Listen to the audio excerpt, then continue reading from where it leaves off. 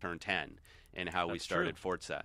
And they've turned into a great racing studio that does an amazing job. And I know it takes a little bit longer, and maybe people like the quick, hey, why don't you just go buy this studio and bring them in? And we're completely open to that. Microsoft has the money. I have the green light, so to speak, in your terms, to go and acquire studios. Again, I just think it's the goal for us is to bring the best games to the platform.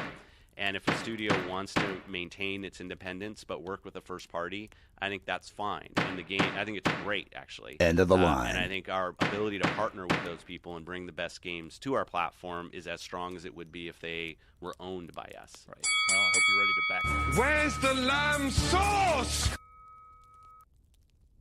Oh, no! We suck again!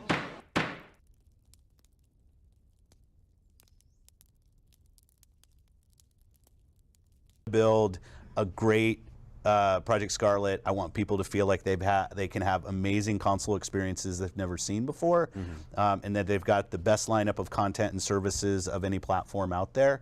And we're totally focused on that. And I know we have other things going, like coming to PC and Xcloud, but I'll say that being a leader in console is something that the team is committed to doing, and that's we're not building this program to try to aim for second place. We were going to build it aiming for first place, and that's what I want to hit.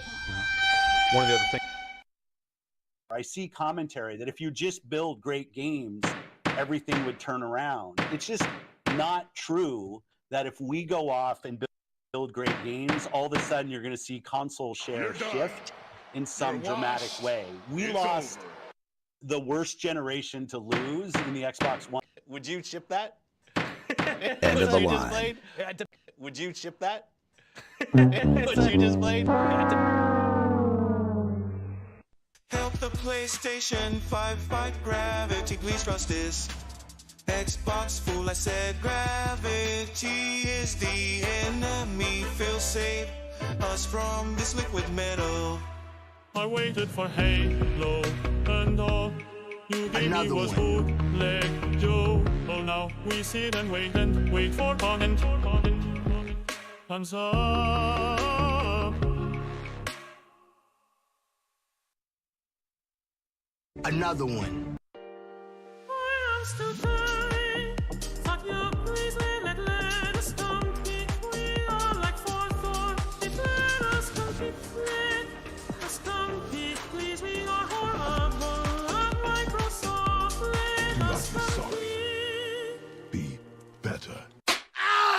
And so everything that we're doing with our content, with our our cloud and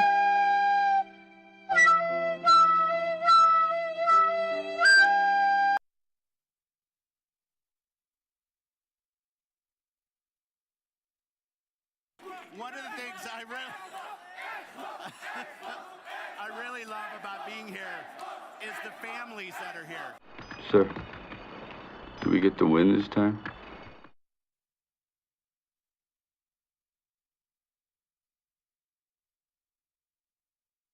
Xbox is hands of OSS first development. My name is Matt Booty. Here is your copy order. 2 creams, 1 sugar. Where's the lamb sauce?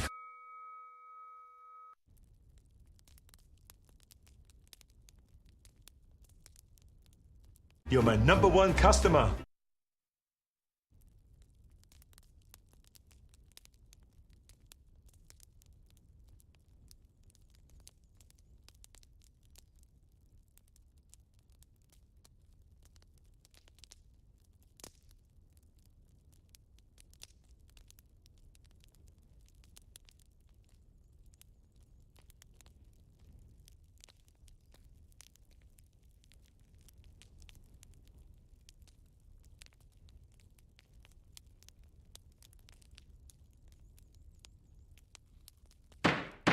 Oh yeah, the Grinds Law is back.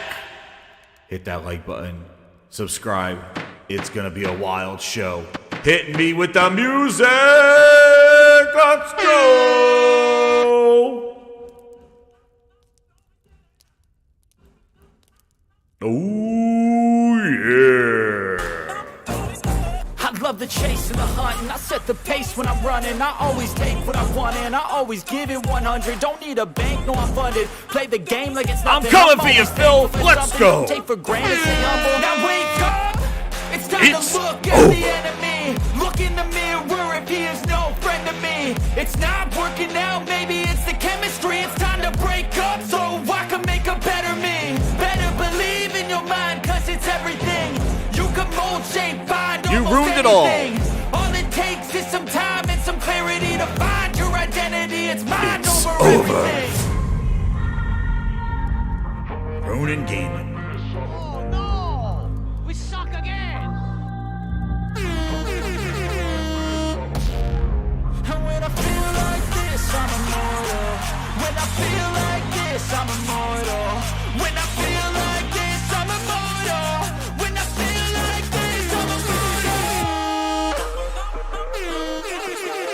End of the line. End of the line.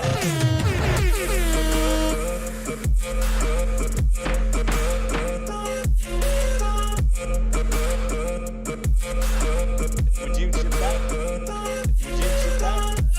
Would you ship that? Would you ship that? Would you ship that? Would you ship that? Would you just End of the line. I'm so gone. No, I'm never turning back. I won't stop. I'ma fight until there's nothing left. It's so on. You're gonna be hurting bad, cause I've been to hell and back. You don't wanna make me mad. I stay strong. You will never see me crack. And if you get in my way, you're gonna feel the wrath. Gotta say it to my face while he's looking back. Mirror breaks after math. When I hate, I attack.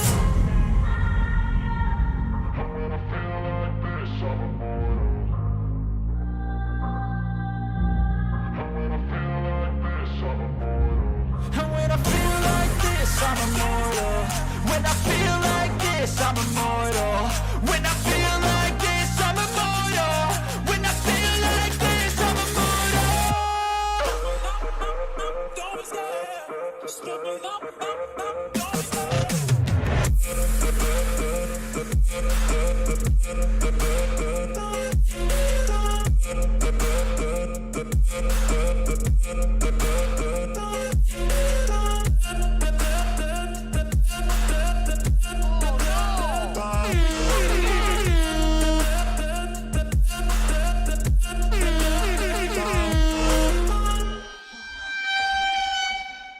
Where's the lamb sauce? It's over, Phil.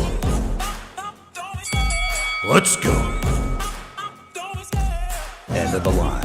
You've messed with my gaming too much. I love the chase and the hunt, and I set the pace when I'm running. I always take what I want and I always give it 100. Don't need a bank, no I'm funded. Play the game like it's nothing. I'm always thankful for something. Don't take for granted, stay humble. Now wake up!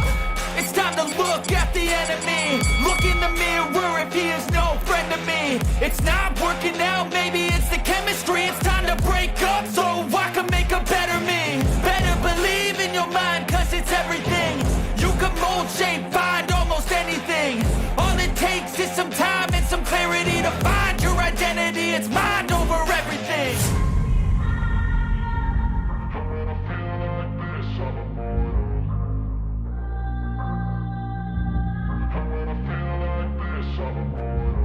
And when I feel like this, I'm immortal. When I feel like this, I'm immortal. When I feel like this, I'm immortal. When I feel like this, I'm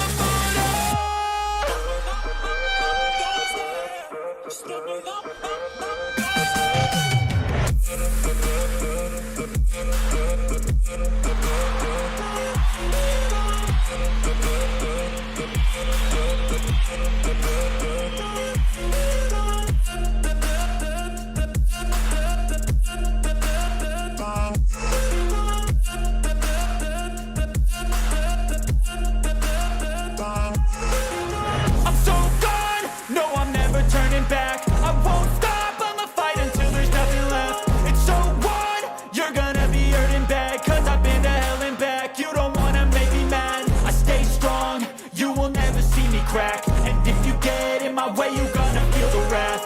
Gotta say it to my face while he's looking back. Mirror breaks after math. When I hate, I attack.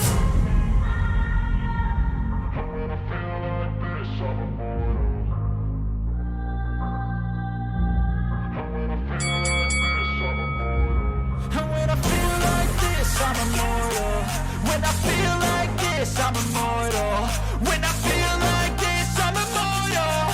When I feel like this, I'm immortal. Don't be scared. Just look me up. Don't be scared.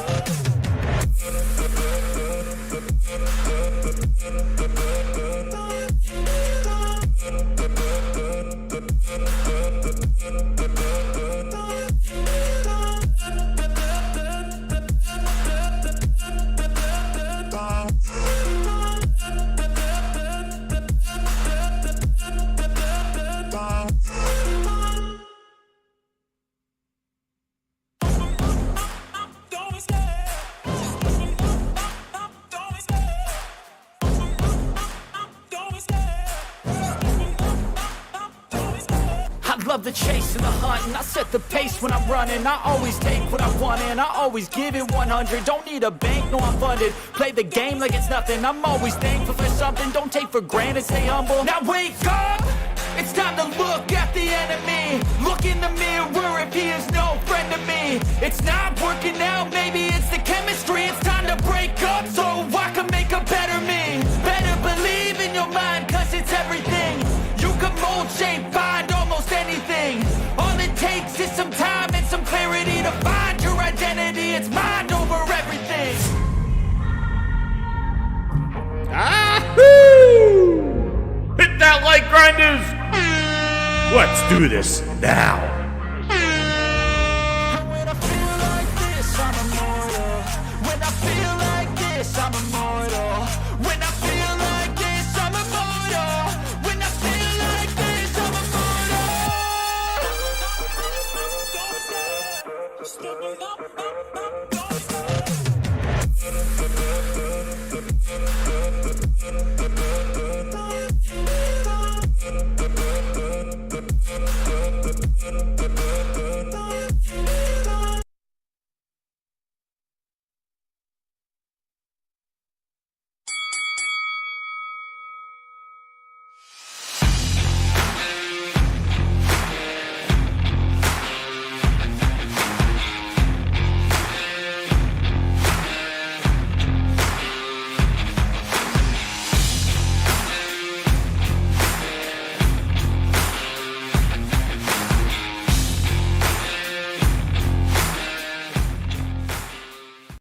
What's up, grinders? Court's in session. Grindhouse law. Order in this court. Order in this court. Order in this court. Let's go. What's up, everybody? It is Monday night. It is the Gaming Grindhouse. The doors are open. The fire is burning. And I've been holding on to a whole bunch of stuff that I need to talk about. And man, oh man. Emails, court documents. What a mess. We're going to shoot through a couple of topics. Yo, what's up, Frogs? How you doing, man? I'm back, man. Better than ever, man. Oh, my God, dude. It's been wild. Oh, yeah. I've seen it. Oh, man. We got a lot to talk about with that whole thing. So I got a couple of topics. Crazy stuff going on. Dude. I can't wait to get into it. Wait, man. Let me ask you a question. Yeah. I don't know, because I've been gone for a week. Yeah, you've been had gone. To do some, I had to do a family trip. Went and saw my nephew play in his little leagues. What they had, like a little kind of like baseball tournament, their World Series. Oh, cool, man. I went to Bama, Georgia. Bama, Florida. So border of Florida and Alabama. It was a weird little town. It's called Bama, Florida. Really weird, but man, beautiful, beautiful place to be. And there's been a lot going on. I don't know if you talked about Nintendo in their show, but holy crap. Woo! PlayStation, Nintendo fans, man, you guys are eating this year. Right. You guys are eating. It's insane. You can't be mad. Gaming is in a better state this year. I will say this. At least two people doing their jobs. Look, let me tell you something. This is probably, in my eyes, one of the better years of gaming. And yeah, I get on Nintendo for remakes, and I get on people for remakes, but holy dude, crap, oh my god, that new Mario game, dude, that side scrolling, oh man, dude, Mario Wonder, Mario RPG, Mario got Wonder. Pikmin. Look, there's just so many games that I can't really complain too much because when Nintendo does it right, they do it right. Yo, man. They took that. Metroid Prime, yes. and not having Prime 2 and Prime 3, that's kind of a missed opportunity, right? But I will say this: when they do it right, they do it right. And I got back home and I'm starting to play Final Fantasy in this game. Well, that's the top. We'll get into that. That's the second thing I'll talk about that, dude. But I'm gonna say first off, that Mario, dude, that they basically pull that right from the movie, like those animations, like that side-scrolling part. Like I can't believe that the animation looks so crazy. I want to play that game so bad. Jazz, if anybody can say anything, the movie I think in a lot of totality has helped Nintendo. It's helped Nintendo. It's kind of and the amusement park too. The amusement park. Oh my gosh, man! I think it reinvigorated a lot of what people like me like. I look at Nintendo. I love this it, is dude. where This is where gaming kind of really like Atari, yes, but gaming really for me really got. I was a diehard gamer in the Nintendo era.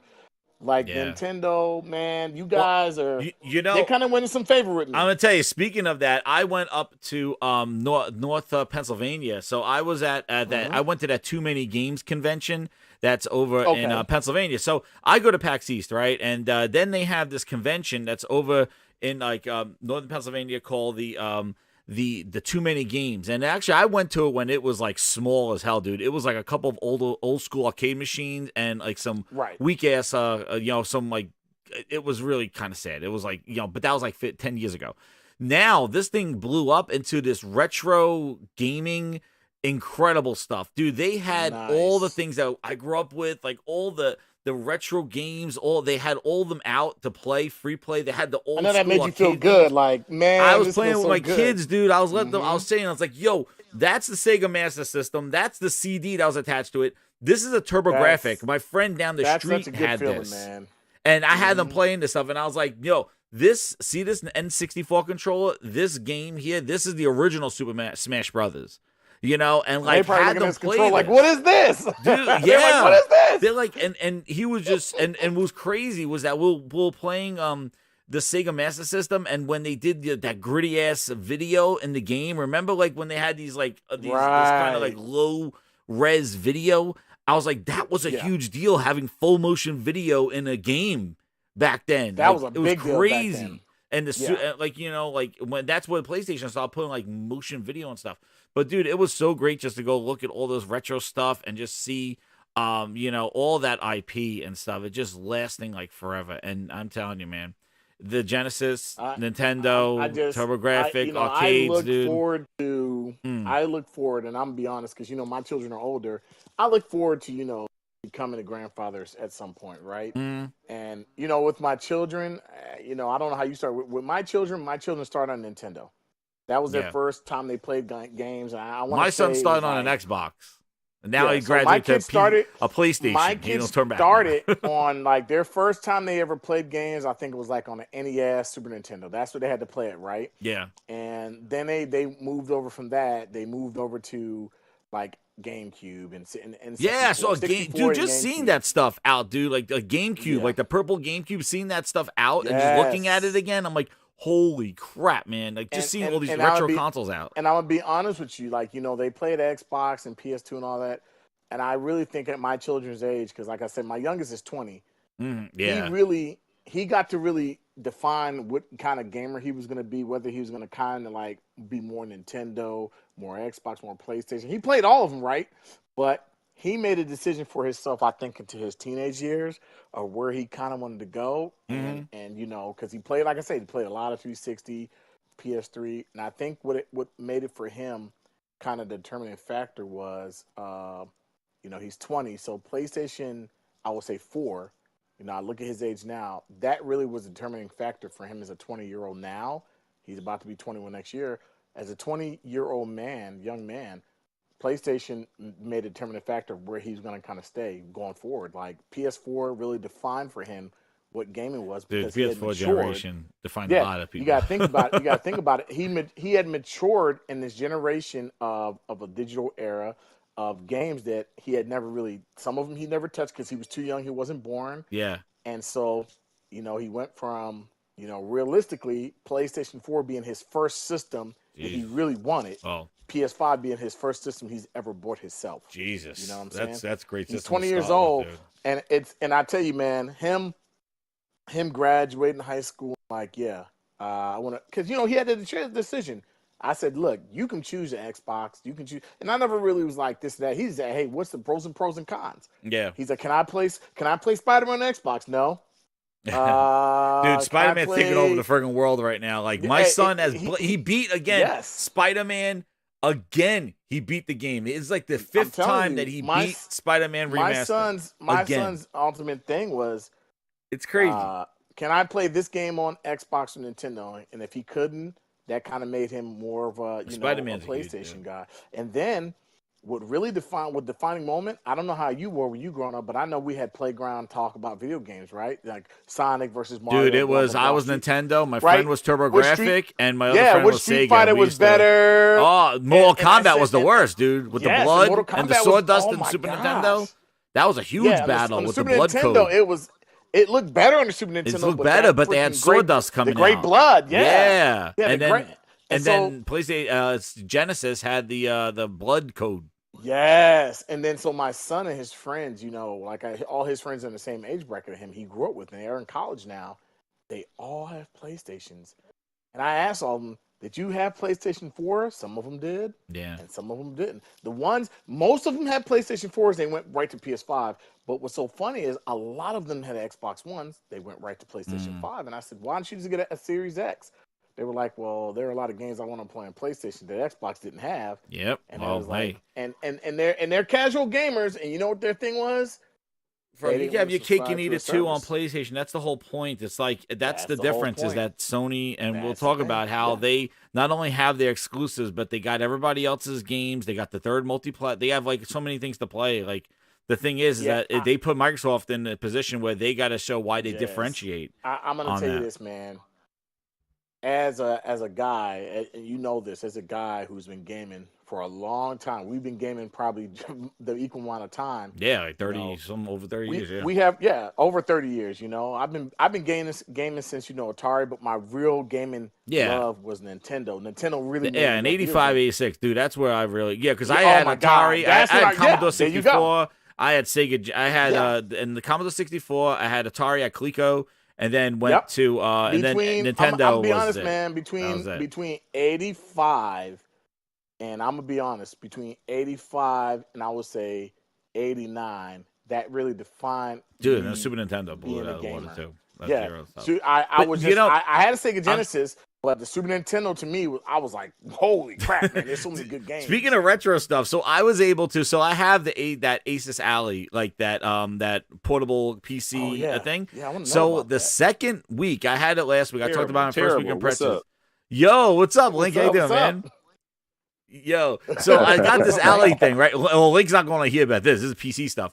But actually, I was able to get retro. I was actually get all my emulators and ROMs on it to play portably. So that's what I've done on that Alley. Dude, I'm telling you, I'm really impressed with how does it run? Dude, it runs good. I can't believe it. So right now, what I've been playing on it is Hive Busters because I got 3 months of Game Pass. We're sponsored by Game Pass. I got 3 months of Game Pass, so I never played Hive Busters, so I'm almost done with it. It's short, but I tell you, it was great. It's great. It just went right back to the roots and just played like Gears, and it was very simplistic and just it was pretty action packed and had really interesting enemies and have a weird stuff going on.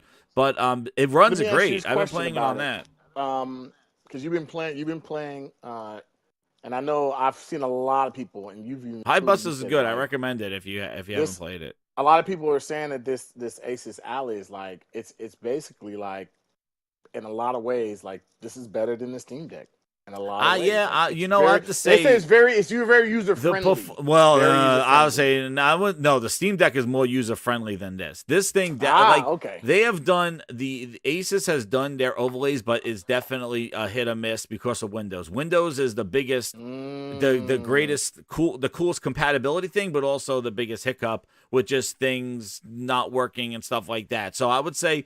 But if you just want to like simplistic, the Steam Deck is great. But I gotta say the performance of this thing is insane. That you can run games at like 1080p 60 on this little screen, and the screen looks great. Plus, it has like a lot of cool things where it could up-res stuff, so you can play it at 720p, and it up-reses it to 1080p with its AMD processor, like its graphic stuff, and you don't see a difference. It's pretty good. Can you connect this thing to your TV? Yes, and I've done that. I got the dock. I hooked it up to the TV. I had to get an Xbox controller because the DualSense doesn't work with Xbox Game Pass games. How about those apples? Oh, no. Yeah. So here's the next question. You can hook it up to your TV. The question is, on your TV, what kind of performance are you getting? It's at you get the same performance what are you looking at on your TV? Like the quality? It's not bad. Is it better than Switch? Is it better than Switch? Yeah. And the fidelity Okay. And Brian East, the micro SD, for some reason the spring inside of it is not strong enough, and the micro SD just goes in there and just stays in there, and you have to get it out like with a tweezer. So mine actually, if you put it in very slightly, you'll hear the spring and touch it. But if you shove it in there, if you shove it in there, it's gonna get stuck, and you have to use a nail or tweezers to try to get it out of that. So here's my next question. SD slot definitely is janked. I'll tell you that. So you can play it on your TV. Yes, I docked it. It runs games good. Yeah, man. So now my next question is, do you think that, and this is just where I'm going with this, stay with me for a minute. Do you think that the next, whatever Nintendo Switch system, Switch 2, whatever they call it, can be up to this standard for Nah, I don't think Switches are going to go this powerful.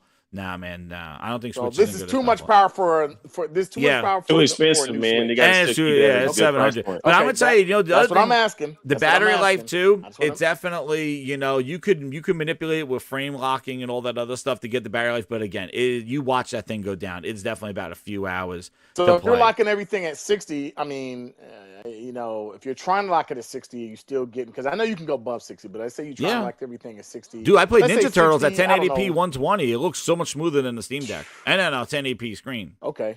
So that was my instant thing. Like Turtles running at 120. Shredder's Revenge running at 120 frames at 1080p. It's pretty crazy. Like the thing is that, and it sounds small when you talk about PC stuff, but when you see it on that screen, and I think it's very light, and yeah, I'm enjoying it. I definitely think it's good. I'm at the 2-week mark right now, so definitely leaning more towards that. I look forward to playing it, and things like that, and really just playing around with it. Blasphemy. But anyway, I also, but to cleanse our tongues here, dude, I also play Final Fantasy 16. And I've been going back between that and this. So, like, when I'm hanging out upstairs watching, Master Chef and stuff like that, I'm playing on the alley watching Master Chef. But I'm going to tell you, when I'm playing Final Fantasy 16... You are playing Final Fantasy 16? Are you playing in frame rate? I'm playing quality mode. I'm playing quality mode. I'm playing in frame rate. I'm not playing on 30 frames per second. Oh, damn. Okay. Well, I've been doing quality so far. Yeah. Okay, so... I have switched it. It's not too bad. The performance I went back and forth. Change. I'm going to tell you this, Jazz, in link. So I went back and forth, right, with what I wanted to play it in. I stuck to frame rate mode, and I tried to do that freaking quality mode. And you can kind of tell when you go back. But you tell, yeah. You can tell, but that performance, man, I finally watched the Digital Foundry video, and I'm like, I wonder if there was an update, because maybe I just haven't got to a part of the game where I'm like, this is so bad performance-wise that I can't do it. Yeah, you're right. Like, that's the thing. Like, when I put pretty decent. Yeah, when I put in performance mode, I didn't see too much of like all the hitching and the low resolution. Yeah. No, it didn't look too bad. There is some frame drops here or there when you're traversing and stuff, and you're walking around in the open world. I mean, you can feel it sometimes. Is it super noticeable? Like, is it? Let's just say the average person buying it, so they're gonna notice it. Early in the game, it was, but I made it a little further into some larger areas, and it's not dropping like that. So, as far as the resolution dropping when you get into battles, it does drop a little bit. Drops a little bit. But people running around talking about 720p. I don't notice it. I can't notice it. I didn't notice that. It's not native. When I switched because it's not a native resolution of 720p. It's upscaled. So upscaled. Gotcha. So that's why I'm not noticing. They're finessing I'm trying to figure out where this game is looking. Digital Foundry, dude. Nothing is running at any kind of native resolution anymore. Everything is being upscaled. This is upscaled. Okay. Yeah, because I thought I was going to turn to performance mode. It's going to look like all fuzzy and stuff, and it didn't. That's what I thought. No. That's what I thought. I was like, oh man, this is going to be bad. Yeah. And I'm like, okay, I'm playing this game. I'm playing the frame rate mode. I'm like, I'm looking for this to look like worse than the Switch game, and it doesn't.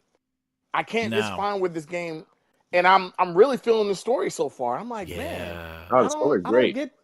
I don't get this. I mean, look, I'm gonna be honest. I thought this game was gonna score in like the high to mid 90s, but no, is a typical.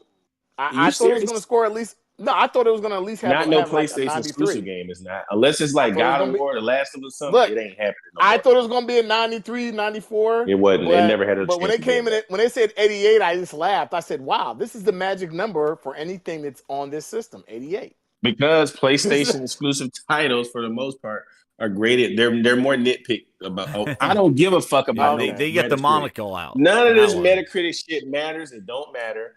It doesn't, but it just surprises me that it don't surprise me. Another 88. Another 88. I'm like, 88. First off, 88, dude. You play. That's good. The first. That's good. This game had me yelling in my friggin' like home, like going, "Holy crap! What the like, dude? The stuff that's going on. Like, my God, like I can't believe how much is happening in this game." When you're doing these huge these huge battles, like especially in the beginning, man. Because I didn't finish the demo. You know what else? I waited until the rest of the game and then played the demo and led into the game. Yes. Holy crap! So I may be a few weeks behind on this, but you know what a lot of people aren't talking about also, and I find it so odd. Nobody's talking about this. The music in this game. Yes. It's phenomenal. Yes. It's top. The music. It's just so amazing when you go from the transition when you're just running around. And then when you hear that battle, the music, how it changes. And I love how I'm like, why is nobody talking about how good this music is? When you win a match, this like when you win a battle and it freezes and it's like, it doesn't do this, but it does. There you go. It does something of that though. Like people singing like, oh. I was like, I'm like, why is nobody talking about this soundtrack? Like, this is a really good soundtrack. The music on this game sounds amazing. I'm like, why is nobody talking about how good the music is? Brian was saying that demo ending. Dude, like when that fight, I couldn't see any more stuff blowing up. Like it was like Dragon Ball Z level of just crazy. Wait till you play some more, man. I don't know how far you got. I'm only about like 4 hours into the game, dude. I'm about 4 Those hours icon battles are pretty epic, you know. Dude, I can't. And also the thing is like, it does remind me totally of Game of Thrones, man. They're just throats, that's what I get. Throats getting cut. Yeah, I've never, dude. There's people. I never watched. Kids are getting stomped out. Like it is crazy. Let me tell you something. Just, this is Game of Thrones. It is Game of Thrones. Game of Thrones. Dude, I'm playing this. I'm like, they should have called this. What? They should have called this Final Fantasy 16 Game of Thrones edition because it is Game of Thrones, dude. Like I can't believe the amount of just people just dying like in the game. I'm crazy like, stuff going on. I couldn't believe it. I couldn't just believe it. This game is. I always say also that's the other thing. Like I don't realize how many people know because I've heard a lot of complaints. People who are like, "Oh, it's not an RPG. It's not this."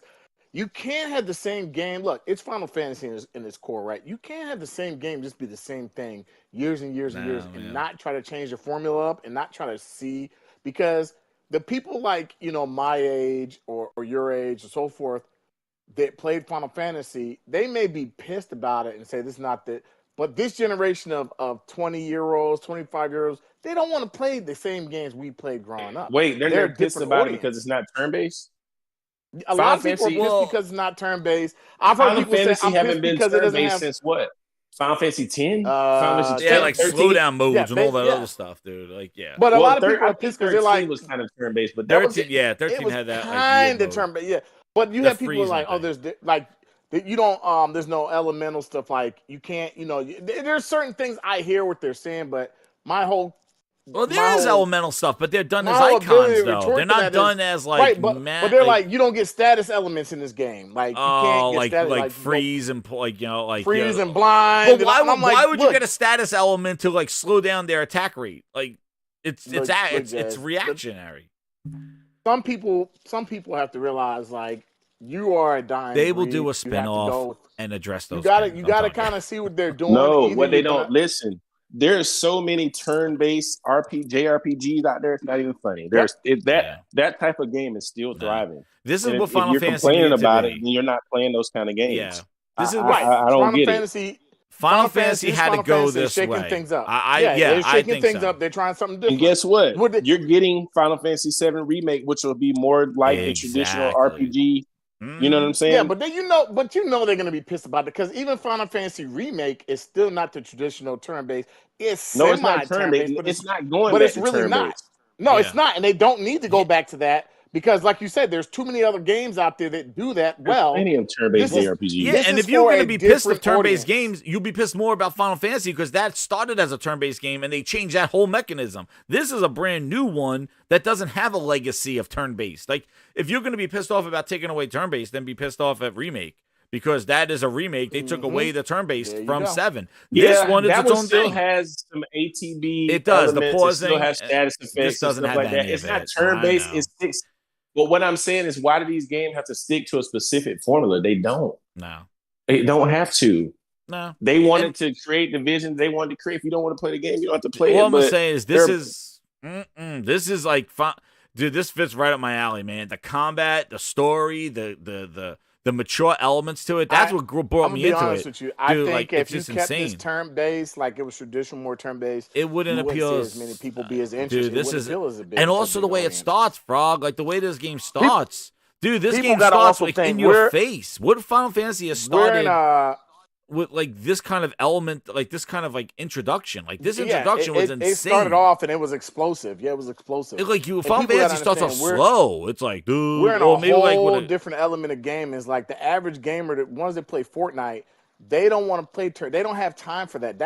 You got to keep, dude. You got to get attention, dude. 80 generation of kids, you got to get their attention. They're not playing. People who are playing Fortnite are not playing. People who are hooked on Fortnite are not interested in a Final Fantasy game, no matter what kind of battle system it's got. But you have the ability, and the reason I'm gonna say that you have the ability to pull them in when they see a commercial, they see something like this, because like think about Elden Ring. Elden Ring was very similar. When people's like my son didn't play any Souls game. Elden Ring is the first Souls type game that he saw a commercial for, and he was like, "That looks badass. I want to play it." And I was like, "Son, that's a Souls game." He was like, "That doesn't look like a Souls game." And he just saw this badass open world. He's I don't know. Wait, that shit looked just like a Soul game. I don't know. But there's a lot. But what I'm saying is a lot of younger people that the traditional Souls games, to them, it looked like something different than riding around on a horse. I know a lot of people bought Elden Ring that had never played a Souls game or stayed away from those kind of games. I know a lot. And they bought of it people. and they hated that. They stopped playing it. So let me get. Sorry, Link. No, go ahead. I was going to just get these super chats because there was one that came out before we were starting here. D-Dawk with the 5. He goes, Your Honor, the FTC will like to call Master Cheeks to the stand. Thank you, D-Dawk. And True Virgil has shown up. Master Cheeks to the stand. He's going to come in ass first. There you go. True Virgil's coming in. Here he is. He goes, Final Fantasy 16 is sub 720 and sub 30 frames. Can we talk about that? It's not no sub. True Virgil. It's not wait, sub 30 frames. It's True Virgil, man. How is he hyping he's up? Capping. Dude, he's telling me about playing Redfall, and he has the. You should take the words Final Fantasy out of your mouth, True Virgil, because you talking Redfall, you go play that. I know what your status is. So you keep Final Fantasy 16 out of your mouth. You got Phil Spencer whining and complaining about Final Fantasy being exclusive to PlayStation. Obviously, get him, Phil Spencer at the door. Get him, frogs. Give him Grindhouse. That dude. True Virgil's hyping up.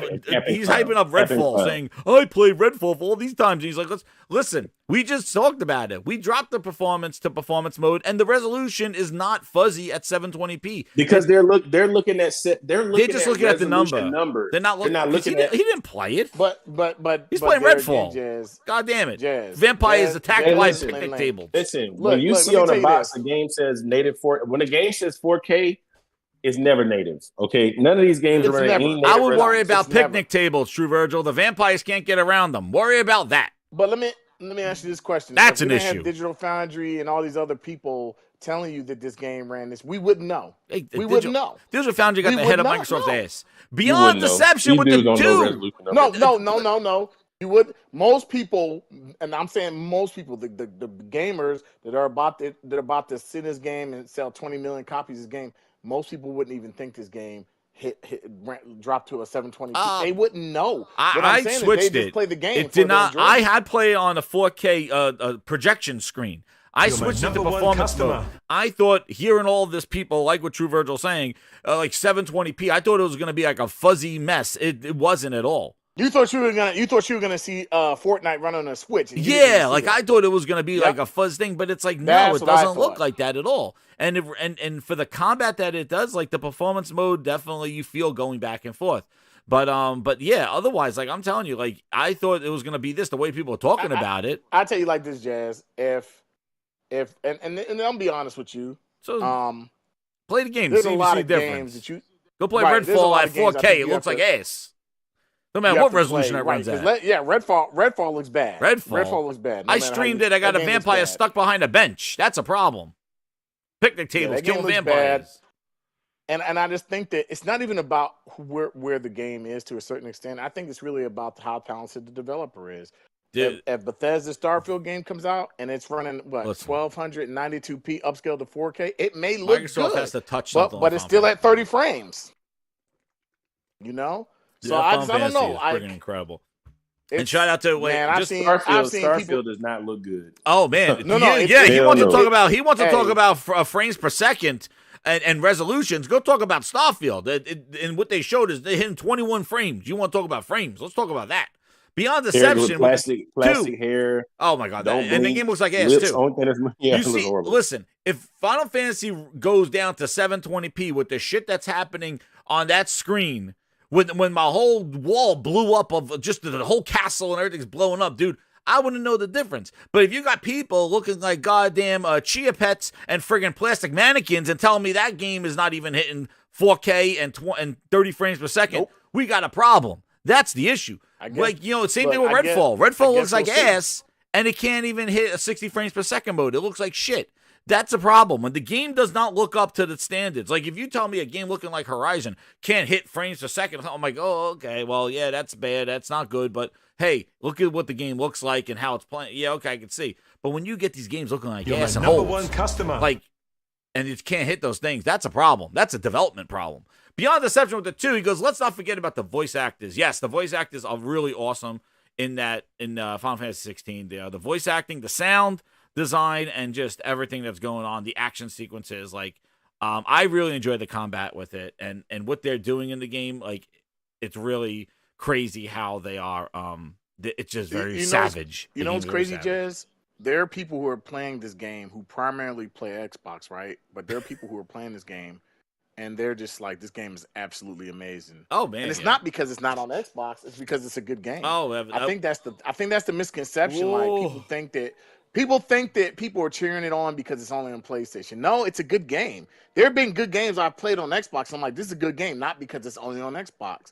I've heard a lot of guys who primarily play on Xbox, and they're like, yo, this Final Fantasy game is really good. It's a solid game. You know what's funny is that this Final Fantasy is actually probably a one that would, back in the day of Xbox, it would probably do really well on Xbox. No, I think this would do well on Xbox. Yeah, back in the day when Xbox was. I think it would. You know, when Xbox was doing Final Fantasy 13 and stuff like that, I think this type of Final Fantasy would have done well at Xbox back in those days. They didn't even buy Final Fantasy 13. I don't want to. Well, because I'm telling you, Final Fantasy 13 had elements of the Final Fantasy stuff, like the turn-based stuff in there. This one is definitely much more action-oriented, where I think it would have done better in the Xbox of the yesteryear. That's right. Think so. You know why I think this would. I would have bought it on Xbox when I only had an Xbox. I would have bought it on PlayStation. That Series S is what's hurting it. Oh, that's it. True Virgil's coming back here. He has to move Herman's nuts out of his face. He goes, Redfall stays locked at 30 frames. Game is fire. Oh Jesus! Now we know where it's coming from. That's a damn lie, and he's a liar. Well, we got to show where he is on the grinds board. And before we get into the Grindhouse. Well, let's shout out to all the VIPs coming on in here. We got Thrifty, Josh Ayers, Leach, Jeeves. We jumped right into the topics. I want to shout out to all the people coming on in. We got over 330 people in. Hit that like button. The Claymores, Dante, Umar, Bin, Mary Wilcox, Amanda Pemberton. We know True Virgil's here. And True Virgil, he's gonna he got his entrance song. Sign me, please. I will bend over and touch. Mine is tell me it. We found them. We all play the make exclusive games and like. Actually, we had video of True Virgil. He was laying flat out at FanFest, dude, and they were tattooing his ass head to toe. He was getting tattooed, man. He got a full body tattoo. I believe it. From behind the car. Dude, yo, I showed it there a couple of weeks ago, man. They had FanFest. Dudes were laid out, like they were getting surgery. They were getting vasectomies. They were laid out, straight out on this convention, and they were getting tattooed up the ass. It was crazy. Damn, True Virgil. True Virgil, damn. They wasted a whole shit ton of ink on his ass. True Virgil got ass tattoos. He got tattoos all over his body. He's like, no regrets. That's what he said, no regrets. But damn, shout out to everybody coming on in at that like button. Who else is there? Amanda Pemberton, Brian, Zero, Compost, Evil formerly S, Geo Knows, and and also, what am I forgetting about? We gotta go. Oh, you know where we gotta go, to the VIP. We'll play the new song for them. We are almost at another emoji. I think we need another 8 to 9 more VIP grinders, and we'll get another emoji in the house. But shout out to all the VIPs and True Virgil. There you are, smack dab at Herman's nuts.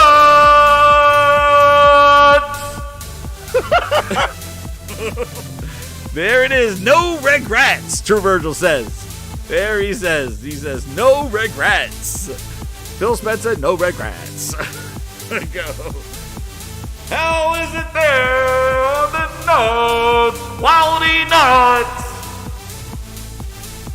But there we go. Thank you again, Grinders, for your support there. And thank you again, True Virgil, for hanging low. Let them wave in the wind. Thank you so much, True Virgil, hanging in there. And all the VIPs that earned their names on the VIP board right here. Hit the VIP join button, and you get these emojis. Flexing like Sergeant, flexing like Lord, Robert Lawrence, flexion booster. There it is. I'm going to sing a remix. Dip it low, drop it down slow. True Virgil's at the balls, let it go. Oh man, that's my new hits. But shout out to everybody. Thank you again. We are out. There it is. Man, that was long. Hold on, I'm gonna get my intro. Holy shit. There we go. Back to there. There it is. No regrets. That's right. No regrets. And also, too, just remember, everybody in the chat, hit the allow gifting, because we have some generous VIP. We have generous grinders in here that gift VIP memberships as well. So definitely be sure to activate that so that you could get the VIP members gifted to you as well. So you could use the emojis. We'll get one more emoji in here, and definitely do some voting also on the message board. Trying to get some more VIP stuff here. Speaking of such, Robert Lawrence dropping the VIP membership. There it is. Thank you again, Robert Lawrence. And Leech got it. Leech is a VIP. Thank you again. Shout out to Robert Lawrence, and shout out to VIP member Leech. But be sure to hit that. See, there's the one right there. Robert Lawrence, not making me a liar. See, you basically hit that. You hit that thing, and you got it, and we're good. All right. So one thing I wanted to touch on too is that I also been doing the PSVR 2. I know it's been out. We're coming up to the 6 months of that thing, and still no Fire Team Ultra. Where is it? I want to play it, but dude, I'm telling you. If you step away, so playing Final Fantasy, playing some of the Alley, and then coming back to the VR stuff. Man, there's so much to do. There's so much to play, dude. I have not enough time for all this stuff.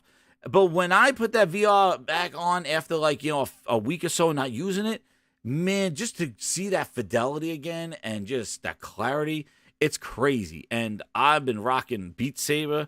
I've been playing that what the hell's that other game? That other rhythm game, dude. And I've been playing the with the Sync Riders, and then I've been playing the what the hell is it? The Walking Dead. Holy jeez, that thing is stressful as hell. That Walking Dead. I just don't know if I can handle. Like, it's so cool, the elements of The Walking Dead in VR, but the whole die. Whatever your name is, demon. Get ready for the big surprise. Yo, be more careful. Just join the Grindhouse. Thank you. Again, thank you. Subscribe. Hit that subscribe button. We just hit over 2,300 subscribers here at the Grindhouse. Craziness is going on here. It's wild times. They want to see the courtroom in session. Sync Riders. Oh, my God. The music. I downloaded the whole friggin' music pack on there. But The Walking Dead, dude, I'm telling you, like, it is stressful being in VR knowing that if you die, you lose your progress, you lose your day. Saints and Sinners. Yeah. Oh, geez. Like, dude, I don't know, man. I don't know if I can handle that kind of pressure. It's enough being pressure in the VR, but handling that when you die and you kind of lose progress, you got to run away, man. It is stressful. And now I'm dealing with like humans now instead of the zombies. The zombies were fun because I could just smack them around. But the humans now that have guns, like I'm trying to like sneak up on them and just bash them over the head with the butt of my gun, and then they go, "Who this?" and then they shoot the hell out of me. But man, it looks awesome. But I gotta tell you, it's hard. Mini golf, dude, for days, man. Mini golf. I'm not even playing the mini golf, Byron, but actually looking for all the balls. Pause. Around all the things you get, all like it's crazy. Oh, shit. Every hole has a hidden golf ball.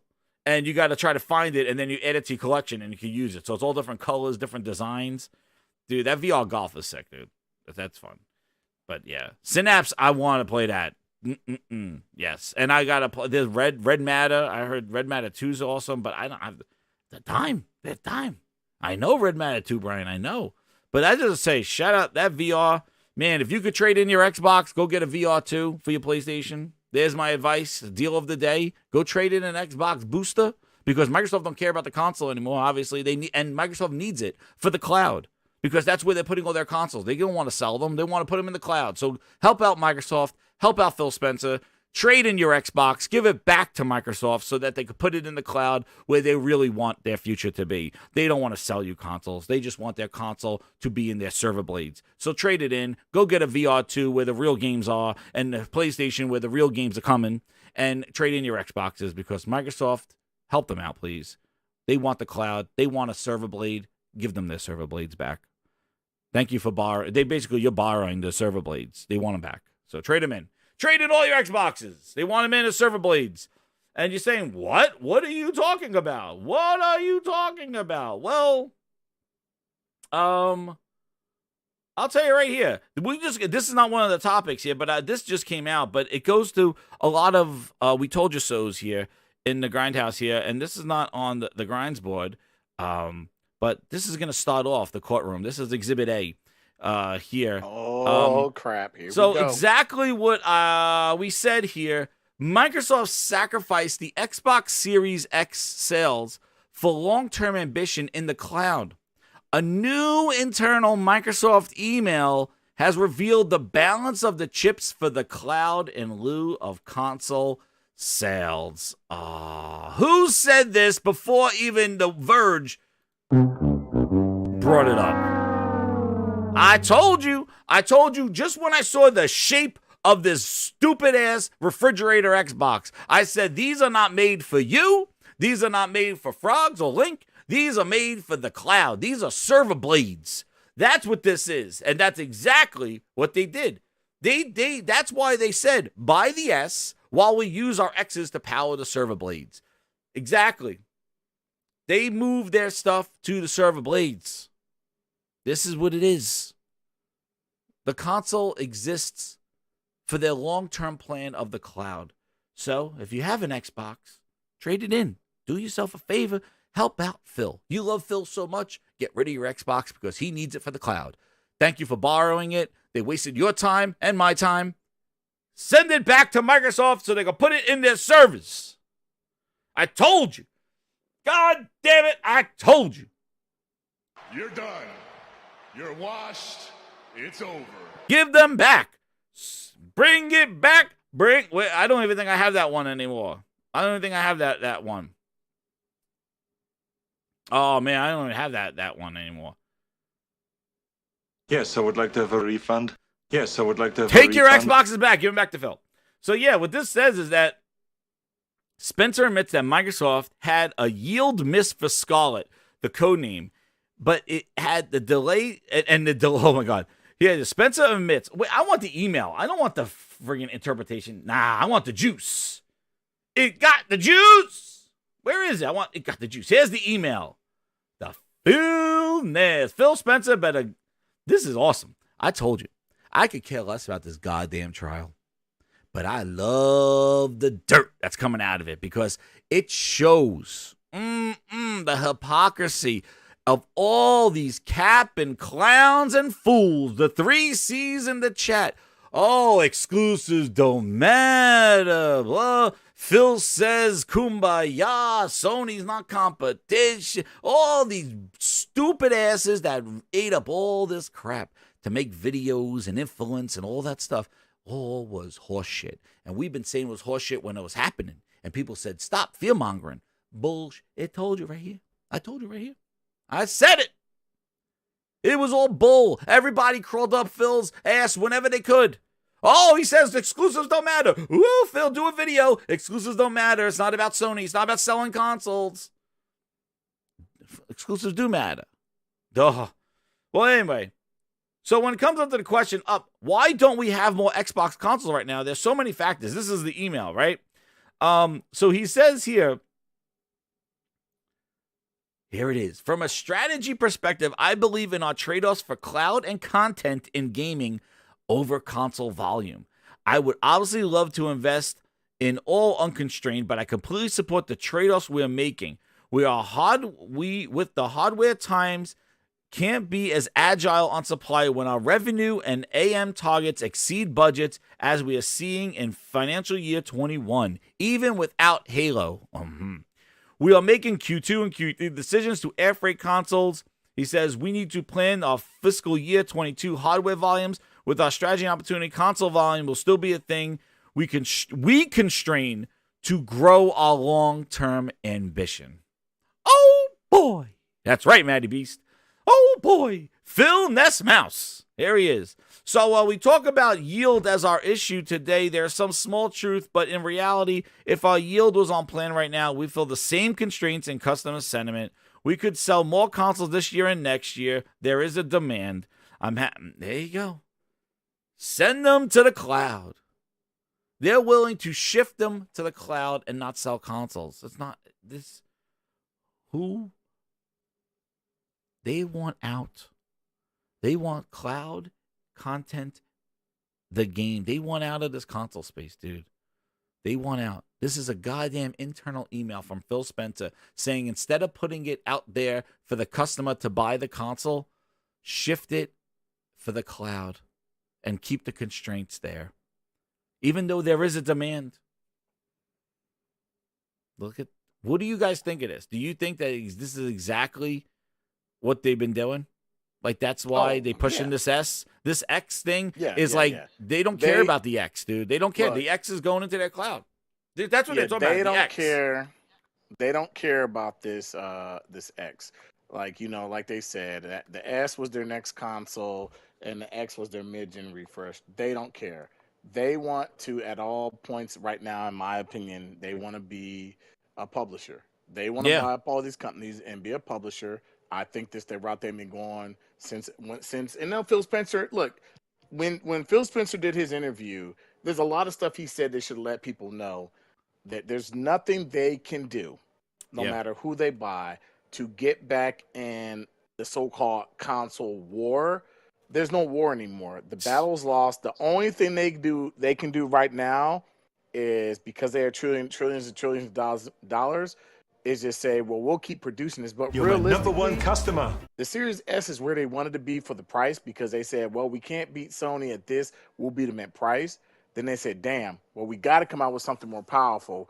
And that's what they did. Sony beat them to the punch because they said, hey, we got 2 SKUs, but only difference is it's a diskless one and a disc one.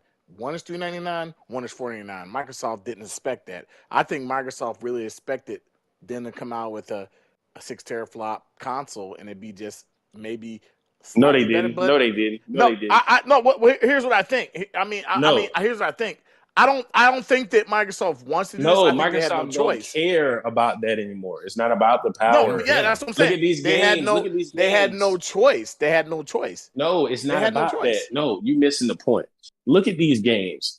Look at the art style in some of these games. Look how low. Said about the art style. Yeah. No. Because the Series S. What I'm saying is, like, no, it's not about. Listen, the thing is, they're not competing at the high end in gaming anymore. They're not. They're not. No, they're not. They're not trying to compete with what Sony's doing. Well, look what they're doing with the X, dude. The X, they're trading it off for the cloud. They want the S. Listen, the games that they're making are made these low budget filler games to go into service. They're not trying to compete at the AAA level anymore. It's not about power. The Series S is their next gen, is their current gen console. The Series X, they don't even talk about it. You know, every time they put out a promotional, look at this. Every time there's a promotional console or some special edition console, it's always the Series S. Yeah. They had a what Barbie edition. Dude, you pre-order the S right now, dude. You pre-order the new S. They don't care about the X. They don't care about high-end gaming. Nope. All this bottom dollar won't be. It don't. I mean, it doesn't matter. It don't matter what kind of hardware they got because the games they're making aren't pushing the hardware. Nope. And if they do, they're pushing the S because that's the only thing they can do. And and that's the thing. Like, look at what he said. We don't need a mid-gen refresh. Why? Because they got their X. Their X is their future. That is their cloud machine. And I'm telling you, this is the reason why I was saying when PlayStation has games, third-party games running better and there's weird hitches and stuff like that, the Xbox was designed for the cloud structure. The fact that they're taking these consoles and shifting them to the cloud, that's the reason why this Xbox wasn't designed to play games natively. They probably put more emphasis into like networking, throughput, trash, whatever the hell they could do to make it better optimized for a server blade rather than a dedicated gaming device that runs the best versions of the games natively. They don't care about that. Because why would a game need to run so great if your future plan is that this thing is just going to run it over the cloud at 1080p? You're going to be pushing all these super high resolutions and special features and all this other stuff in your console? No.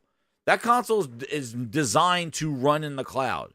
And that is the reason why we may be seeing this. This console was not, the PlayStation 5 was designed to eliminate any type of bottlenecking. It is a gaming console for what it is. They went around and they talked to devs, right? And they said, what do you need to make the game you want to make? Whereas the Xbox was built with Microsoft's intentions in mind, where it is a server blade for their servers. That's why Sony's thing, for some reason, their PlayStation games, even lower teraflops, is able to run these games with better performance than the Xbox. Look at the hardware, though, right? The PlayStation has a faster clock GPU. Yeah. It's got a faster SSD. It's got better I/O throughput. It's just a better designed console. Fuck the teraflop. It's just a better designed piece of hardware. A console is not the GPU. Okay, it's everything, right? And what is Dev saying about the Series S? It ain't even the weak ass GPU that's bottlenecking it. It's that slow ass RAM, and it's got a small amount of it, right? Yep. So it is what it is. I mean, Sony just engineered a better piece of hardware. Well, they made a console for what a console is, where Microsoft made their console for what they needed it to be, which was a server blade. And the reason why Microsoft they're basically, and I've said this even when this thing launched, I said that they are basically making you. That's the whole reason why they even have that Xbox upgrade system. That you could buy an Xbox for $25 a month. Remember that whole all access Xbox thing, and then you trade it in when you're done, or you could own it, or you could uptrade it. Yes, because they're taking those consoles back and they're putting them into their server farms because that's their true purpose. That's their end game. These consoles are being out there. You're renting a server blade right now because that's going to power their cloud. So when you trade them all in, they don't throw them away. They're going to repurpose them all as cloud devices because that's what they were designed for. And that's where we could see a lot of these gaming hitches for cross-gen game, like for these PS5 and Series X games. You see these weird hitches and stuff, and games just don't run that well on an Xbox when you're like, hey, you have more teraflops. What's going on? And you look at it, and it could be because they designed this box for other purposes. It ain't about Jez. It ain't about the teraflops. No, it's not. It just isn't. What I'm saying is that there is reasons why is the PlayStation running games better than the Xbox, and it's because they designed it for a different purpose. The Xbox is a dog shit piece of hardware. Well, that's just dog shit for the cloud servers. There you go. Exactly. Yeah. And that's where it is. Let me get these super chats here. Oh man, we got Xbox. Who is this one? We got Xbox Lamb Sauce. Holy crap, Xbox Lamb Sauce. Where is it? Where's the lamb sauce? I need Sega to replace Xbox, sir. I agree. We need somebody to replace Xbox because Xbox is going down the rabbit hole. Anonymous Boston 10, he goes, Jez, what's good? Play that booty voice from Matt Booty. I came looking for booty. Booty. Booty. I came looking for booty. Oh, man. Where's the lamb sauce? It's raw, Melissa. Yes, chef. It's raw. Come on. Yes, chef. Oh no! We suck again! But anyway, there it is, Grinders. That is one thing. And now, speaking of the news, before we get into Grindhouse lore, we got one more little Exhibit B here. Perfect Dark is still in need of perfect help. The IGN has reported that Perfect Dark is in its earliest stages of development and years away from release, according to IGN. Oh, man. Only one tune for this one. Where is it? Ah, man, I'm getting too many. I hope it's a fart. Oh no! We got it again. We suck again! Dude, there it is. Let's hear it. Waiting ahead of us. And the story is based on original reporting by IGN reporter Rebecca Valentine. At the time the teaser trailer for the Perfect Dark reboot was shown, which was created by an external CG house, by the way, it was very obviously way far ahead of anywhere the game was at, according to one developer who was working at the initiative at the time. They added, we hadn't even figured out any of our core game mechanics. We didn't even really know what type of game we were making.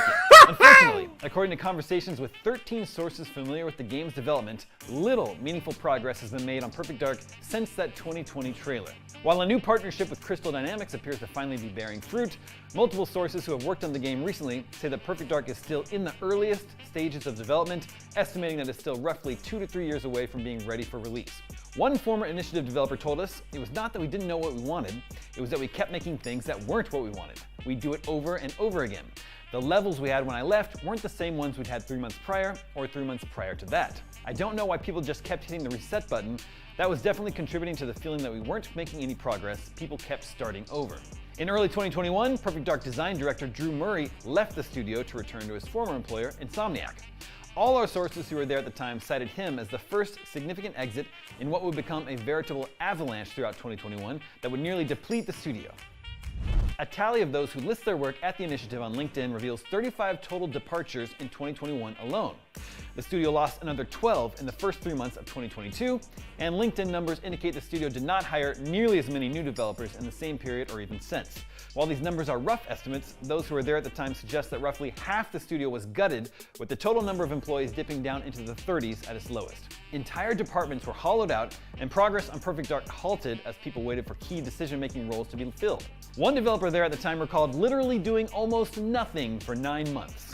In 2022, nearly 4 years after the initiative was formed, Perfect Dark was essentially started over from scratch in Unreal 5. The studio had been working on Perfect Dark in some form since 2018, announced it in 2020, but in 2022 still didn't have much to show for itself. But today, Xbox's Matt Booty says the initiative and Crystal Dynamics have hit the rhythm on Perfect Dark, saying he had a full review of the game in May. It's still an FPS balancing combat and espionage with an emphasis on spy gadgets, some experimental movement tech, and a focus on narrative. Recent plans seem to be leaning towards some kind of episodic format, though the exact form and shape of it has yet to be determined and could still change entirely before release. So long story short, I'm not confident I'll ever get to play this game, which is a bummer. Moving on. There it is. I got a quote from Booty too, who said he played Perfect Dark. Here it is. A quote from Booty, exclusive of the Gaming Grindhouse. Booty, tell us about that game that you played, Perfect Dark. You said you had a build of it. Here's the quote from Matt Booty. Everybody, turn your volume up. He's a little low. It was very bad quality, but here's Matt Booty quote.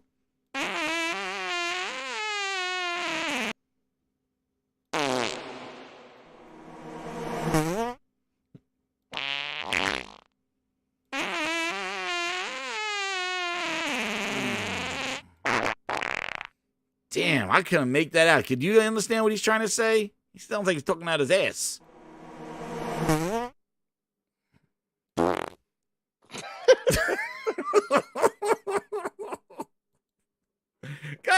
It sounds like he sounds most of the time. Yeah, like an asshole. Talking his shit again. Matt Booty talking his shit again. Booty's playing that thing. Phil was probably standing behind Booty right now. He goes, "Yeah, you played it, right, Booty?" And Booty's like, "Yes, sir. Yes, sir. Yes, I played. Yes, yes, yes." Dude, perfect Doc. Perfect help. Yeah, he played it. Yeah, Phil was playing it too with Drew Murray. Yeah, he was playing it. They're playing a goddamn Windows or startup screen. Oh my God! Listen, this is the thing that like. Their own studios, the stuff that they've built from the ground up since 2018, and it is falling apart. Halo 343 is falling apart. Halo is destroyed. Look at what they're doing. They can't make shit. They cannot do anything with what they have already. And they're here in court wasting our time, wasting all this stuff.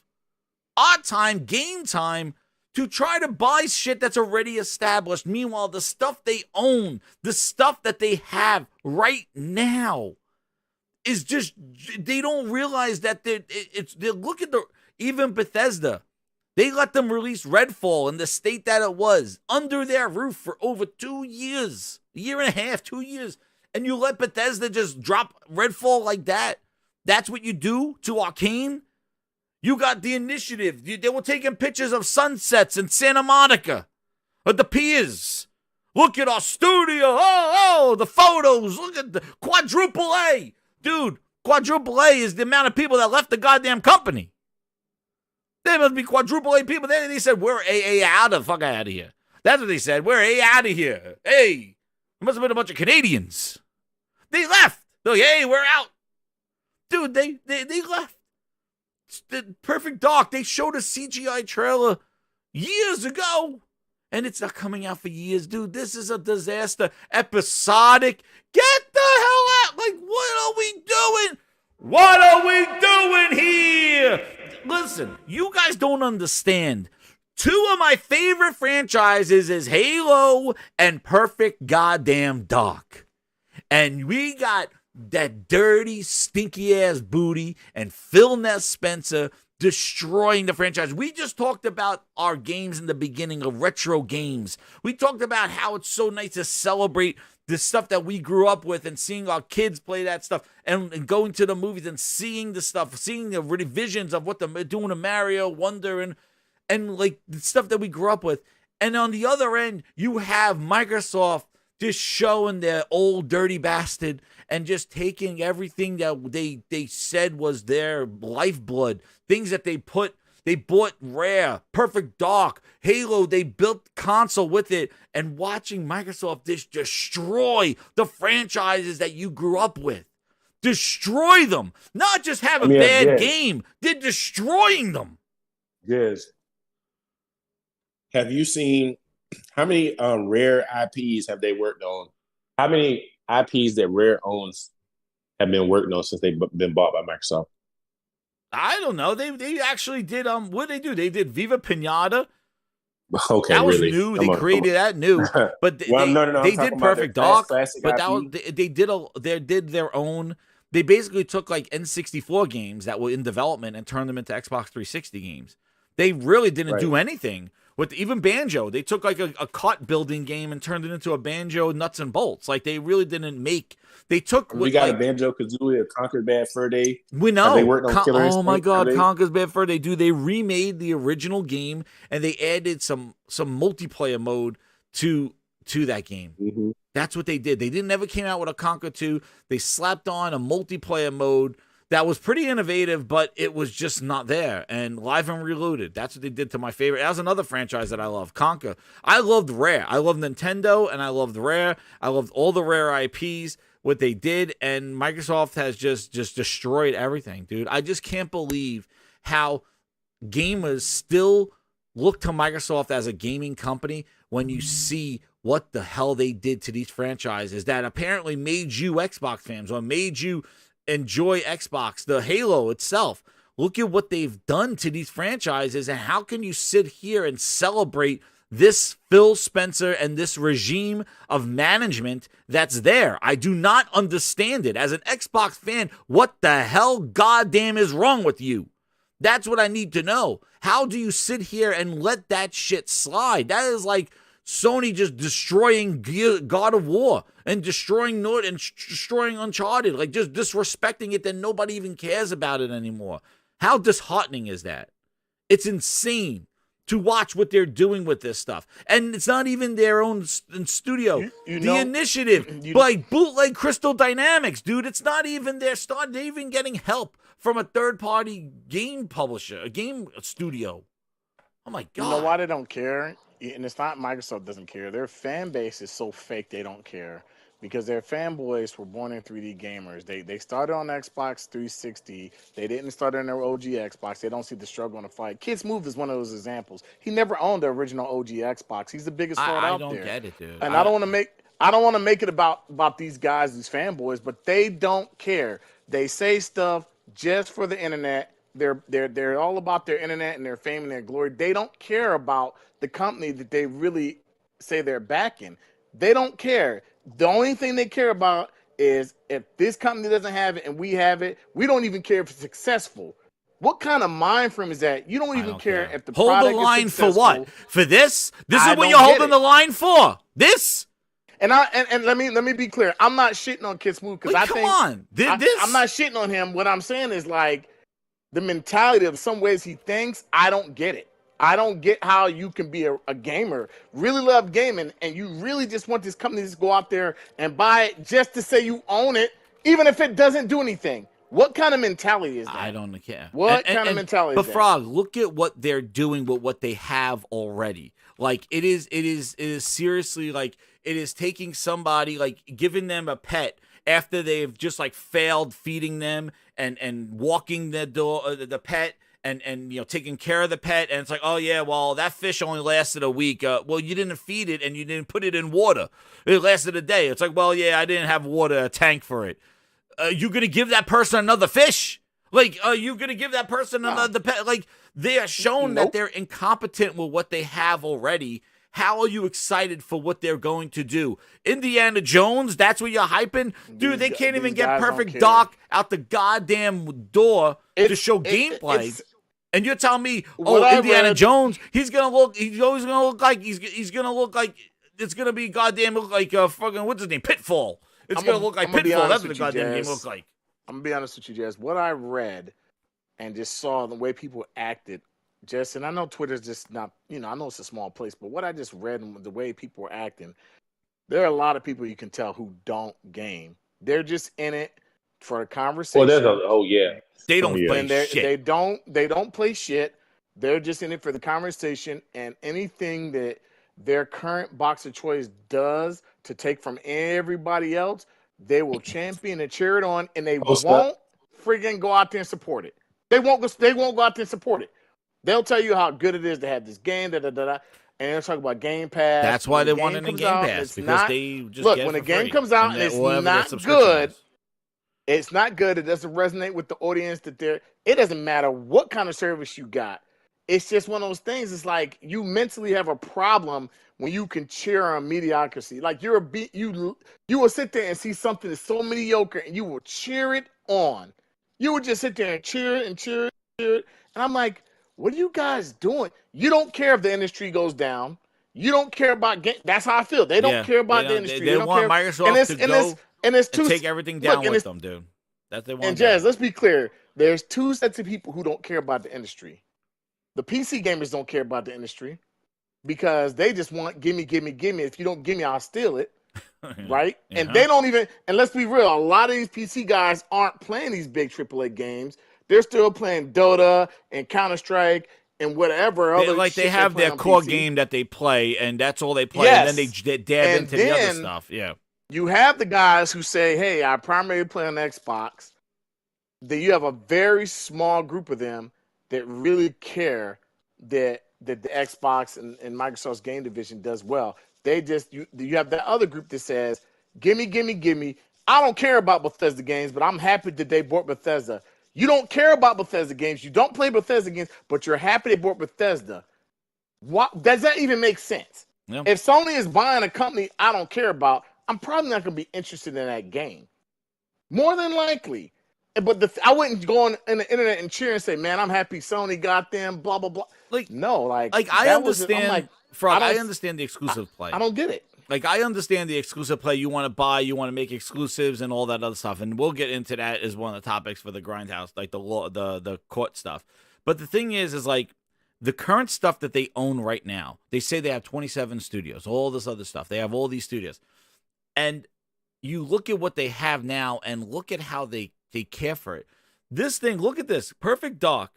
It says, if you listen to what they're saying, it's not that the game's super ambitious. Dude, they can't even figure out what it is. They said the same thing about Everwild. A studio somewhere else said they didn't know what the game was. Like, where is this vision? Look at Redfall. This is our vision, but it's not really what we wanted. I'm like, you know what? Like, how are these they have no guidance. They have no management. These guys will sit on Twitter and wherever else they sit, and that's all they talk about. They're not gaming. You can look. You can tell by the games they play. A, they're playing shitty ass games just to pad their freaking achievements. Or B, they're not really playing any games, but they're talking about hold the mother effing line. No, yeah, the line. I don't get that. Are they talking about specific games like Forza? They can't wait to come out, and you pull up Dude, it's the same. You pull up, and somebody exposes their and they don't play. They don't play their account, and they don't even play Forza. And it's like they got 10 minutes. Wait, I'm going to say what Sam. Wait, go ahead. I'm going to say what Sandbag is saying. Go ahead. After they showed that CGI trailer, that was what they said in that thing, that CGI trailer wasn't even made by the initiative. That was made by an outsourced company that just made that Perfect Dark trailer. It wasn't even made by them. Like, they had some other company just make the CGI for them. Like, yo, hey, make a CGI Perfect Dark. This is what we're thinking. Do it. That's what IGN just said. And then they're saying the game is still years away. Quote, in many ways, it's only at the beginning. Seen as a roadblock after roadblock, quote. Original development team partner with certain affinity. They canceled that to partner with Crystal Dynamics.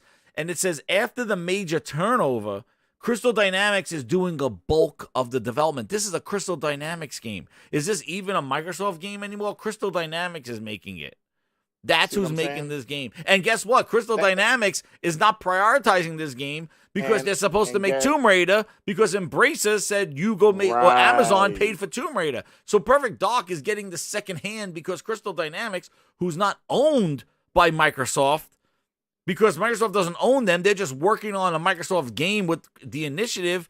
Guess what? If they're doing bulk of development, well, guess what? Their mind share just pivoted to Tomb Raider because somebody wants Tomb Raider in Amazon. Amazon's like, we're paying for Tomb Raider. We want Tomb Raider. And they had to come out and say, well, Perfect Dark is still being worked on, everybody, even though we're doing Tomb Raider. That's the problem right there in itself. Ridiculous. You know, when I look at games, we can even look at multiplats. These guys will champion and cheer on this Activision Bethesda deal, right? But when I look at my friends list and I see that I put 100 hours in this game already, right? I have over 40% of the trophies, put 100 hours in this game. I'm loving this game, right? You're my number one I have customer. probably 110 people on my friends list, and 31 people purchased this game. Same with my Final Fantasy VII. Like I said, I have 110, and 85 people on my friends list purchased this game. That really speaks numbers. I mean, when I just look at my 100 friends and say, damn, 80 people purchased this game, is it because it's PlayStation exclusive? No. It's because they realize a good game is a good game. You put the same game on Xbox, it's not going to sell. It's not going to sell because they're conditioned their core audience to just go into a service, and not only just go into a service, to buy a weaker console. They're conditioning them to hey, buy this S, it's $299, and just go into this service. You know, I learned a hard value in gaming over this past week. My nephew, who is 10 years old, has a PS5. And what I really learned what the market is and what it is and how they get it. I watched my 10-year-old nephew have a PS5, and there's a lot of stuff at 10 years old he didn't know about his PlayStation. He didn't know how to take it apart. He didn't know how to clean it. He didn't know how to put a M.2. At 10 years old, he probably wouldn't. But you would figure somebody would be around him to really teach him this. Well, guess what? His mom doesn't play video games. His dad, he plays every once in a blue moon. So they're really not going to know. So his uncle has to show him this. I'm like, hey, you can put this out. Because he asked me a question. And like I said, it goes back to that core basic of knowledge. Like, hey, why can't I play PS5 games off this hard drive I have hooked to the outside? And I had to explain to him, this is why you can't. And it was like talking a whole other language. But the concept of looking at him and looking at the games he's playing, why is he on the PS5? Because that's where he can play Spider-Man. Yeah. Why is he? You see what I'm saying? Why is he on the PS5? Because he heard a Wolverine game is coming out. Yeah. You know, like he owns this because, and he talked to his parents like Spider-Man. His parents go in the store at Christmas. Hey, I want the console that my kid can play Spider-Man on. Yeah. They sell him a PS5. Oh. You see what I'm saying? Yeah, no, I got you. Dude. When Phil Spencer said it doesn't matter how good our games are, number one customer push console, he's a liar. He's lying to the face of the freaking core. He's lying to the face, he's lying to the face of the core fan base, and they're stupid enough to believe that good games won't sell your console. Dude, the stuff that I heard people were saying from these courtrooms, which reminds me, we're going to get into the court right now. Court's in session, everybody. But let me get these super chats. He says, JX Gaming 78. He goes, Jez, how much longer can we go with this horrible management before the whole thing collapses? Dude, it already collapsed. Right now, this is their desperation swing for the fences. This whole buying Activision is the swing for the fences. Their management, their output, all of it has shown that it failed. And that's one of the things that we're going to talk about in session, is talking about how many times they've pivoted and changed their mind, and how everything that people hyped up has failed. And I've said it was going to fail from day one, and people said fear-mongering, nope, this is the future, cloud is this, and it's failing, and they admitted it in court that it's failing, and we're going to talk about that. But this is it, dude. This is the man. I'm telling you, they are just like Richie Rich, man. Spend the money and just try to patch up leaks. But the house is sinking. And guess what? They are going to eventually come to a wall and just cut their losses and be like, dude, we are done. And actually, I think they're at that wall right now. I agree with you, Jess. They're just at this point, dude, the day that they can come back and they can beat, it's done. And they have to be real. The day they can come back and they can beat Nintendo or Sony, either or, is the day I change my name to Turbo Frog. Turbo Frog. Well, Frog, let me tell you something. They did it with Mixer. And I always go back to Mixer saying how it wasn't growing at the rate they needed it to grow. And guess what they did, Jez? In Microsoft Real Forum, we shut it down. Shut it down. We've said this about everything they do. They will shut it down. It wasn't that nobody was using it. It just was not hitting the internal marks of where it needed to do. And what did Phil Spencer say? But Jez, that's holding the line. What did Phil Spencer say? What did he say of what Activision was going to do when they was like, well, we really don't need them. It's going to accelerate their vision. Accelerate. Yep. Because guess what? I've said this before. When you look at the Game Pass numbers, he's not sharing any numbers. He's not saying anything. He didn't say, I'm not sharing those numbers. They were talking about them at every quarter. They were hyping up those Game Pass numbers. He said the Game Pass numbers have dried up. PC's where it's at. You want to know why? Because guess what? Those numbers are not hitting. You see the emails. We're going to go through the emails. You see that every step of the way is to try to accelerate their growth to the cloud and prove the concept. All this stuff is taking shots at the wall. These emails, can we approach Sega? Can we approach all these companies? Can we approach them? The thing is that all this is on Phil Spencer's ass. He's the one that's making these things going, well, this will accelerate it. This will accelerate it. Let's go get Activision. Shit, let's go get Call of Duty, the biggest game ever. This will definitely accelerate our growth and move to the cloud where Satya wants us to be. Satya wants us with Office 365 and Gaming 365. We want subscriptions and cloud. That's what they want. But they're not there yet. And I always said, what is Satya's number? Satya's like, okay, Phil, you think this Activision deal's a move? Okay, we'll take your word for it. You could approach Sega. You could approach them. You think this is good? Phil's like, yeah, this will help us. All right, Phil, we'll give you, they're letting him run the show because they still don't know what the hell an Xbox is. They think it's a Nintendo. That's why they got Phil where he is, because he's the only one that knows what the Xbox business. Satya, they dress him up like a goddamn mannequin and say it's Halo and it's an Xbox, not a Nintendo. They have no clue. So that's why Phil's the one saying, hey, I'm going to approach Sega. I'm going to approach, Zynga. I'm going to approach I'm going to approach these people. And they're like, go ahead, Phil. You think this is a good idea? Our management approves of it. If you think this is going to get to that number that I told you about, and I said it, when it does not hit, Satya's going to be like, you know what, Phil? We put cloud everywhere. We're on every goddamn device. We've taken games away from PlayStation and buying huge-ass publishers, spending billions and billions of dollars. Where is our yield? And that's why things like Redfall show that Phil failed at his job. He spent $7 billion of the company's money and released a dud. It's not bringing in sales. It's not doing anything. It's a waste of money. So he's banking it on Starfield. And if Starfield comes out to some stipulation, which I'm telling you, everybody's gonna love that game. They're gonna tout the shit out of that game because they love themselves some Todd Howard. But I'm telling you, if that game does not have legs and what it does for Microsoft, just like Halo didn't, and this falls off, and they move on to something else, that is going to be another thing because this is the $7 billion gamble that Phil's been doing. So it's just a matter of time before Satya is like, you know what, Phil? We tried everything. It's over. Wrap it up. And just like Niku said, Nokia phone was the same thing. They had to pay developers to use Nokia phone. Nobody wanted to use it because, the Windows phone. And that's the thing. They'll just eventually just come a time and just say, hey, sunset it. Sell the IP that we have, start outsourcing it. Let other people use it and just sell the IP or let them use us for the IP, but we're sunsetting this console thing and just send out the IP. And that's the day that happens. Like, I think they just sunset the hardware, they sunset the cloud, and it is what it is. And let me get these super chats before we get caught in session. But yeah, just to answer your super chat there, like the management has collapsed. Like, obviously there's problems with management, and what they're trying to do, JX, is they're trying to pacify the bad happenings internally with their diverting attention to buying big publishers, because guess what? As we know, making games are hard, right? It's hard to make games.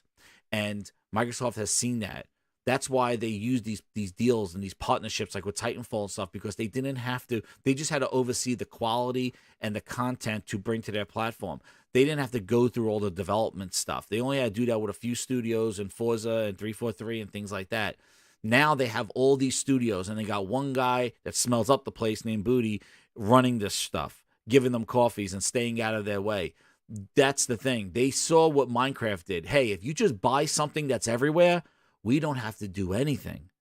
And that's what they have turned to do, because in 2018, they bought a bunch of studios and they've yet to really see the benefits of those studios, because they are just like years out and stuff like that, because making games costs a lot of money, costs a lot of time and a lot of oversight. That's stuff that Microsoft doesn't have time for. They just want to buy stuff that's already there, already in development, already has establishment, already has a fan base, already has the marketing, already has the Todd Howard, already has they already know that it's already done. They already make games because they're just a whole ass publisher. That's all they do. They buy the whole thing. Let's not buy a developer and integrate them into Microsoft publishing. No, buy a publisher and let them just do their job, and we just give them money and say, what, you need $1 million to add trees? Here's $1 million to add trees. And that's what they want to do. And then they just want to collect the money from the game. They don't want to invest the time and care needed to create an art form. They don't want to do that. They don't care about that. They care about that they want a piece of that money wherever it is. And they have pivoted so many times, and this courtroom documents have shown that. Game Night 123, he goes, didn't Booty also say that he played Builds of Perfect Dark and that he's enjoying it similar to Redfall? That's an instant red flag. Exactly. He wants to make like, yeah, we played it. That's a PR move. Yeah, I played Builds of it. Yeah, he played Builds of it. Yeah. Was Phil playing a build 3 years ago? Yeah, he was playing a build. He was probably playing the menu screen. D-Rep SX3, Xbox has become the last place weasel. It is. It has become a friggin' weasel. Speaking about that, we are going into Courtroom is in session.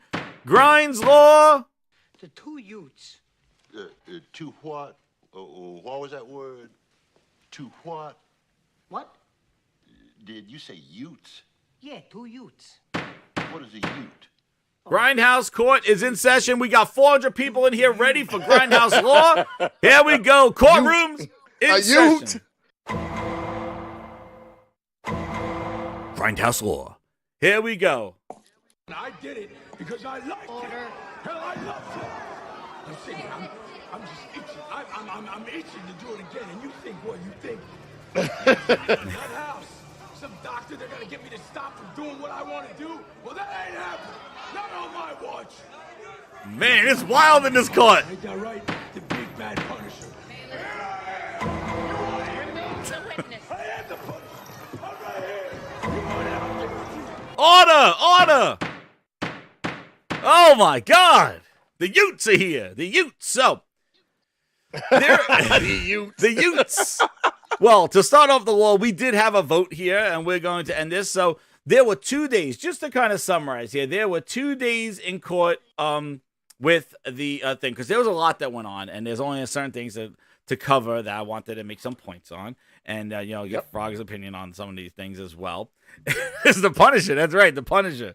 It's wild in court, dude. It's wild times, man. The Grindhouse Court's wild. Phil Ness is mad. So hit that like button, Grind. We have 400 people in here. So we did a poll. 325 people have voted. Let's end this poll. Who had a better day in court? So basically, there were 2 days that went on. Day one was Booty, Pete Hines, and Sarah Bond were questioned by the FTC and Microsoft. And then the next day was the Phil Ness interview, where Phil was on there pretty much the whole day talking about stuff. And, there were definitely some things to pull out from this thing. So just to kind of say what this case is, again, I'm not no friggin' lawyer. The 2 Utes here. But let me tell you something. This is for the injunction, right? So apparently, if the judge orders the injunction, most likely this deal is dead. That means that Microsoft cannot proceed with the deal with the Activision purchase while the FTC is figuring out whether to block the deal or not. So if the injunction is granted, it stops Microsoft from moving ahead with the deal regardless of what the FTC says. So they can't kind of start inking things out. Secondly, there's a July 18th deadline where $3 billion have to be paid to Activision or they have to renew the deal. So that's why they're trying to get a result now before that so they don't find out after the fact. And the CMA still has the deal blocked. So that's another thing, another whole can of worms that's going on over there. But one of the things that really was the motif of this law thing, and and I want just to shout out to I was listening to Sick Humor, but also what's his name now? Oh my goodness, now I forgot his name. So the first day I was listening to like X Buds or something like that. He had a stream. I wanted to hear it actually for what it is. I wanted to hear the court because I saw the interpretations on Twitter, and man, they picked out what they are, the Tom Warrens and the force patents and all the other stuff, and all of them picked out the little like gotchas, Phil little to work, but nobody picked out what the hell was going on in the courtroom and why it was happening. Instead, they were calling the FTC ignorant and all these other things. And, Jay, what's his name? Not J-Dub, but J-Tech? Is it J-Tech? Yeah, I forgot what it was, but he was streaming for the next day. But people are like, oh, the FTC's stupid. Why are they asking Sarah Bond about exclusivity and what exclusives mean? I want to put things out there in general, all right? And Frog probably knows this too. Like, when you are watching court and you're seeing Courtroom, there are obvious J-Tech, that's who it is. J-Tech was doing a shout out to him, man, for listening to able to play it so we could all hear it live and not listening it through like, because I've been seeing the coverage of what they've been putting out there. It makes it look like that Phil Spencer was sitting on the golden goose. And meanwhile, Phil Spencer was on the goddamn ropes if you really listen to it. But one of the things I wanted to point out is like when you're watching law, like when you're watching this stuff, lawyers know the answers to the questions. They just ask the witness or ask the person on the stand rudimentary questions that, yes, they probably know the answers to, but they need the witness, they need the person on there to define it from their own words. They need the person to kind of say what they think they're saying right now and then contradict them, which that was a lot of what happened over the last couple of days, was that the people on stand that represented Microsoft was saying one thing on the stand, and then they were referring to the courtroom document emails and emails and also exhibits for evidence, where when they interviewed them last year, they said something completely different. So they did a lot of that. There was a lot of that over the 2 days of like, hey, so what are you saying about your the strategy right now is like, this and that and this. And then they go, oh, well, so that's what you're saying now? They go, yeah, okay, well, open up the book, Exhibit 15AB. And it's like, so last year when we interviewed you, well, here's an email from you to your management saying, your soon exclusives matter. We're going to take it to Sony. We're going to outspend them and stuff. What are you saying right now that it changed? Yeah, it changed. Dude, listen. The main thing here, before we get into what happened and what's going on, the main thing is the FTC and this is the thing. I personally, for me, this deal goes through, this don't go through. Listen, I think the deal's gonna go through because this is a desperate rich company in Microsoft. And that deal ain't going through. I you know what? I would love it for not to go through, but I just see the desperation in them. And it don't matter. They're at the mercy of these regulators. They ain't got nothing to do with it. I know. But I don't know, man. They're desperate as hell, man. They'll pay off some people in the back end. They're going to do something. I think they're desperate as hell to do this stuff. But I really think that, but however, from listening to the courtroom, I can't really see if the judge, the main thing is that what they tried to show is how what Microsoft is doing is buying publishers, and they still are in buying exclusive games and making things exclusive. And how do they let them continue to buy one of the biggest publishers with one of the biggest IPs and believe that they're not going to do the same thing that they just did? And them saying, no, I'm not going to do that. Trust me, I made some deals. The FTC that's why they went and they said, let's go look at the emails. Your motivations, your communications internally, your actions of what you're currently doing with Bethesda games, everything that you're doing now is not matching what you're saying you're going to do. You're saying, because with the Bethesda deal, you're like, well, it would not be feasible for us to take games off the console and because we're not doing too good and these games don't sell too well, so it's better to put it everywhere.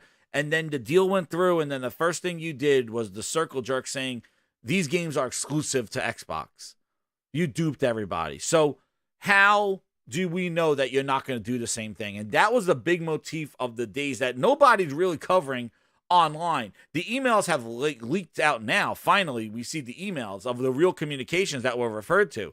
But the main thing was that these emails were referenced to contradict what they're saying, because what they were saying was, no, trust me now, I am under oath, I will not make these games exclusive. And again, it's like, but look at your emails. Like, look at what you're communicating. Look at you. Oh, but that's different now. Our strategy's different. We pivoted. Yeah, but you said the same thing before, and we let you go with this one. What are you doing now? And now you're buying somebody even bigger, 10 times the size, with one of the biggest known IPs.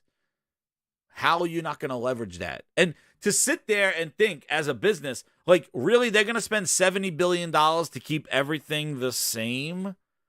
They're not going to try to leverage Activision or any of these games at all? Really? Really? Like, you really think that, like, then why are you spending, you don't spend $70 billion to, like, I remember people saying, you don't spend $7 billion to make games multiplat.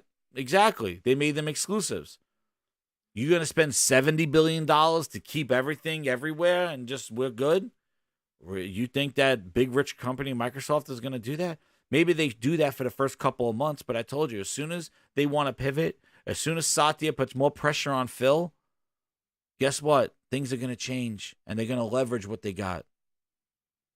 And the other problem Microsoft has is that they talk too much about everything too publicly to try to use it as marketing beats, try to use it as things. One of the Sarah Bond things I thought was very interesting. I don't know if you guys picked this up, but they actually said Sarah Bond's name. So one of the things I wanted to touch on the Sarah Bond one, and then we'll go into the Pete Hines one for day one, is that Sarah Bond did a lot of, and I'll get you guys' opinions on this one.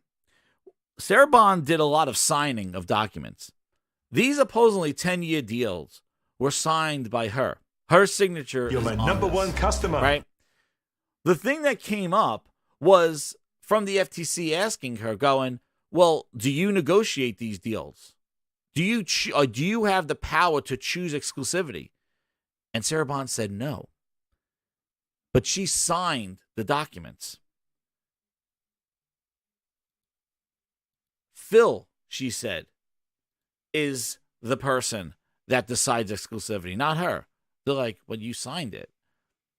Don't you think that's weird that they let her sign it, even though she's not the one that negotiated these deals or determines what the legalities of it all, but her name is the signature on that? Phil Ness throwing her under the bus.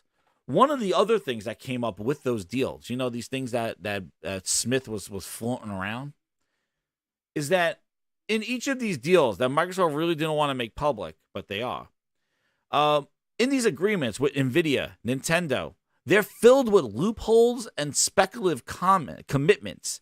Also, they have out clauses in them. So, basically, if the deal doesn't go through, they could just pull out of this contract before the 10 years is up. In any event, neither the agreements nor the international remedies have a place in this proceeding. The now-purpose proceeding does not extend even to the initial question of liability, let alone the subsequent question of remedy be appropriate if the administrative proceeding ultimately yields finding a liability. They also go into here, and they say here,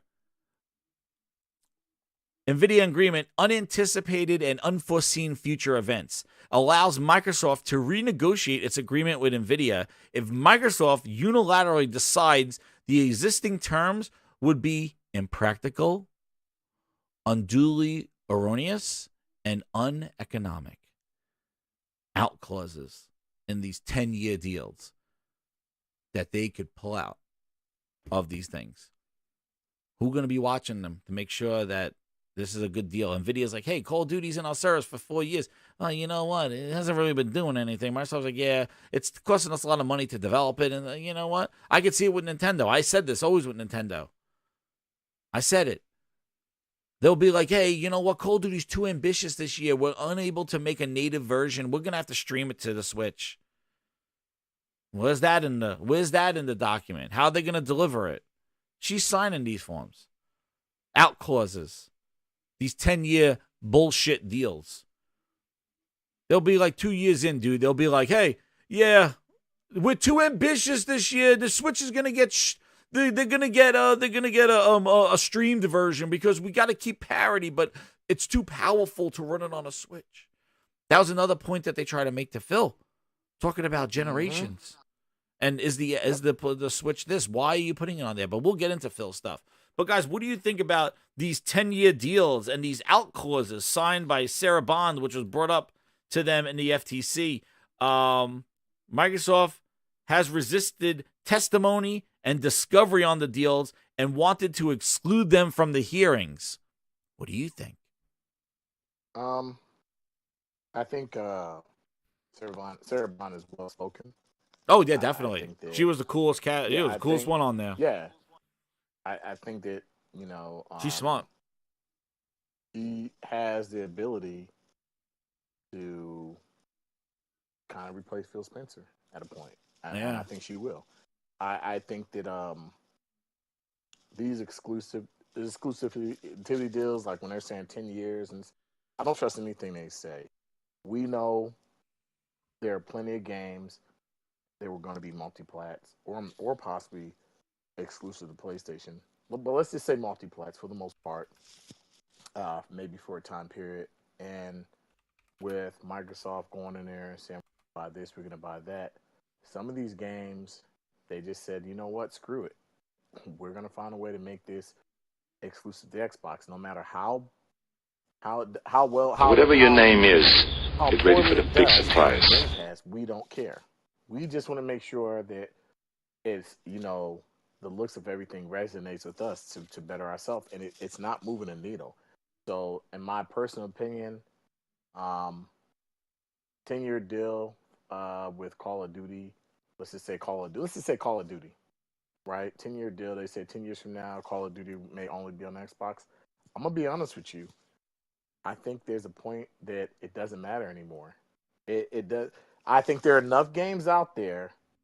There are enough games out there that if Call of Duty was on an Xbox, I still think it wouldn't move a big enough needle for anybody to care at a point. I think we just forget about Call of Duty. You got Fortnite, you got Apex, you got so many other games out there that make so much more money than Call of Duty. I don't think that it's going to matter at this point.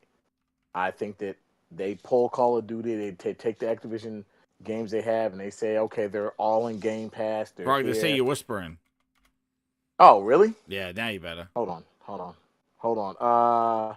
Wait, can they hear me better now? Okay, yeah. So what I'm basically saying is, I don't think it really moves the needle to a point that we even have to worry about at this point. I think, and I'm gonna be honest with you, I don't even care anymore at this point. Let the deal freaking go through. I think that it's just, I get tired of hearing about a deal that the majority of the fanboys don't care about. Block the deal. Block the fucking deal. Block the deal. Link says. Block the deal. Look, you know why? Link, because these Link, companies. I'm with you. I don't think it needs to happen. But if it does happen, it does. I don't care. I just feel like I don't care anymore. Block the deal. Nah. What do you say? I'm not. I don't want to sit here and watch Microsoft single-handedly ruin gaming. That's right. And I don't want them to sit around here and buy up everything and then put it on this damn service, and make it. Children in the court.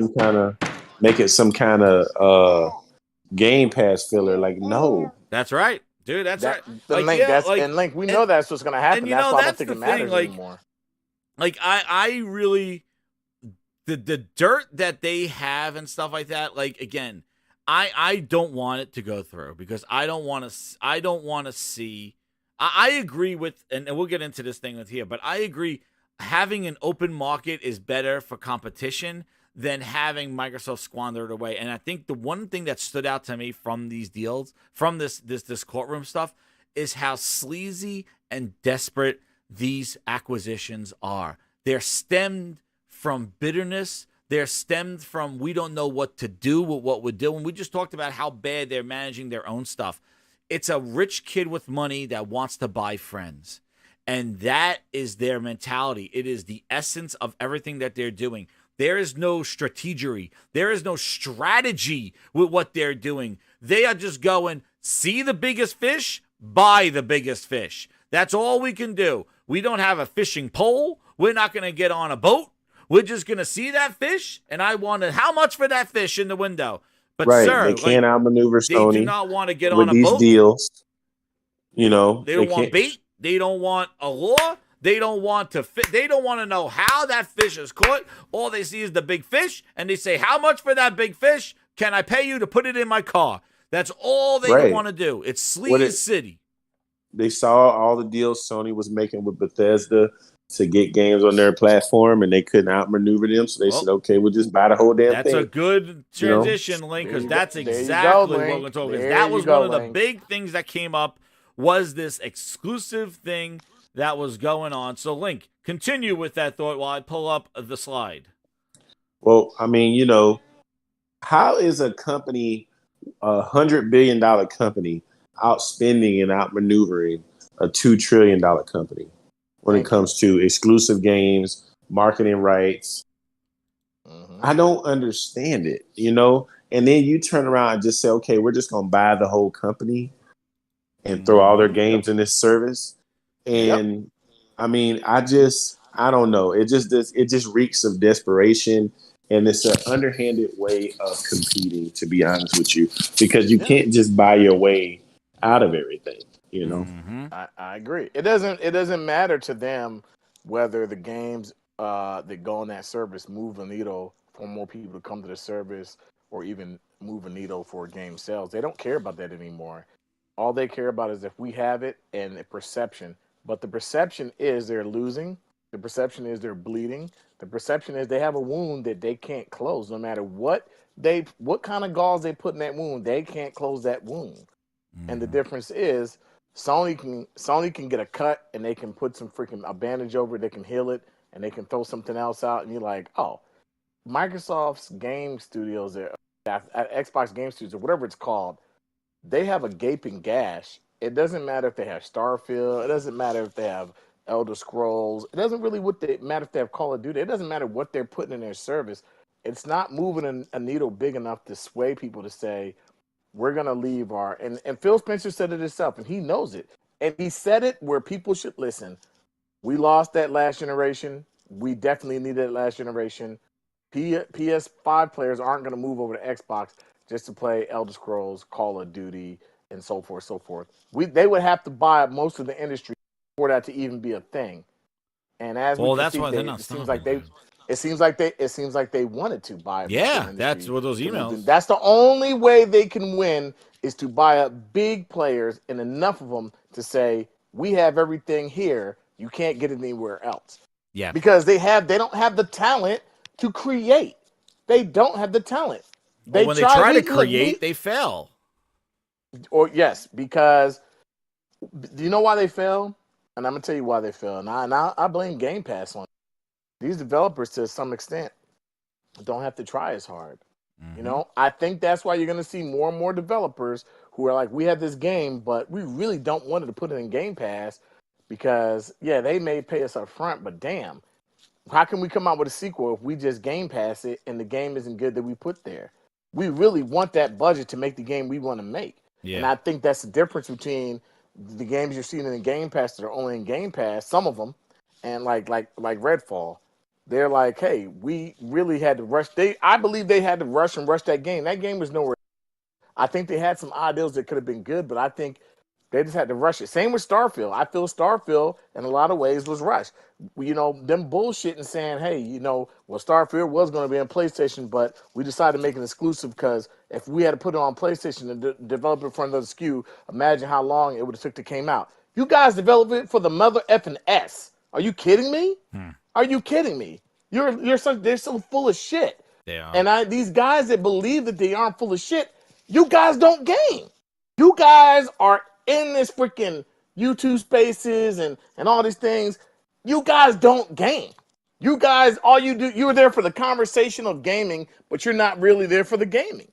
Yeah. The people who are really invested in this market, who are buying games, who want to play good games, who are like, damn, I'm enjoying Final Fantasy. I'm enjoying so much. I may play it again on the PC because I own a PC. These are gamers. Most of these guys who game primarily on Xbox, not all of them, the majority of them don't game. Let them sync with the shit. I don't want to hear no bullshit about no PC. Let them sync with the shit. But what I'm saying is the PC guys are fickle too. But you have some people who will play a Final Fantasy on the PlayStation, and then they will also play it on PC. What I'm saying is, you don't have that same group over on Xbox. Either Man, the PC they're not guys playing are, none of these. They're not playing wait. Either the PC guys are freaking benchmarking games that come out from Xbox on PC, or the Xbox guys are saying how good a game is. They're really not playing. Most of these look at Starfield's PC player dudes count. are just Look at disgruntled Starfield's player Xbox count. dudes that couldn't Exactly. get Power Fantasy Exactly. so they went over that to the PC. Thank you. So exactly. one of the things I wanted to bring I totally agree. One of the things I wanted to bring to you the thing because I had a note. I wrote a note on this as I was listening to the show. Is one of the things talking about this exclusivity because this came up a lot of times in Phil's interview and even with with Pete Hines on day one. A lot of the things that came up was like this whole like Bethesda games weren't exclusive until we were bought by Microsoft and they told us to make it exclusive. And from actually one of the emails, I'm just going to go into, first off, Steven Totilo says, Redfall is Xbox PC only, keeping the need to offer some exclusive content while mitigating the economic costs and damage to the player-focused brand, so that's why they made Starfield exclusive.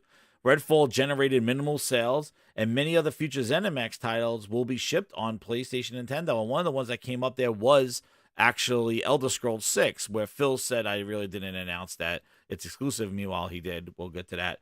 But one of the things came up was, you heard it here, Grinders, at the Grindhouse, this interview right here, and we did Hello FTC. But there's no example. Where is it? Well, it wasn't a consideration until we got bought by Xbox. Remember that? Remember that interview I posted? There it is. You heard it here first. Well, it wasn't a consideration until we got bought by Xbox. But there's no example in Bethesda of us pulling something away. But there's no. Well, it wasn't a consideration until we got bought by Xbox. Something. And then you even saw what the Redfield developer said. The Redfall developer said, hey, they came in there and they told us, you're not making a PlayStation 5 version. And then they left. They didn't tell them how to make the game. They said, hey, benches are the vampire's worst enemy, and pocket benches, and basically we're out of here. Just don't make a PlayStation version. So Microsoft went in there and said, pull these games. And that was the point that the FTC was making, was that Microsoft basically said that we have told them not to make the PlayStation versions of the games. And Bethesda wanted to put this. And again, one of the other things that the FTC pointed out was, hey, if you are the last place console, if you are the lowest console, why are you taking away from the higher consoles? And I said this before, Nintendo and Sony are just going to keep selling more and more consoles, and it's going to make Microsoft exclusivity look stupid. It's like, you are so low in the console space, how do you even find it feasible to not put it on the biggest install base when you're saying you want more people to play? And that's where the issue comes. People go, Sony does exclusives, Microsoft does exclusives, but the difference is that Microsoft's going around saying that they're making more people play games, and the first thing they did with Bethesda is tell them don't make a PlayStation version when that was the bigger install base, almost double that. So you're basically being so hypocritical in the sense saying, we're making more people play. All you're doing is taking away from PlayStation. And the thing is as those consoles keep growing and growing, it's going to be harder and harder for Microsoft to justify not putting games on those platforms because their install base is so big and Microsoft is so small. And what they're trying to do is leverage PC to offset the poor sales on Xbox. No, it's not working. Same thing with cloud, and that's another topic I want to talk about. But one of the things I wanted to point out was this exclusivity stuff. And they kind of pointed this out, and I don't know if I have the quote here, but these are from the emails. We'll get into that one. But I don't know I have from the quote here. Here's the exhibit list. Is this the one? Wait, hold on. Let me see here. No, that's that one. I have that one there. Hold on. There's a lot of documents here. But one of the things I wanted to point out before I show this is off the console thing. One of the things I wanted to point out is that, this is what the CMA was saying too. A free Activision, a ABK that's free to negotiate. Because I saw a lot of false stuff going around saying about, well, Sony's putting exclusive content in their games. Sony's buying exclusives. Sony's taking games away from Microsoft. So Microsoft, this is what Phil said, they had to prevent Sony from being hostile to them. Right? Well, this is the thing. So that's why they had to buy these publishers, because Sony was using money to keep games off of Xbox. Listen, I've been thinking about this for a while here. I've said it before, and I've said this. When those exclusive deals are made, I'm going to tell you exactly what happened. We have over 420 people here. Hit that like button. I'm going to tell you, and I want you guys to hear this, right? You guys hear this thing. What happened was, Sony, when they say we want this exclusive, we will give you money to put Final Fantasy here. We will give you money to put this map pack here. That is a negotiation and a deal made between Sony and Activision. Sony Exactly. and Square Enix. That is a mutual discussion. And if it wasn't feasible for Square Enix, whoa, Sony's not going in there, guns blazing, going, you're putting Final Fantasy on PlayStation or else. No. And what did Jez, what did Square Enix say about Final Fantasy 16 recently? They said that they said they shopped it to multiple platform holders. And Microsoft just doesn't want to do that. And the thing is, same thing goes for what Microsoft did with Tomb Raider. They made Tomb Raider exclusive. They went to Square Enix saying, we're publishing it. Without us, this Tomb Raider, Rise of the Tomb Raider, would not exist. So we are putting money and helping them make their game. And in turn, they are making it on our platform exclusive for a year. Tomb Raider, Rise of the Tomb Raider was exactly the same thing. Sony was going in there. That is a mutual agreement. The developer or the publisher is working with Sony or Microsoft and coming to an agreement if it's feasible for them. If Microsoft walks in there saying, we want Final Fantasy exclusive on our platform, we want Call of Duty exclusive, guess what? Phil said it. It costs too much money because of the lost mind share and install base for them to compensate the sales on the PlayStation. That's exactly what happened. That's why they stopped. Exactly. They stopped because Phil Spencer in 2016 and 2017, when he lost me, was shooting for 2 billion gamers. People on phones, people on PC, and abandoned the core audience. And while he was out there poking around the neighborhood, his install base was dwindling. The sales were dwindling. Sony was making banger games, God of War, Horizon, Last of Us 2. They were making games, and Microsoft was out there poking around in the neighborhood. Meanwhile, their house inside, the neighbors were coming in and taking over his house, basically because he was out there poking around in the neighborhoods, worrying about 2 billion gamers that don't even care what an Xbox is. His install base dwindled, and what happened is that Microsoft lost all their market share. We said it. We're like, don't tell us to buy an Xbox. What are you doing? Why are you self-imploding? They took their eye off the prize, and Sony came in there and took over their house. And Sony went in there, increased their market share, because Microsoft was telling you not to buy a console, go to PC, play on a phone, do whatever you want. They self-imploded their whole ecosystem, and everybody went to PlayStation. And that gave Sony more market share to make these deals. So now when Microsoft came crawling back home after saying, yo, guess what? Cloud's not working. Shit, what's going on here? Their house, the new paint color, it's all blue now. Dude, the kids are now like playing PlayStations. Everything. What happened to my house? You were out there poking around the neighborhood and you abandoned your home. Well, guess what?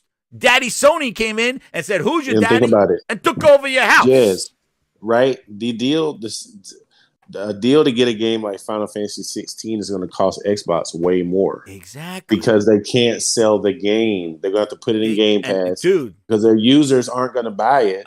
Yeah. So and they got to pay for money. the ones that Sony's they're not going to sell to PlayStation. Right. It's like, yo, PlayStation's going to sell like 3 million.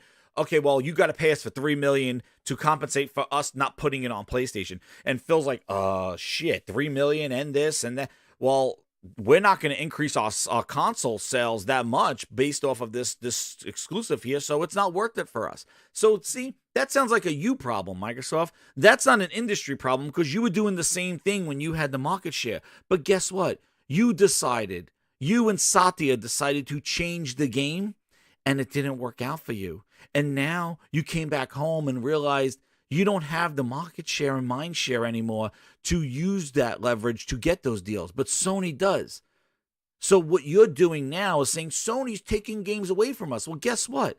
Sony is making a deal with Square Enix. They're making a deal with Activision and saying, yo, you're making 13% on our console, Call of Duty.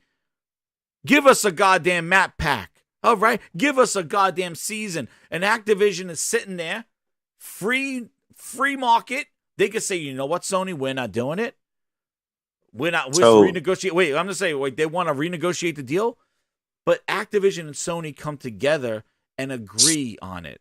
Whereas Microsoft now, in order to block that, says, hey, let's go buy Activision so that we're going to stop that open market negotiation. And guess what? Now those deals, those cuts, those things, Sony now is isolated and cannot make any type of deal because Microsoft, their competition, owns the whole friggin' publisher. It's not a game. It's owning the whole publisher. They can control those negotiating factors. And by doing that, you ruin the open market and the opportunity for other people to negotiate with Activision. If Activision's sitting there going, hey, the biggest bidder gets our stuff, well, guess what? If Sony's willing to pay, Activision can say, Sony, that sounds like a good deal. Let's do that. And then, okay. But guess what? If Microsoft says, well, we're buying it, first off, Microsoft don't need to make any negotiations, so they don't have to worry about paying for what's not going to sell on PlayStation. Instead, what they're going to do is make money for everything that sells on PlayStation, and then they take away any negotiation factors that Sony has. So they're taking a publisher off the market that everybody can't negotiate with, and that was what the CMA was arguing for, because the CMA says in the cloud space, if Microsoft owns this publisher, then anybody who wants to come in to use that content cannot negotiate with a free Activision that can make free deals. Instead, they have to go through Microsoft, and it's Microsoft who decides who gets it and who doesn't get it. You think if Boosteroid comes knocking on the door saying we want Call of Duty, and then Amazon comes knocking on the door saying we Call of Duty, who's Microsoft? Oh, yeah, Boosteroid, you could take it. Amazon? Yeah, we'll think about it, Luna. We'll think about it. But Boosteroid, you could take Call of Duty. But Amazon, we'll think about it. That gives Microsoft the leverage to determine what clouds will they work with. Get it, Link. I don't know if you said this or what, but did you talk about how Bobby Kotick went to basically Xbox and said, if you want to continue to have Call of Duty on platform. Yeah, talk about that, Link. Okay, no. They had to renegotiate the revenue split. Yeah, why? What do you think? Why did Kodak have to renegotiate? It wasn't Sony negotiating with Microsoft about the revenue split of Call of Duty. This is another thing that came up during it. Here's the quote here, everybody. Grindhouse laws in session. Hit that like button. But Link is bringing up that Bobby Kotick, Activision, had to negotiate with Microsoft. Sony had nothing. Sony wasn't even part of this. A free Activision, not purchased by anybody, was openly negotiating with Microsoft on the cut, right? Right, Link? That's what they were doing. And he said, right. We need to do the cut. So, and these were things they were being very quiet about this stuff because they didn't want to talk about the revenues. But apparently, this is the other reason why Sony, and I talked about this already, about how Sony why Jim Ryan didn't like this deal. And Sony said it in the email. The thing is that Sony doesn't care about the exclusivity. And Jim Ryan said it's not about the exclusivity. Dude, it's about the cut. It's about the negotiation, because Sony has a deal with Activision where they're getting like 70-30, right? Right. And that deal's coming up in the next couple of years. And if Microsoft now owns them, now Microsoft will say, hey, you know what, everybody? We're giving an 80-20 split to everybody across the board. Sony's not going to get any special 70-30 split that they had before, that they openly negotiated with Activision, because those negotiations are not available anymore because now Microsoft owns the whole publisher. You're negotiating with your competitor. Exactly. And they can control your revenue stream by going, you know what? We've decided benefits us 80-20. We're making 80%. You get 20% across the board with everybody. We're treating everybody equal. And now Nintendo gets an 80-20. Sony gets an 80-20 when they were getting a 70-30. So guess what you just did? You just took 10% of millions of sales of Call of Duty from PlayStation where it sells, and now they are getting less money, which PlayStation, that's their lifeblood to the system. So think about 10% less because Microsoft has decided to do 80-20 across the board. That's the power that Microsoft has by owning the publisher. This is not just about getting Call of Duty and Game Pass. This is about owning the publisher where they control the rates and cuts that you're going to get. They chose where and how it gets distributed. Hell, they could even do this. Hear this scam. They could go, yeah, we're going to make the annual Call of Duty that's going to go on Nintendo. It's going to go on Sony. We'll make the annual one. But guess what? Only 10% of the staff, you work on that one. The 90% of you, the other one, come with me. You're going to work on a special exclusive Call of Duty game just for Xbox and PC. Come over. The 10% will do that annual one. We want 90% of you to come over. You're going to work on this one. And that's what they could do that because they own the publisher. They could adjust resourcing. They could put contractors on the annual Call of Duty that's coming to PlayStation and Switch and just pump those out and take 90% of the main crew who stays, if they stay, and say, you guys are going to make something new and fresh just for us. That's not part of the deal. We told them the Call of Duty's coming, but we got the contractors working on that one. Hey, the same ones that worked on Halo. Hey, you go make this one. The real talent, come over here. We want you to make an exclusive game for Xbox. Thank you very much. So, right, we honored our deal, FTC. We honored it. There you go. It's the same quality. They could do that.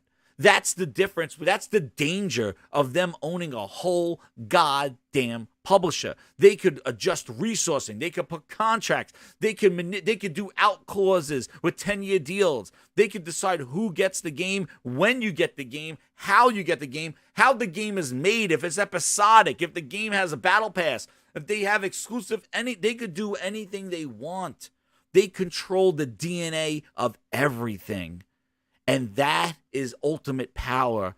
And that is why this is such a big deal, because this is a dangerous way for Microsoft to respond back to Sony, to taking away just games, to value their platform, where they're just making they're making deals where it's feasible for both companies to make out on the deal.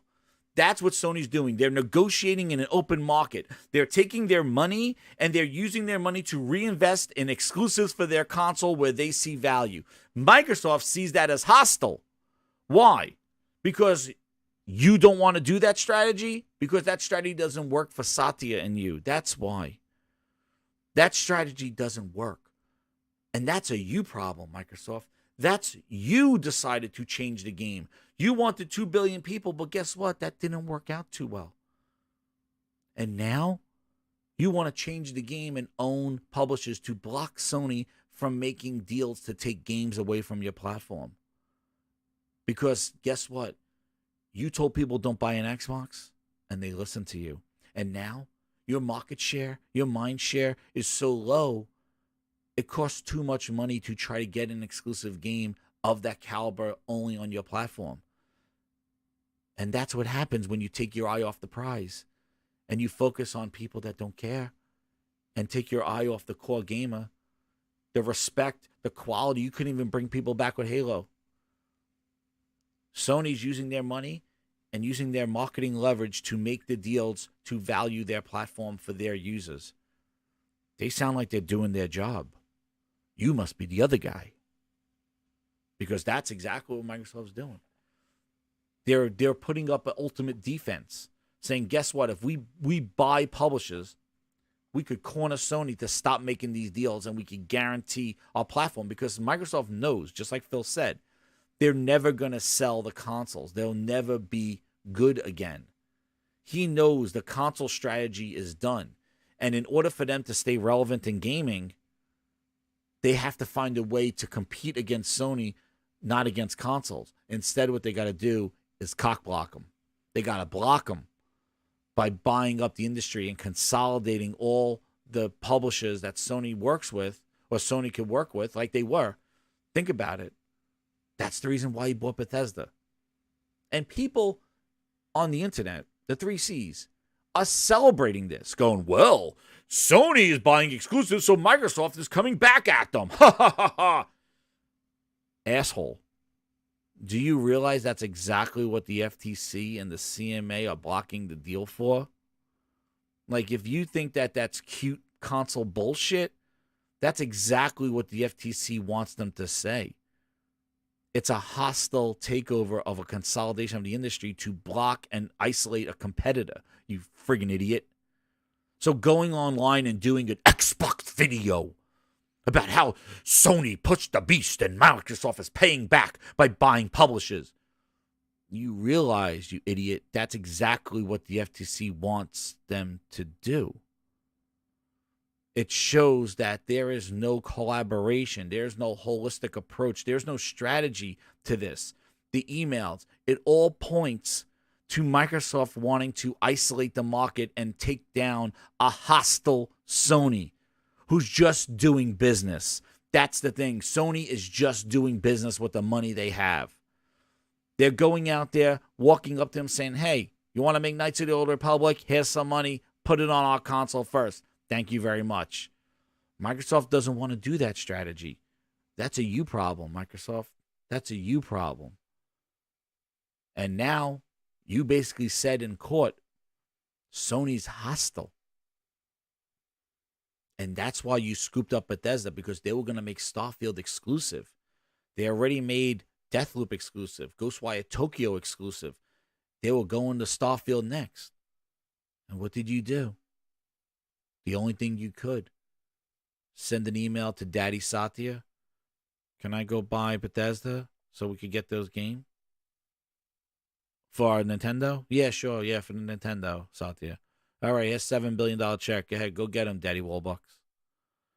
And he went $7 billion and bought it to block Sony from getting those deals. You think Sony's ever going to get a Bethesda game like Deathloop exclusive or Ghostwire ever again? No. Microsoft squashed it. And you idiots on the internet who are pro this deal are celebrating that, when that's exactly what the FTC proved over those 2 days. So exactly what the Grindhouse said in the poll, the FTC proved their point. And the CMA did it for cloud. They said you are isolating the market from free negotiations for potential competitors. And that's what they blocked it for. So you dopes on the internet who think that this is a W for Phil, oh yeah, you bit the beast and now we're giving you the horns, dude. That's exactly why. That's You're exactly my number one customer. Exactly what they did. And these negotiation factors here.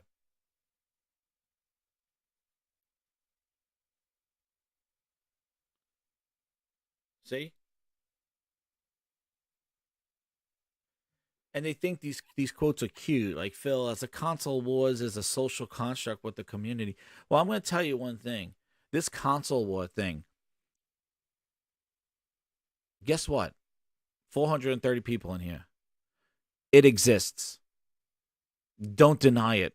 Because exactly what I told you is why the console war exists. Because Sony and Nintendo value their console. And as long as there are companies out there that value the console as a device,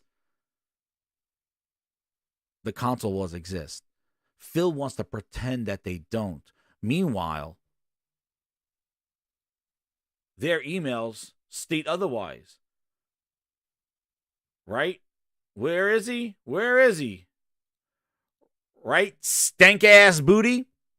Email from Mr. Matt Booty that was used in December 2019 when he was on the stage on day one. He was on the stand on day one. Matt Booty's email. Just remember what I just said. Tell me console wars don't exist. Bullshit. That's what Microsoft wants you to think. Oh, it's a fan thing. No, man. No. Sony's taking it to you. There's exclusive games, and you're trying to block it because you took your eye off the console, and Sony came in here and changed the paint and owned the mind share and got it all back. And now it's 2-3 to 1 right now, and you have no leverage anymore in the market, Microsoft. So what you're trying to do now is buy your way to protect yourself from just getting obliterated out there. And what you're going to do is you're going to defend and buy up all these publishers and basically chew them up and spit them out, because none of them are going to solve your problem. Because your problem is internal. Your problem is management. Your problem is lack of vision. Your problem is you're a bunch of idiots working over there. You've lost your way, and you don't know how to make quality games, and you don't treat games as an art form, a story to tell, and people treat you as such and say, I will get it in Game Pass. Know why? Because you put that amount of effort in. Guess what? If you don't care, I don't care. If you say, I'm putting out Redfall the way it is because you don't give a shit and you just care about Game Pass notes, then I don't give a shit to buy it. And that's what you created. You created an install-based route that doesn't care because you don't care. You may wine and dine them, grab their ass, tattoo them all over the place, ask True Virgil. You might do all that stuff. But you're not making quality games that people want to spend their money on. Instead, you're making, meh, I'll check it out in Game Pass. Well, half measures, bitch. And you're going to get half price, bitch, on that. And here comes Matt Booty talking out his ass again. I quote, goddamn Booty's email. Look at this. Dude said on stand, I changed my mind. This was the left cheek talking. Now I'm the right cheek. Matt Booty's like, this was the left cheek. He was talking nasty in 2019. The right cheek now says, we're all one family now. Booty, stop talking out your ass. Left cheek, right cheek, still smells like shit. Matt Booty goes to Tim Stewart. Tim Stewart. These are big people at Microsoft. A different view to the general view might be that we, Microsoft, are in a very unique position to be able to go spend Sony out of business. Booty, damn it. Goddamn Booty. Roll!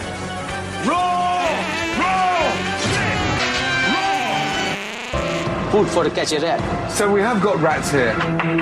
Rat is all over the place. The three of you are pathetic. You don't care. I care, You're way behind and you haven't got a fucking clue. Can we work together as a team?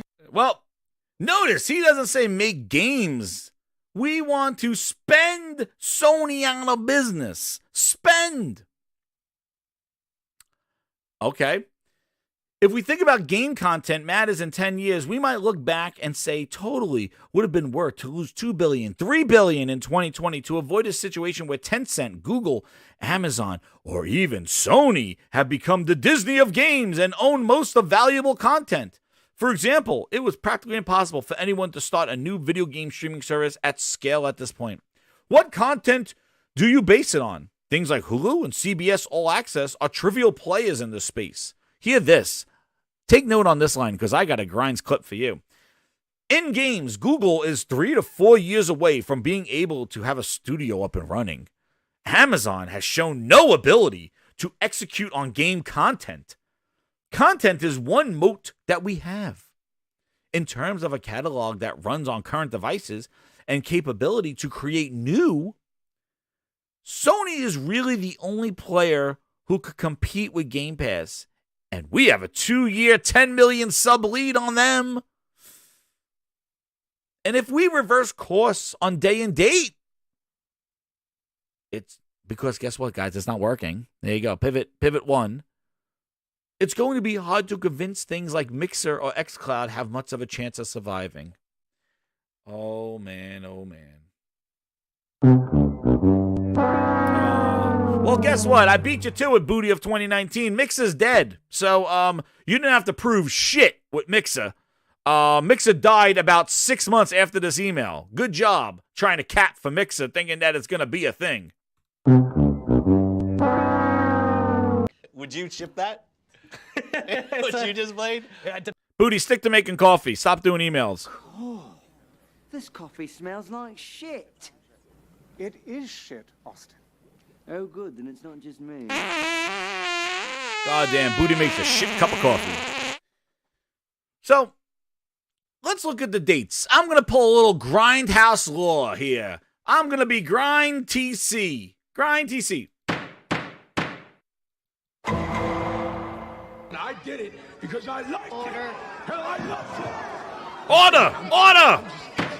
I'm itching to do it again, and you think what you think. And exactly. Mixer, what did they do with Mixer, Dante? They bought Ninja. Because nobody wanted their platform, they had to buy Ninja. Let me get to these super chats before I just show about this Booty here. Subtext, $4.99, thank you so much. He goes, I'm late because I've been playing Final Fantasy 16, but did you cover Pete Hines' email that Steven Totillo tweeted out 2 hours ago? Oh, yeah, we're going through the emails right now. Look at this. Thank you, Subtext. Shout out to you, man. Hit that like button, grind this. Guess what? Here we go. Know what he says about Google. Google is 3 to 4 years away from being able to have a studio up and running. Amazon has no ability to execute game content.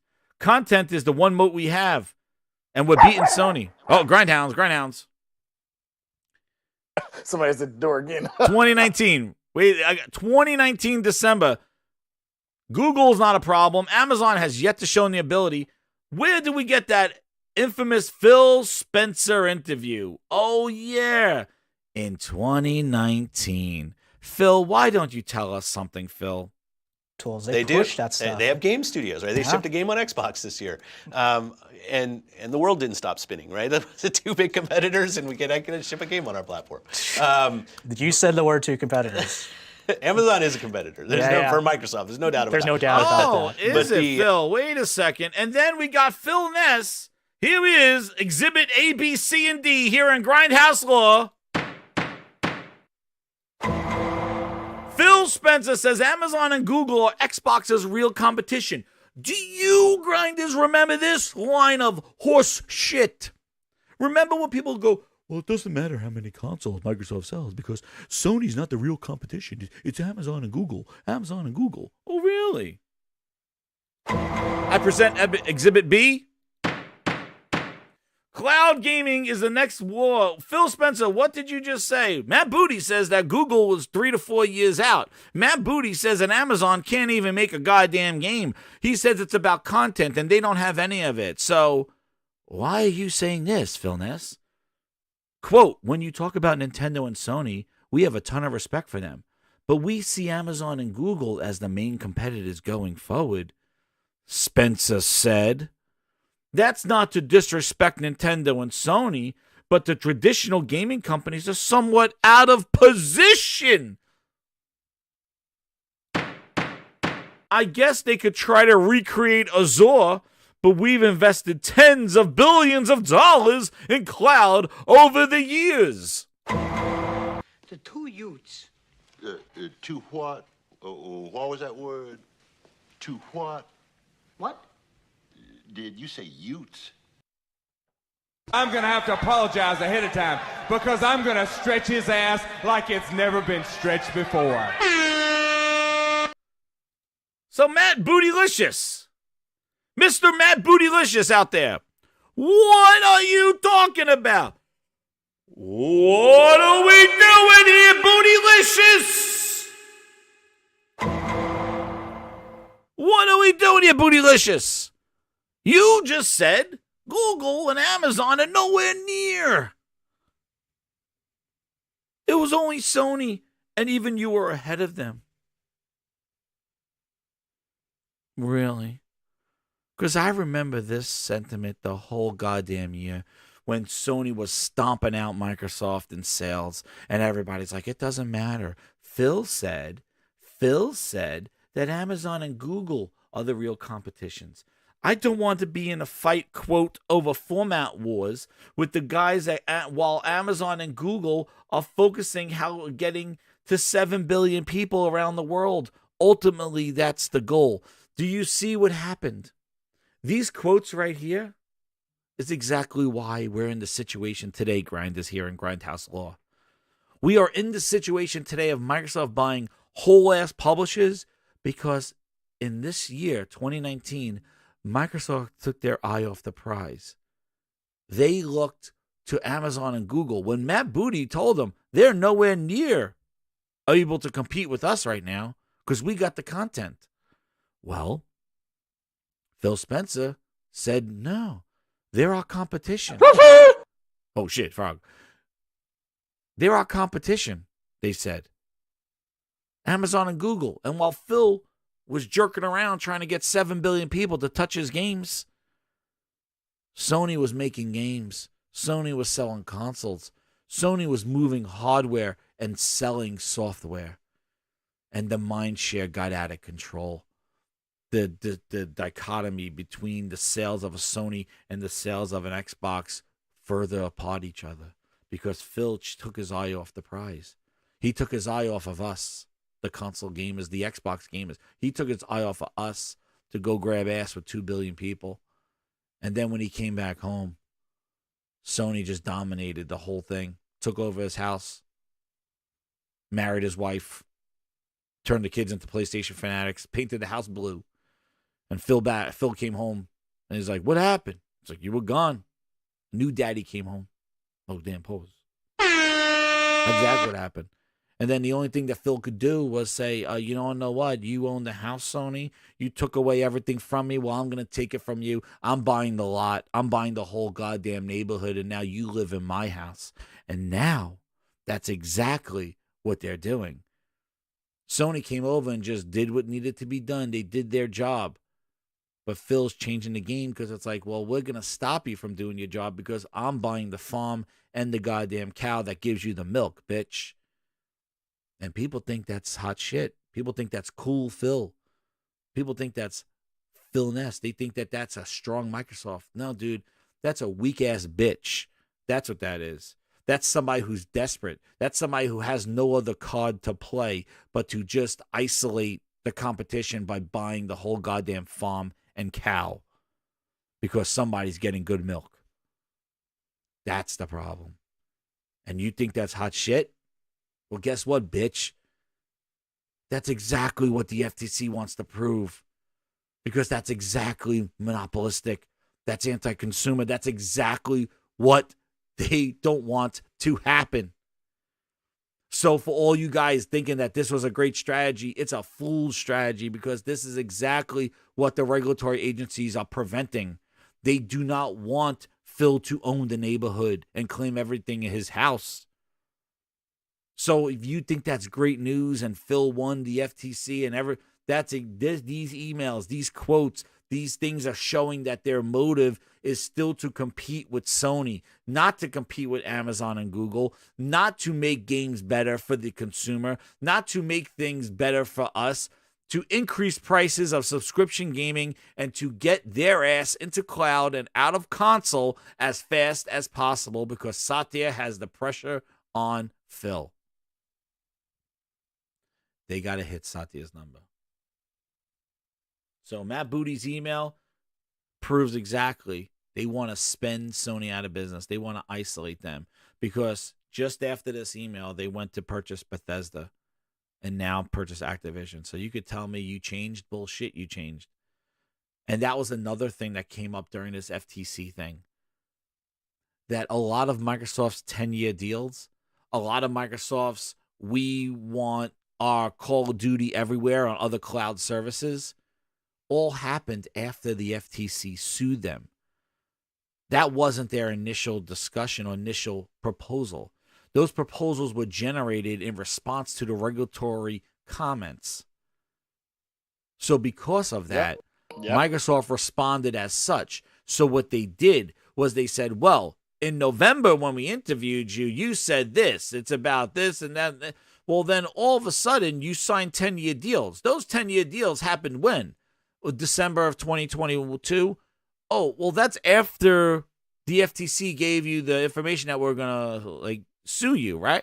Yes. Oh, so these deals were not your initial plan. This wasn't your plan. Putting the game on Nintendo was never your plan. It was a response to the CMA. Boosteroid was goddamn where it belonged. Goddamn Booster. It wasn't on your mind until the CMA listed it as potential cloud competitors, and your bitch ass went right down the list, giving 10-year deals like goddamn chiclets. Having Sarah Bond and her fine self sign those things. Yeah, she is pretty fine. But I would say, goddamn laws in session. Get them from. I would say that I don't know if you saw the big list. I don't know how true it is. That thing? I'll bring it up while you talk about it.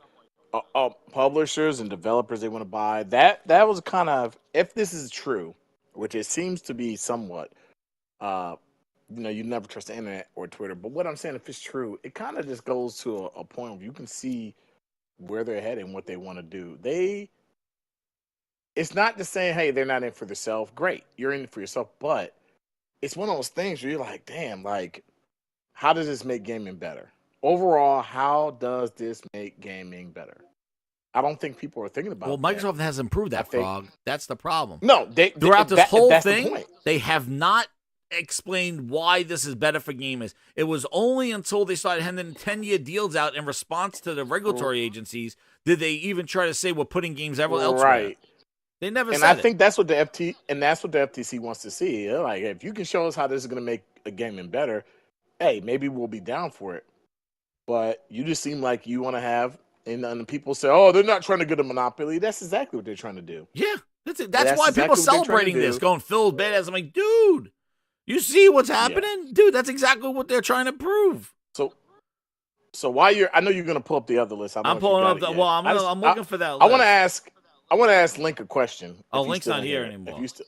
Oh crap, bro. Let me tell you something. While you were talking, and I was sitting here and listening. I just had a fight. I just had a fight with Benedicta. No spoilers. No spoilers. All I'm gonna say is, that freaking orchestra. Whoever sat back and said, "These are your boss fights, and this is the music behind it." I've never heard better orchestrated music in a game. This I game can't wait to is play it. just. I gotta go play it, Frog.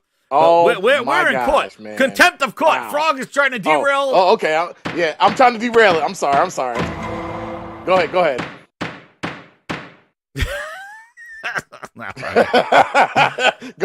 I now present Exhibit D as this is actually Exhibit 3Cs right here.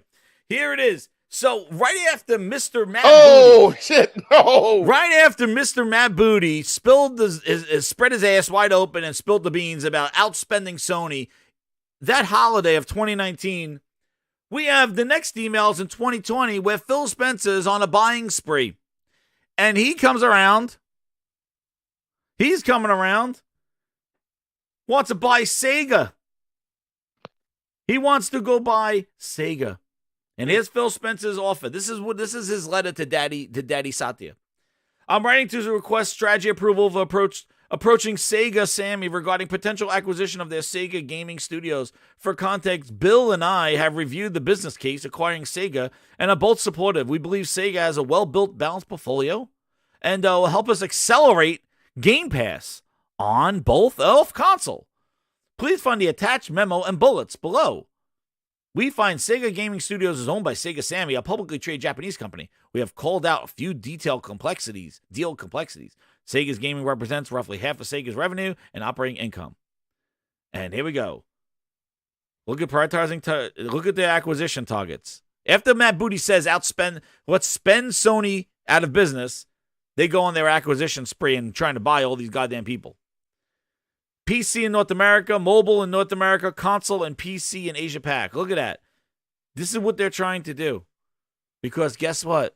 They came back home and Sony was daddy, and they need to figure out where they're going to live. So Grindhouse Law is calling Mr. Sick Humor to the stand. What's up, Sick Humor? How you doing? Welcome to Grindhouse Law. Everything you say here will be Grindhouse material. Man, let me tell you. I've been playing Final Fantasy 16 nonstop.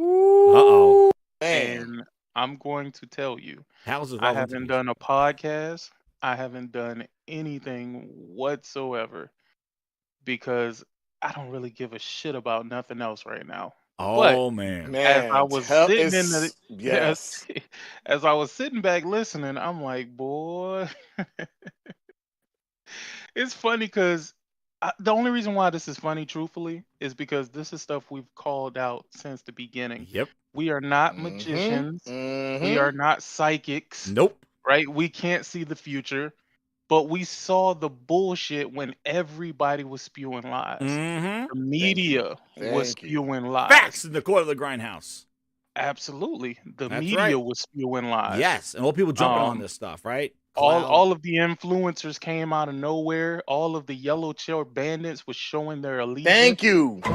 We saw this as it was happening in real time. You're my number one and customer. I have to believe in my heart of hearts.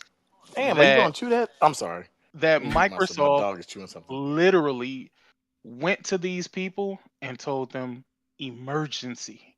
911 emergency. For them. We need you we need your help. Yep. Because they assembled like the Avengers, goddammit. Exactly. And all of a sudden, everything was bad for Sony. Mhm. Everything Sony was doing was bad. Every game they put out is bad. Everything just bad, bad, bad, bad, bad. They tried to create a narrative about every single thing that Sony did. Sony puts out a controller, oh, this is bad. Sony puts out this, oh, this is bad. VR Sony too tries to expensive. release it.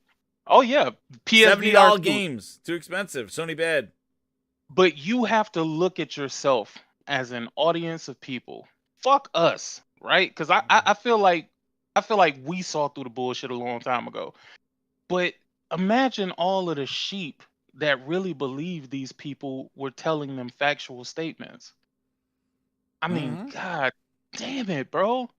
And all I can do is sit back and laugh. I called out Sega. Ben told y'all about Sega. Oh yeah. I have no information other than what you can clearly see. But I digress because I saw it coming. And I still think it's coming or already in process or already done, one of the two. But this Activision deal, I'm sorry to tell y'all, shit still ain't going nowhere, bro. This shit is going to fail miserably because I didn't know the extent of the dirt that the FTC has on Microsoft. Yep. Bro, this shit is damning. Yes, if is. This goes through and passes, or not pass, but if they allow this, if they don't allow the FTC to, have this injunction actually stop Microsoft from acquiring Activision Blizzard, bro, a phenomenal amount of cash has passed from one hand to the next, bro. Because this is like having OJ on camera with his ID in his hand. You know what I'm saying? Screaming out his social security, saying his full goddamn name while stabbing the bitch. Like, this is all of that in Got one. him on Like, camera. y'all, it's weird because y'all don't know. I don't know if it's the fans that are being like willfully ignorant, right? Oh yeah, they are. Yeah. Or whatever the case may be. Listen, continue to be willfully ignorant, but do understand this is bad, bad. I actually listened in on day 2. Yes, I was. That Yeah, shout out to you and JTech. Yeah, on that. I was like, what the fuck? Go to the book. It's like, holy shit. Dog, Xbox is weak. I'm not going to say Microsoft because Microsoft is out here doing big things. But Xbox is truly Microsoft's weakest fucking link, dog. Yeah. And it's crazy, bro. It is. But that shit was damning, dude. Yeah, because Sorry to everything be they long-winded, but no, holy I'm telling you, man, shit. everything was like you said this and this. Like, what are you saying now? It's like, well, this and this, and then it's like, open up the book. You have an email here saying about exclusives and buying this and what it's doing is showing that and the fact that he was buying this stuff to keep away from Sony from being Sony or being hostile. Like the fact that he said Sony was being hostile by just doing business and taking games away from their platform. But the thing is that Sony was easy to make those deals because of the the market share that they had. Guess what, Microsoft? You need to earn that back because you lost it. That's on you. You even said it during your interview. Sony's doing stuff to prevent us from being Microsoft. That's on us, not on them. So why do you go on court and you tell that Sony's making it hard for us to do our job? You didn't say that's on you. Didn't he say that during his friggin' grab-ass interview? Yeah. He said exactly that. He's like, hey, that's what is it? The Phil interview. Wait. He said let's see if I can pull that up. Where he's like, it makes it hard for us to be what is it? You're talking about in the kind of funny thing. Yeah. Yeah, right here. Let's see if I can find it. What needs to happen? I tell you what, I truly understand why he was pissed when he went to go do that interview. And it wasn't because of him doing the interview. It wasn't because of the things that he had to admit to. It's because of the bullshit he knew was coming. Oh yeah. Holy hell. Dude, let me tell you, when I went to JTech channel, I planned on being there for like maybe 30 minutes or something. I was just going to hear the intro. Bro, I started hearing that and I was like, what the I know, right? I was like, the rabbit hole goes. Dude, they had him on like that's the thing. Like everybody's pulling these little quotes where he's like making FTC's dumb. Dude, the whole point of legal is to make the witness, the person on stand, say what you want them to say coming out of their mouth. Like they're not going to tell the judge, he did this, he did this. No, it's like, sir, what do you define as an exclusive game? Well, or what do you think is a ninth gen console? Well, a ninth gen console is something you could buy on shelves. Well, it's like, we looked at Activision's marketing, and they even asked Phil during this on day 2. They asked Phil, did you converse with Activision before you started doing the 10-year deals? Because according to their business strategy, they were not putting games on a Switch because it was not a good, wise business decision for them. Did you discuss with them about your commitment to make that? He said no. They did not talk to Infinity Ward saying you're going to make a Switch game. Nobody looked at resourcing. Nobody talked to them. And it's like, well, if Activision didn't think that this was a good business deal to put games on a Switch, why are you thinking that that's a market for you? They said that to him, and he's just like, he diverted. But the point is like, Activision decided not to do it. Why are you just like, do it? They even asked him, how are you even signing commitments when you don't even own the company yet? That's they even asked him that. How are you promising 10-year deals? You didn't ask employees. You didn't look at resourcing. You don't have a business strategy. You have nothing. How are you committing to 10 years of something you have no insight to how they function and how they make games and how they work? How are you committing 10 years of resourcing, development, dev kits, feature sets? What are you promising? You don't even know what the hell you're promising, dude. You're promising 10 years of bullshit. That's what you're promising because you have no clue how they're making their Call of Duty because you don't even own them yet. So what the hell are you signing for? How can you promise something? It's like, dude, I promise you I'm going to make some kick-ass popcorn. But I don't have a popcorn machine. I don't even own the kernels. But I'm going to make you 10 years of popcorn. It's like, what the hell are you promising? Who are you going to sign up for that shit? Like, what the fuck? Like, it's just insane. Where is this? I'm finding this thing here. 60 frame. Where is it? Where is? I want to find out where the hell he says that because he said it right there, and it's so funny because everybody's taking that thing as the hostile stuff, like where he's calling Sony hostile for taking games. Where is it? Right here. Oh, is this it? No, wait, I got you, Phil. Wait, where's Starfield? You have unique vision. I have right here. Assume. Hold.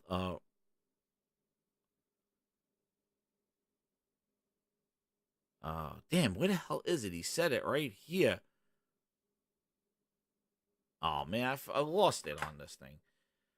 He said like, it's Sony makes it hard for us to be my Xbox. That's on us. That's not on them. Meanwhile, he threw Sony under the bus during his stand, saying that they were hostile for taking games away, and that's why they do that. But everybody's like celebrating that and like sick. That's exactly what they wanted to prove, right? Yeah. That's exactly. Here it is. We're not in and this is pretty funny too. Remember this? Where he's like, we're not. We remain fully committed to that. We're not in the business of out-consoling Sony or out-consoling Nintendo. There isn't really a great solution or win for us. And I know that will upset a ton of people. They're not the out-console Sony or Nintendo. Well, he sounded like he was trying to out-console them pretty damn hard during that that legal session, don't you think? He sounded pretty trying to out-console them because they're taking games away from his platform, right? Oh, everything he said has been a lie. It's been a lie, dude. PR He's talking spin. his ass. It's been PR spin. Like, I'm going to tell you why it's so crazy. Because he sat there and plenty of times he's been like, I just don't like the idea of exclusives. When we all play, we all win. Yeah, he signed that controller. It was dumbass. Remember?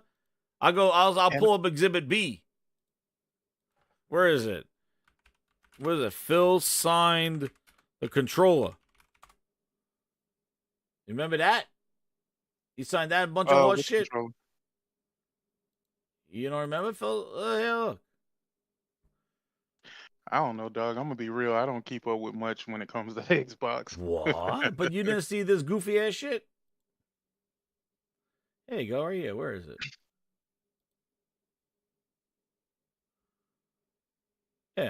Yeah, goofy ass shit. You go buy a Xbox 20th edition thing. You open up the battery cover, nonetheless, and Phil Spencer signs it right there. When everybody plays, we all win. Sign Phil Spencer. Meanwhile, stop making PlayStation games. Redfall, no PlayStation version. No PlayStation version of Starfield. We got his signature. FTC Exhibit B right here. Show him the controller. Phil, apparently, in Grindhouse law. I told you, you don't mess Grindhouse law. Well, let me tell you. There probably wouldn't have been as many exclusives if Microsoft would have just simply went and made a next-gen console. Not that bullshit that they put out there, but would have really put thought into their consoles. You got to understand, most of Sony's exclusives are because they want developers to take advantage of the hardware that they created. You can't do that when you have so many different systems to focus on. Yeah, exactly. Dude, that mid-gen refresh, dude. They want their consoles back. I told everybody as a message: trade in your Xbox. Help out Phil. He wants them for his cloud. Get rid of your Xbox. Phil wants them back. He's saying he wants them back for the cloud. But there it is. Phil got his signature right here. You ever wonder how do people feel who blindly followed everything that Phil said? Oh my God, it's a roller coaster of drama because he takes them on a ride. They have to have some kind of psychological problem because some of the things I hear from these guys who they really don't play games. All they do is follow this stuff. That's all they tweet. There's too many. Look, Sick, you like me, like Jazz. There's so many good games that are coming out this year. I see some of this stuff, and sometimes I'm so busy playing a game, I'm like, yo, I don't even care. Like, I'm just playing so many good. That's why I don't understand some of these guys. They constantly go post up and freaking and kids move, and I don't want to name names. But what I'm saying is, some of these guys, I'm like, you gotta have some. There's something mentally wrong with you. There's got to be something mentally wrong with you when you freaking hold the line and all this. I'm like, what the hell's wrong with you guys? There got to be something wrong with these guys. They act as if PlayStation touched their kids or something. Thank you. That's how they act. I'm like, what is wrong with you guys? Like, there's something wrong. Look, if PlayStation was doing the stuff they were doing, there's no way I could considerably sit there and support the bullshit. Mm-hmm. Like, I couldn't support it. I don't understand how they can sit there and watch this bull crap transpire and then say, I'm going to keep riding for these guys and riding for these guys. Like, at what point do you not get it? Like, it's not doing anything better for gaming, and you guys are making yourself look really bad in the same instant. Why do it? It's not. It gets to the point where you're just like, man, I feel sorry for you guys. And you guys that claim you're real gamers and you really game, most of the time these guys don't game. They're not gaming. Mm-hmm. That's why when old boy tried to call you out on Twitter, that shit really just it boggled my mind. And I know you ignoring him, but it boggled my mind, Sick, because I'm like, this dude, I've known Sick for years. I followed your content. I follow a lot of guys that game. You freaking game. There's so many people I know that game. Shit, and I'm like, this guy is you know what I'm saying? I'm like, this guy's an idiot. I just don't get it, man. I'm gonna keep it a buck with you, Frogs. I don't want to be considered a gamer, bro. I'm so you're a content consumer. You consume great content. That's all it is. That's all it is. You're a content consumer and you consume great individuals who want to be considered gamers, bro. Y'all can have it. There you go. Kratos says, I agree with what's up, Great? Kratos says that Post Up don't think he thinks he's a lawyer, which he's not. He's a clown. Dude, he's not. Dude, that is the biggest. Dude, he don't even play games. He went into like following this thing. Him and that patents guy, dude. Like they're like Phil's rocking it. Miss Catella. Oh my god! Oh my, no, Yo, you know what? After day 2, a lot of people don't want to cover it no more. Dude, nobody wants to cover it anymore. So there are two things that I wanted to touch on in the Grindhouse Law Exhibit 1. There are two things. One is how Pete Hines is pissed off, and this is from 2022. How Pete Hines wrote to about the issue with Microsoft, and this shows that they don't have a game plan. Where he said here that we have committed to Sony about Call of Duty. Why are you putting Call of Duty everywhere and committing to that? Did anyone in Xbox think about giving us a heads up? Todd's going to DICE in a couple of weeks. You don't think a journal might ask him or press him? Why is it okay for Call of Duty and Activision games to be everywhere, but the Elder Scrolls 6 and Starfield? Like, they were trying, how are you going to prep our Uber driver, Todd Howard, when he rides at DICE, that you're making Call of Duty everywhere? when you make Call of Duty everywhere, and then basically Todd Howard's going to walk in there and it's going, well, how are you going to say that Elder Scrolls and Starfield are exclusive? And what's interesting is that didn't Phil Spencer say under oath, Grindhouse Law? I don't remember ever saying that the Elder Scrolls 6 was exclusive. Oh, yeah, he did. He said it's so far off that there's no way they could know what they'll be doing. Oh, but he I'm did like, talk. What?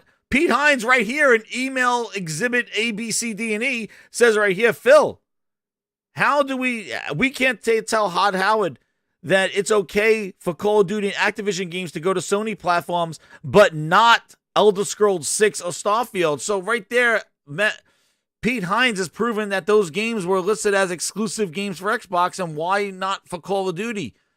No, but Phil said it himself, though. Phil did say it himself. I got that as well. That's why I said Phil was lying the entire time. Listen, when he was questioned by the FTC's lawyers, I can't remember. I don't recall. Yeah, I don't remember ever saying that. Oh, they opened the book, bitch. I don't know. Maybe I did. Maybe. I don't know. I apologize if I got that wrong.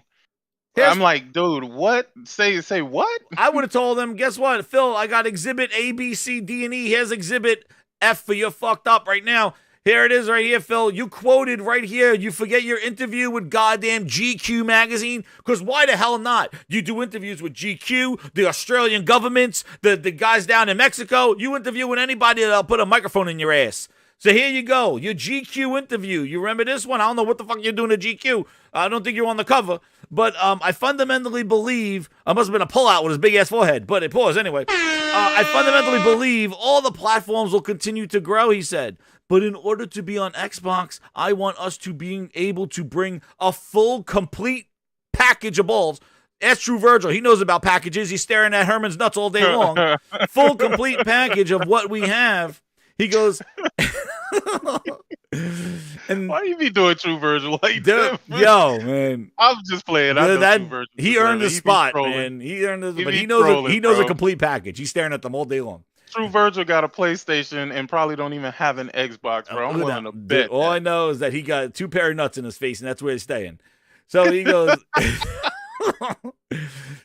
I want us to be able to bring the full, complete package of what we have. And that would be true when I think about Elder Scrolls 6. That would be true when I think about any of the franchises. Spencer finally put into rest the endless debate of title exclusivity. So basically, he said, in order to be on Xbox, I want to bring a complete package of what we have, and that would be true when I think, because he does this shit all the time, when I think about this. Dude, you got to stop thinking. Get off the shitter and stop thinking, because your thinking is getting you in trouble. And basically, right here, Pete Hines says it right goddamn here. He goes, Phil, why is it okay for Call of Duty to go on Sony? We got Uber driver Todd Howard going on there with his leather jacket. He's going to drop off a couple people. They might interview him. How said that with the FTC, right? Pete Hines said it right there. It's exclusive. No, that's what I'm saying. Yes. That's what I'm saying. He Phil said he didn't know. Like day 1 or something like that. Phil said he didn't know, dude. He didn't know. You know what's so bad about this? And I ain't going to, interrupt because I know you're trying to get through this, but you know what's so bad about this? the fact that you got to understand that these people were just doing business with Sony, and then they had to turn around and tell Sony, "Oh yeah, that other shit we working on, bro. Sorry, our hands are tied on that. We can't do anything with it." So it's like they want to do business, and I feel like that's going to breed nothing but like disdain for the company that they work for now because Microsoft bought them. It's clear that the execs don't really agree with what Microsoft is doing. They just have to go along with it because now they own you. Yeah. And that's kind of fucked up, man, because they know the impact that it's going to have on them, and they're taking a bet that they might really lose on because of this bet. Wow, man, dude. I know. And because the problem was sick is that he basically True Virgil says, "Shut up, sick." True Virgil came back. Dude. So no, but bro, don't do me like that, man. I fuck with True Virgil, man, but that man be trolling like a motherfucker. Oh my dog. God, hell yeah. He don't be getting me, but I be seeing it though. No, I'm I letting know. you know, True Virgil. I see it, I just don't respond. He sees you. He don't hear you, but he sees you. He sees in it. He sees you. Oh shit, I'm about to get killed. But yeah. Yo, go ahead. But no, what you're saying though is like the problem too is that they made this shit too public. And what they said contradicted what they were saying internally, and that's exactly what the FTC has been proving. And dude, there's another that's exactly email. what we've been saying, but though. sick, here's another email that just came out, dude. These are like the Hillary Clinton emails. Holy shit, we're like in the gaming version of the Hillary Clinton emails, dude. These emails. Look at this one. You're my number one customer. Damn, wait a second. We got somebody. Anonymous boss at the tent. He goes, "I came here looking for booty," but he doesn't want to hear me say it. He wants to hear this. Booty. I came looking for booty. I came looking for booty. Well, you found him. He's right here, shitting up the place. Booty, cut it out, you son of a bitch. Oh no! So we now, suck again. This email, this is hot off the presses, and then I'll go do the cloud thing. This email is about Fallout 76 going on to PS Now. Oh, that happened after the deal? This is 2021. This happened. This happened after the deal. We hear this, ready? So Phil Glorious Maximus Spencer, as people call him, hold on. Phil Spencer says to Jamie, who's the head over at Bethesda, these are and he had to copy the booty. Always copy that booty. Because you know what? You got to make sure you cop that booty. I'm going to have to apologize ahead of time because I'm going to stretch his ass like it's never been stretched before. That's what he says every time he has to copy booty on there. But Mad Booty's getting copied. Sarah Bonnie gets copied with her parentheses, she and her in her email signature. Well, I guess so. And then basically, we don't need to know that. Anyway. But he goes, "I'm fine with Fallout 76 and PS Now." This is from Phil Spencer. He goes, "We have not allowed Minecraft to support PS Now, as we do not see PS Now as competition. As we do see PS Now as competition to Xbox Game Pass." This is before they changed it. This is September 2021, and don't need to support their financial position with PlayStation Now, which would just allow them to compete more effectively with Xbox Game Pass.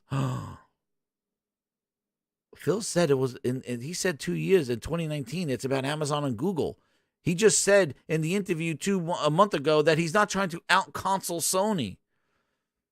But Phil Spencer says, "I don't need to support their financial position with PlayStation Now." He goes, "I don't know why I feel different about Fallout 76. So to open conversation here, in my view, Fallout 76 is an interesting place. Obviously started rough. Team stays focused on improving and finding a larger audience.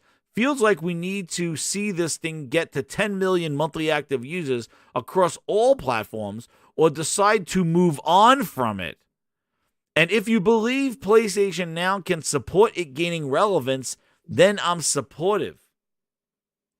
My point about sharing conversations about deals as I want our collective capability to negotiate with platforms to be realized. When ATVI or EA comes to Xbox to push better financials for a platform, they do not do this title by title. They come to us with their full slate, basically saying they will hold back support for Xbox across the portfolio. You just made the list. If we do not negotiate with their portfolio. They do not allow us to say we like to support Call of Duty and Diablo and forget about Tony Hawk and Crash Bandicoot as an example. That means that just made the list. Phil can't just pick the games that he wants. He needs to deal with the bullshit as well. They want the whole kit and caboodle because that's probably the games they want to get rid of. They're like, no, you're taking these games that didn't sell well too. You just made the list. You're not just taking our good ones. So I don't want any platform, Sony included, to just pick us apart title by title and just take our good games. No, he didn't say just take our good games, but he's like, I don't want Sony to You just made the list. to pick us apart, he said. We are one portfolio, and I want us to get better economics and support by other platforms based on the full weight of our portfolio. You just made the list! Which is big now. So I like to see us be more collaborative on how we engage with other platforms. So what he's saying is, who is saying that? This is Phil Spencer to Bethesda in 2021.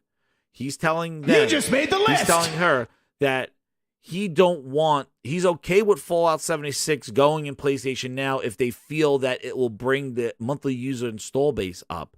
But he does not like a portfolio just to take one of our games. They got to take the whole thing.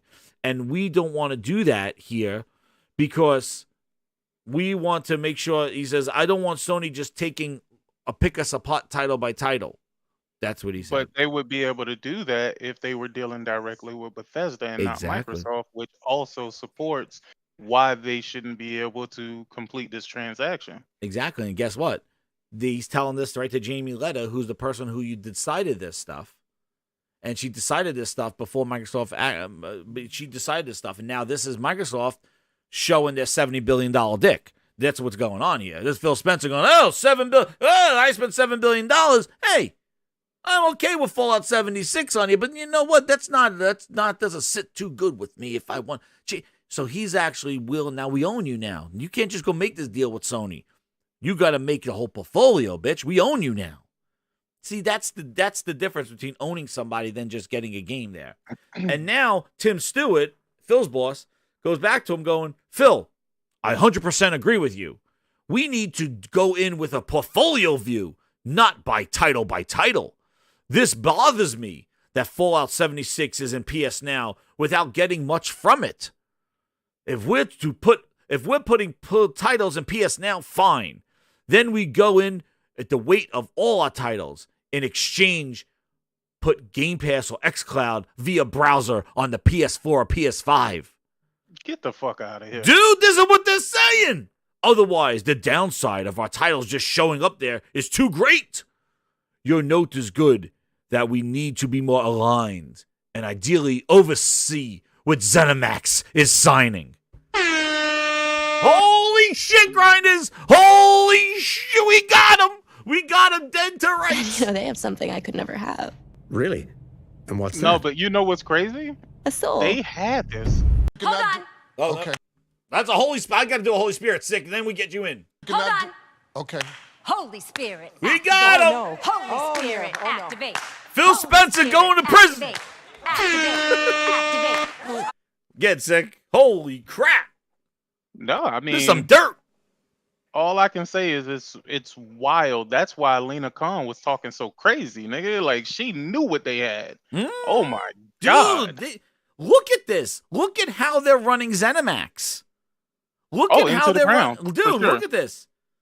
They had a deal with Sony to put Fallout 76, and he's like, dude, if you're putting Fallout 76 over there, well, then you better put a whole portfolio, and now we leverage that as Sony, and we're going to put Xcloud on their browser.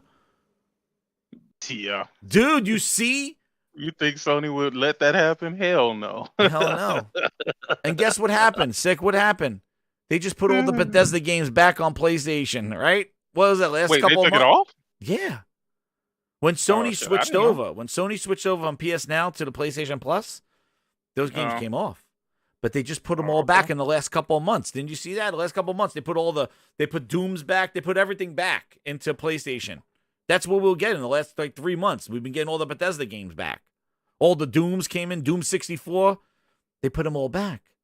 I don't know. I don't really be looking at those games. Well, so I'm just saying, if you own the service, people know that you're getting it all back.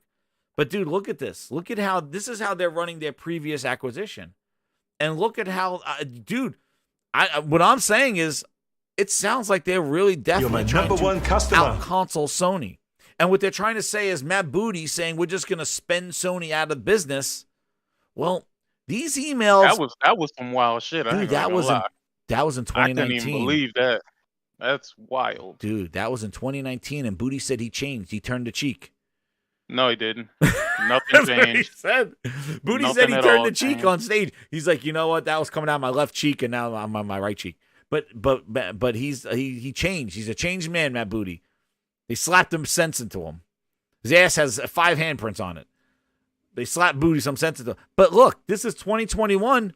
They sound like, for somebody who said in 2019, Amazon and Google are the real competitors, and Sony and Nintendo are just not in the same realm as them.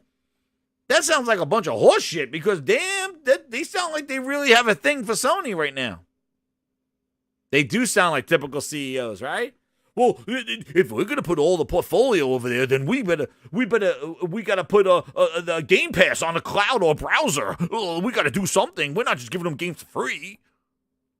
I would love to know how that conversation went, though. Well, this is pretty damn how close. How much were they looking to get for that Bethesda content? Which, honestly, I feel like they only made that deal around this time, so that they could make this deal seem like, hey, look, you know, the games that we had on the games that we own, you know, we put them in PlayStation now. Dude, this was September 1st. This was September 1st after they did that circle jerk in March. This is after they owned them. and look at this line. This line here. Your note is good, Phil, and we need to be more aligned. And in parentheses, and ideally oversight into what ZeniMax is signing. Oh, wow. That don't sound like it's a hands-off, right? That don't sound like the hands-off that they're doing. It sounds like Phil's crawling right up that ass at ZeniMax. That's right. You don't spend $7 billion and let people just do something. You own them. That's why the $70 billion in these 10-year deals, yeah, my ass. You don't spend $70 billion and let people just do whatever they want. They own them.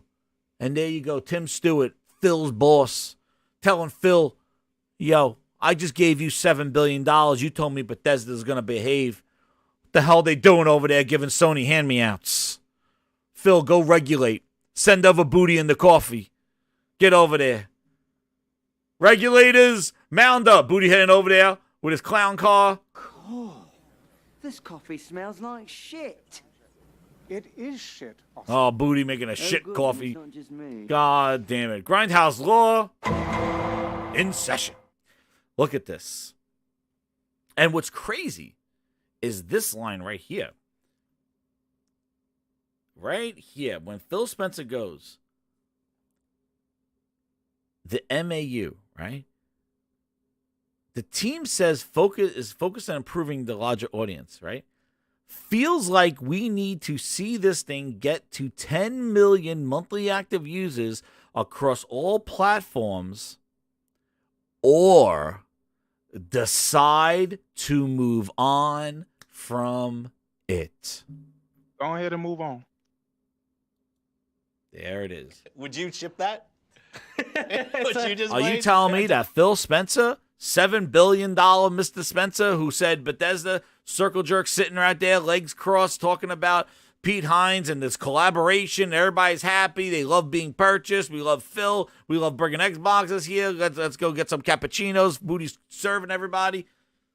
Doesn't it sound like Phil's making a decision that, you know what, if we don't hit 10 million, then we move on. We end Fallout 76 and move on elsewhere. End it. End it. I'm with it. No, but End it. it's not even the fact that that shit should have been ended, like Old Yellow style. But what I'm telling you is that isn't it interesting to see his wielding of being the boss and telling them that, you know what, Fallout 76, now that we're owned by you, yeah, we're not doing that anymore. Does that sound like the message and the PR bullshit that they fed to us where Bethesda's just going to be Bethesda? We're not talking about them. They're just going to do what they're going to do. And we are just going to oversee them and just hang out with them and grab ass and Todd Howe. That's it. Sounds like you are roughly wielding that $70 billion right now, Phil. Move on. Oh, really? You're going to shut down Fallout 76? Really? Oh, really?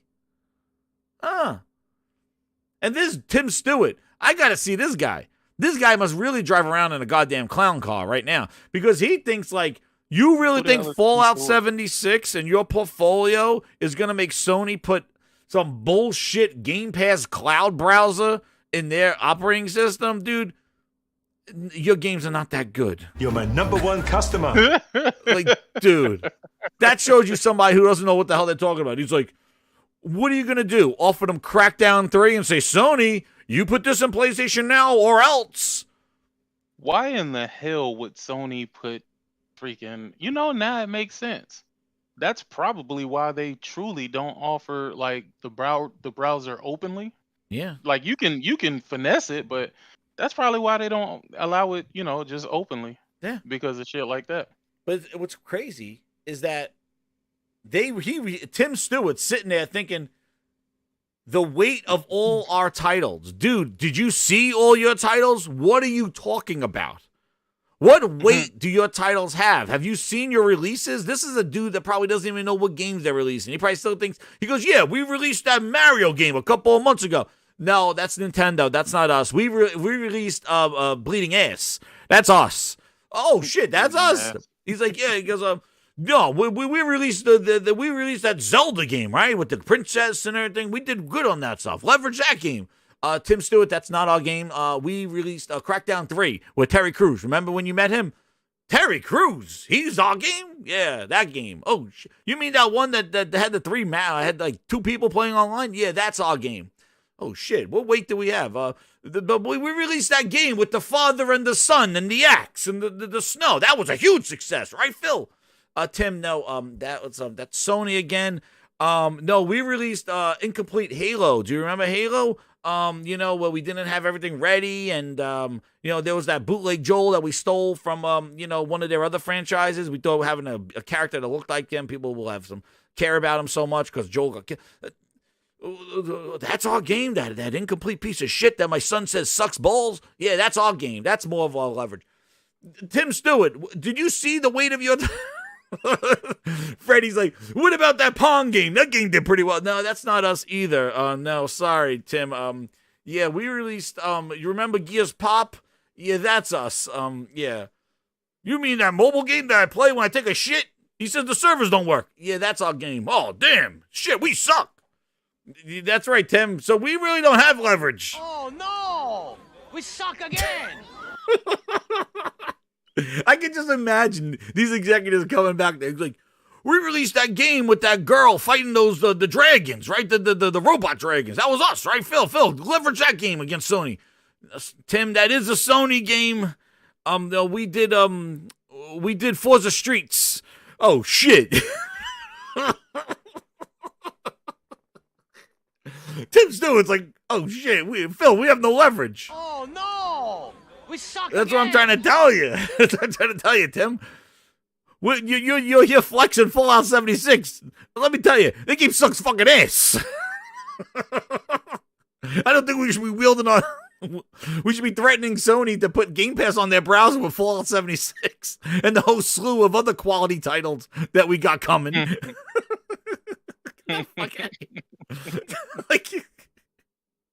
Like this is definitely a CEO talk, dude. Like he has no clue. He's like, we if we're gonna put games in PS Now, we need to with the weight of all our titles. The fucking what titles? Have you seen your release list? And know what's hilarious is that this is September 2021. Get ready, I'm gonna tell you the future, Mr. Tim Stewart. Guess what? You didn't release shit in 2022.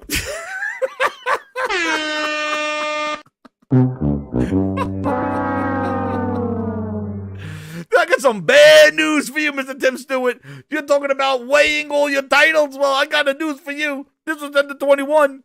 The 2022, you didn't release shit. You leveraging nothing. Oh, man, he's goddamn ignorant. This is so stupid. Oh, man. He goes, we got him. We got him. We got Sony by the balls. We got him. Fallout 76, and we're going to put Xbox Game Pass on your browser, Sony. We got you. You owe us. It's like, let's go. Give me that Pentiment. They want that game, right? Pentiment and Scorn. Give them that Scorn. Get the fucking Sony don't want your shit. See, that's the problem. You think you got something. You got nothing. That's why making great games, Phil, matters. That's why Phil is totally wrong. Where if you just make great games, it's not just focused more on great games on our console that somehow we're going to win the no on our console that somehow we're going to win the.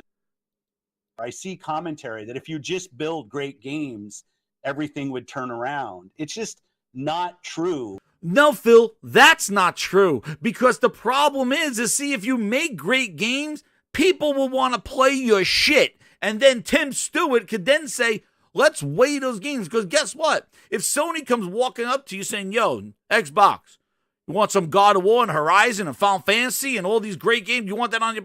Guess what? Sony comes in, they could leverage that shit. You're walking around with Crossfire X and Fallout 76 and Redfall. Sony goes, you know what? Nintendo laughed you out 20 years ago. Get ready for a fucking repeat. We're laughing at your ass. Get the hell out of here. So Sony, you want Redfall and Pentiment? So get the hell out of here. This trash. That's what happens. That's the problem. You gotta make great games because then you could leverage it. Sony's making great games now to leverage in their service for years. God of War Ragnarok, that will be leveraged in PlayStation service next year. Horizon leveraging their service for the DLC. You see, when you make great games, you have leverage. You got nothing, Phil. You got nothing. All you got is a checkbook and ignorant CEO dumbasses that are ready to just cut this shit out. So when you come back and go, yo, we just spent $70 billion on Call of Duty and we haven't gained shit, they're going to go, you know what, Phil? Goodbye, Xbox. Toodaloo, we are done. Wrap it up. Get Mixer. Put it in the grave with Mixer. We're done. Connect. Move over. Here comes Xbox. And that's what's going to happen. Zune, make some room. Here it comes. Because Satya's going to, and Tim Stewart's going to have enough of this. He's like, enough is enough, Phil. You spent all our money and you ain't got a shit. What's their number? Phil, make sure you find out what ZeniMax is doing. Phil, let me tell you something, Phil. You were too worried about what ZeniMax was signing with Sony instead of worrying about what the fuck Redfall was going to be. Too busy jerking off worrying about Sony getting Fallout 76 and PlayStation Now and Redfall, the vampires were getting killed by park benches. They can't move around the park bench. Phil, where's your oversight there? Holy shit. Tim Stewart, don't worry about what ZeniMax is signing. Worry about Redfall and the park benches killing vampires. Or the 60 FPS mode. Shit, where's that? What leverage is that? Are they going to leverage the game now? Where's that update? Jesus. What, are they drawing it frame by frame? What has it been? Oh, 2 months now. 60 frames per second mode. What's it going to be? The Santa's going to bring it in December. Remember, but what I love is that Phil's like, if we don't hit 10 million, we'll move on from it. Like, oh shit, Phil, really? His whole At this point, I believe Phil will say anything. So dude, I don't really. He is dead to rights. Nothing he says. Oh my god! And these emails, I might have to do a Grindhouse thing coming down later on. But this is the last thing. Here, this one right here. So. The last point of Grindhouse law, here we go, the Xcloud gaming. What do we say here? Grinders, what do we say? 400 people. What do we say? Nobody wants to have strap-ons for their phone. Right? We don't need strap-ons for the phone. We don't need clips. We don't need Rikishis. We don't need backbone breaker the strap-ons. We don't need backbreakers. We don't need any of that shit because nobody wants to play with strap-ons for their phone. I've been telling you this for years. When they said 5G, 6G, 5G Ultra Band Super Califragilisticexpialidocious version. Nobody gives a shit about 5Gs, 5G Ultras, 5G Supermaster Ultras. Nobody gives a shit. It was supposed to save everybody. It's not 4G, it's 5G. The cap is out there. Cloud's the future. It's about Amazon and Google. What did I say? Nobody wants to play these games on a phone. These games are made for TVs. They're not made for 5-inch screens. They're not made for additions to bring with your phone. Nobody wants to bring a controller in a fanny pack for their phone. It doesn't work. And guess what? We were right. Phil Spencer, under oath, said it right there. The cloud. That was the future. Hold the line, right, Westcon? That's right. Hold the goddamn line. The cloud is the future. Sony don't have a cloud. We got Azure servers. They're digging in the Atlantic Ocean. Azure server just landed outside Florida. Frog sick. You got ready. They just put a server right there in the bay. They put in the servers. Remember they were digging. Satya was putting servers in the Pacific Ocean. Remember? Bootleg Jez was drooling all over this shit, man. With UWP and server farms, man, he was living up the life. He was eating shit and smiling. The server, Sony don't have the money. I remember that shit. Oh, remember the server? Sony don't have Azure. The Microsoft got Azure. That's what Phil said. Sony can't afford. We spent billions of dollars on our cloud infrastructure. Sony got shit, he said. Well, let me tell you something, Phil. Here we go. Finally, you admitted it. There's Phil a lot has a real big issue with talking about other people's business. Oh, yeah, and how right. it should be ran when he can't run his own. Exactly. The biggest judge of everybody else is hurting his. And then that was, oh, man. First of all, again, I'm just going to read this shit, right? This is what Phil said. There are lots of barriers of a now. Read this and think about all the bullshit you heard from Xbox influencers, from Phil Spencer himself, Sarah Bond, everybody talking about cloud, right? This is the truth right here. This is on the road. This is what Phil said. There are lots of think about what he said to us as consumers, the bullshit, and now let's hear about the reality, because this is what we were saying, and now he finally admitted it. There's a lot of barriers of the console game being displayed on a phone screen. Latency is clearly one issue. Another fairly obvious issue are these games were built for a TV screen, so even things like font size is hard to see. The last thing is that people play console games with a controller. Your phone doesn't have that. So our Xcloud software was trying to mimic a controller on a touchscreen on the phone, which turns out to be very limiting experience. No way. Wow, Phil. But wait a second. There's more. Grindhouse law, locked and sealed. Here it is. Quote Phil Spencer, "We didn't make much traction for finding new customers for Xbox on mobile as a result." Done, and done. I rest my goddamn case. Hold on. Okay. Holy Spirit, activate. Oh, no. Holy Spirit, no. Oh, no. activate. Holy Spirit, activate. Activate. Activate. All the things that we said why Xcloud wasn't the thing, when Microsoft was telling the world and the Colts and everybody was eating that shit up. Look at the bottom. Look at the results. And guess what the pivot was? Well, guess what, guys? We're putting cloud on NVIDIA. We'll put cloud. We'll put our games on Boosteroid. Don't forget Black Nuts. You always got to take care of those Black Nuts. Black Nuts Cloud, you're missing out, dude. They watch the Grindhouse. We support Black Nuts. Sponsor us. I'll put the fuzzy bowls right on my title screen. Don't forget Black Nut Cloud, man. We got to take care of those nuts. Family friendly, they said. But all those cloud services are getting this. All goodness. Why? Why? Because it failed. That's why. They didn't gain shit. That's why. Now their strategy changed again. That reminds me. When else did they change their strategy? When they were putting all their games in Windows 10 Store and you needed to upgrade from Windows. You know who I know is loving this right now? Who? I know Ubisoft is loving this shit right now. The reason why is the more all of this shit lingers, the more and more people are playing X Defiant, the more people are realizing, yo, this shit is actually a good game. It's crazy. But what's crazy, do you remember when they pivoted from Windows 10 store and Windows 11 and they put their games on Steam? Because remember, at first, it was all about the Xbox ecosystem. Windows 10 store, Xbox. That's one world.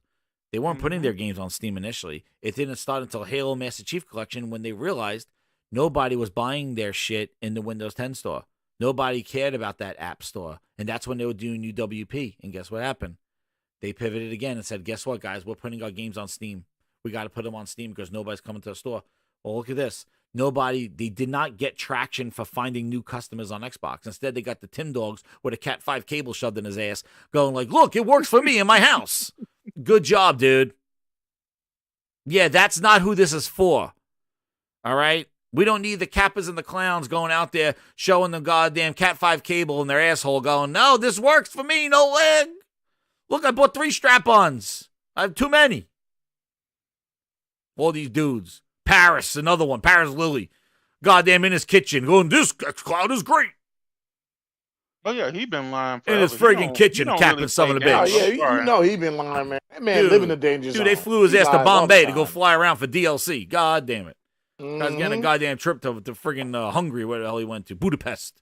To go look at some Doom DLC. Paris is an influencer. He does. Dude, once again, he is a goddamn. Who doesn't really play games. Let's just call it what it is. No, you know, he's a PC dude he's not a content consumer. No. He's a PC dude that he gets promotions from Xbox and they pay him to do shit.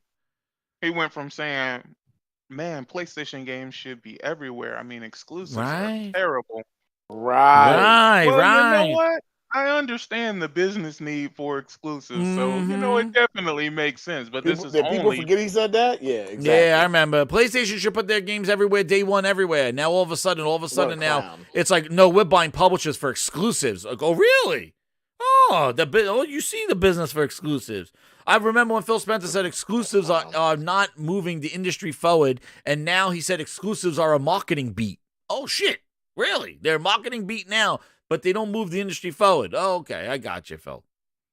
But look, Xcloud, and they talked about this to Sarah Bond, and Sarah Bond said the same exact thing. They did not achieve what they wanted to achieve with Xcloud. Xcloud sounds like it's going to stay bundled. It doesn't sound like it's going to be its own thing, and they shifted. And notice what else, too. What has been the talk of Microsoft? Has it been cloud? No. It's been the new term, AI. That's what it's all about now. They don't talk about cloud anymore. What happened to the servers? 20,000 leagues under the sea. What happened to those?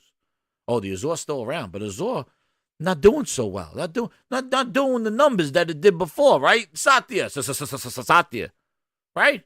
What happened? Oh, it's about AI now. Oh, we're gonna have AI do the work for you. Oh, so you can do more with less, right, bitch? Yeah, okay. Well, guess what? Another failed Microsoft thing. Xcloud is X done. There it is. It didn't have much traction for new customers because nobody wants to play. Exactly the reasons why we were telling people when they were capping for 6G, we told them, no, nobody wants to play like this. No, and then we even saw Stadia go out of business. That was proof. Nobody gives a shit about cloud. Luna is giving away goddamn controllers. They're going to drop them off with your orders on Prime Day. They're going to say, take this shit. And now, Xcloud sucks. And Phil Spencer, another quote from the courthouse. Got him right here. Oh, no! We suck again! Jesus Christ. Phil dropping facts. Holy shit, the courthouse on the oath. But yeah, didn't do much traction. And all for the reasons why we said nobody gives a shit about cloud gaming. Nobody wants to play big games on a small phone. Nobody wants to add an accessory to a phone. And you know what's funny? Sick, we were saying this shit because Android did this stuff. All that MOBA controllers. PlayStation did it. But PlayStation even did it. All the strap, because as soon as you have to add an accessory to your phone and be dependent on that accessory, that defeats the purpose of a mobile game. The mobile game is you pull out your phone while you're online, you tap around the screen, you get a little bit of this, and you're done. Put it back in your pocket. You don't put your phone out and come in like goddamn Optimus Prime going click, click. Load in USB cable. All right, wait the gears. All right. Oh, what? I'm next. Okay, hold on. I convert my controller back to foldable. Fanny pack open. Like, all right. Nobody's doing that shit. Nobody wants to take out a whole goddamn Optimus Prime kit and build a goddamn strap-on. That defeats the purpose of a mobile experience. Hell, we don't even walk around with headphones anymore. We got to stick shit in our ears. Nobody wants to walk around with bulky-ass headphones anymore. Give me a bud, stick it in my goddamn ear, and I'll be listening to music all day long. Think of how weird it would be. You see all the people. Take everybody that you see walking around with earpods and turn them into headphones and tell me how weird that shit looks. Imagine, I see people serving food and everything have AirPods in their ear, discreet. Imagine they're walking around with goddamn full-ass headphones. You'll be like, that's fucking rude. But they got the earpods on, they're fine. But if there's some big-ass Bose headphones walking around, you'll be like, shit, what the hell? Are you working? Nobody wants to bring around bulky shit for mobile. Nobody wants a holster. Nobody wants a full-ass $70. Barriers, Phil said. You mean barriers what, $15, $17 a month to play games that I don't own and let me buy a $70, $65 controller for that, Phil? Hold on, wait a second, Phil. You're talking about barriers, so I don't buy a console with a game and play it on the screen. Instead, I'm going to buy a $100 Rikishi strap-on controller or a $65 controller and pay you a subscription service to stream games to my phone. They shifted. That's why they put their games in NVIDIA. That's why they said, even in court too, they said, even if this is what's funny too, right? It's like, even if this deal doesn't go through, Microsoft's commitment to 10-year deals, and Sarah Bond confirmed this again, is that all Microsoft games have to go to NVIDIA. And all Microsoft, they said that, yeah. So, like, even if the Activision does, you said all your games too. Yes, we will honor that, she said. They just, because they changed their whole strategy. No, they opened their big ass mouth too soon. That's right. what happened. That's exactly there too. You go. That's exactly. There you go. Let me tell you, I don't believe any of the shit that they're saying at all. That's period. Right, Ryan, yeah. Because everything we've been told has been lies. Oh yeah. Everything. Well, pure bullshit. Everything. We knew it was bullshit. We couldn't prove it was bullshit though. But then when this FTC shit comes out, you know it. I knew there was a problem when so much shit was redacted. I'm like, bro, if you have no ill intentions, why can't we see all of the shit that you're saying? That's right. Or all of the things that have been said. Why can't we see it all? Why is it redacted? That's right. Because it makes shit's even. It make things even worse. Oh yeah, guaranteed. That's right. Let me get some of these super chats. Holy crap, a whole bunch of stuff happened while we were going ranting on this little stuff.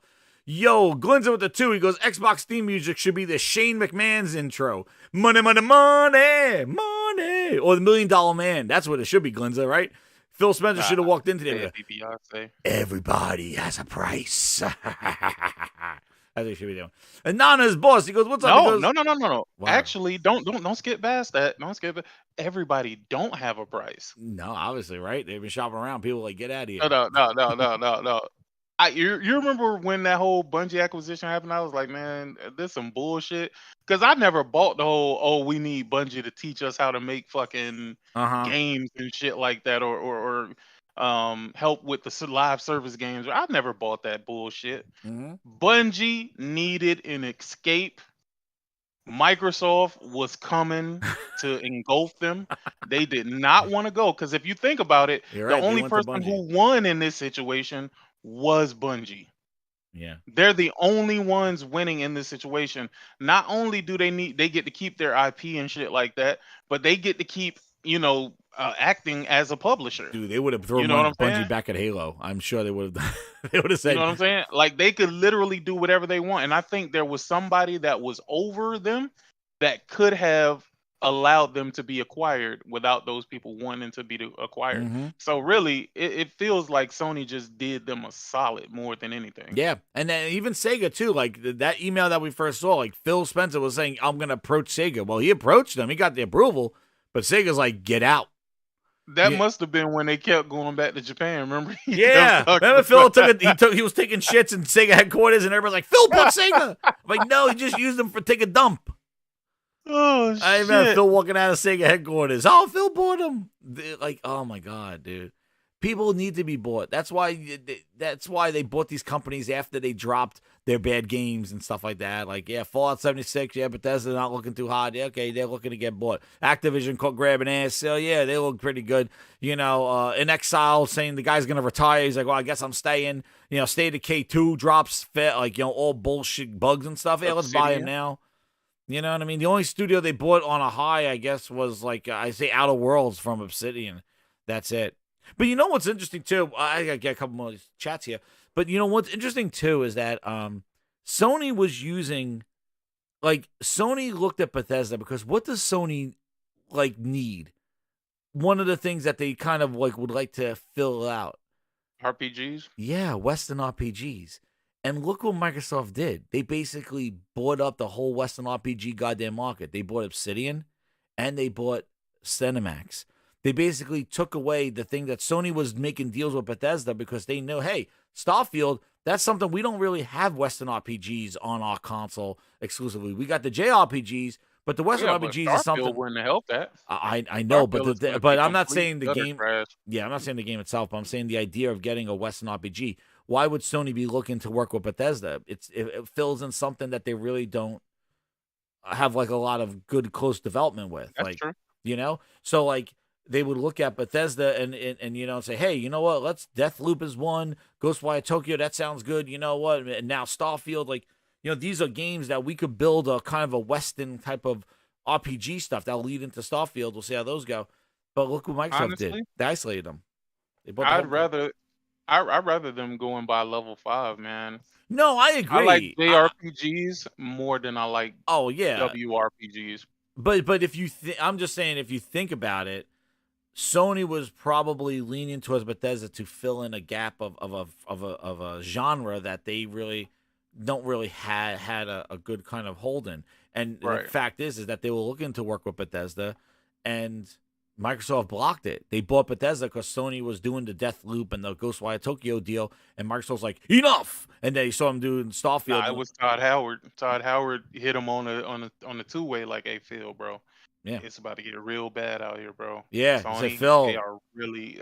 I feel like most of the people that Microsoft acquires, they have been pillow talking with these companies about Sony's business. I heard you saying that on your podcast. Like you were saying, like you don't trust anybody after this shit. Oh, absolutely not. Because if Sony think this is it, they better take a look at Take Two. That's right. Yeah. Who's talking about our business? Come around mafia style. It took nothing for Activision, even though they made the most money they've ever made after Sony got with them and did their partnership. It's like they didn't give a fuck about none of that means shit. They saw the money. Well, I'm telling you, they weren't coming from a position of power. They were coming off Vanguard. They got the whole that legal shit. It was all in trouble. That's the reason why they weren't coming from a place of power and negotiation. They were coming from a place of like, dude, I'm gonna be in legal shithole. I'm gonna be out of a job. Somebody buy us and divert the attention from all the crap that we're getting. And that's what it was. It wasn't a Sony. It wasn't an Activision coming off of like I think if that year never happened and they were coming off of a Call of Duty like this past year, I think it would have been a whole different story. And that whole ass grabbing shit over there didn't happen, and it was just they came off of Vanguard, which like one that were like not as good as Call of Duty. It wasn't selling as well. It was World War II. We knew that going into it. This Call of Duty did a lot better, even though they messed up all Warzone and all the other shit. But this Call of Duty annual one did better. It was a much higher, more like what Call of Duty was. They were in a bad situation, and they were in a desperate situation. And Phil sniffed out the death and came knocking on that door with a buyout package, and that was a great deal. Shit, what happened is they 2 days after ass grabbing. You remember when Jim, I guess he sent a memo out to I guess their all of their teams and shit. Somebody leaked the email right after that, you hear Microsoft say, "Oh, we're gonna reassess our relationship or whatever," and then right after that, okay, we're buying Activision Blizzard. They took that as an opportunity. Me personally, I feel like they've been working towards that ever since they installed Mikey Ibarra and what's his face over there. Right. That's what everybody's saying. Yeah. Mike Ybarra there. Well, we got But anonymous. they had to create a situation, is what I'm saying. They had to create the situation, and then plants. they became the solution to the problem. Yeah. That's right. Anonymous boss says, I came here looking for booty. He wants to know. He don't want me to say it. Booty. I came looking for booty. I came looking for booty.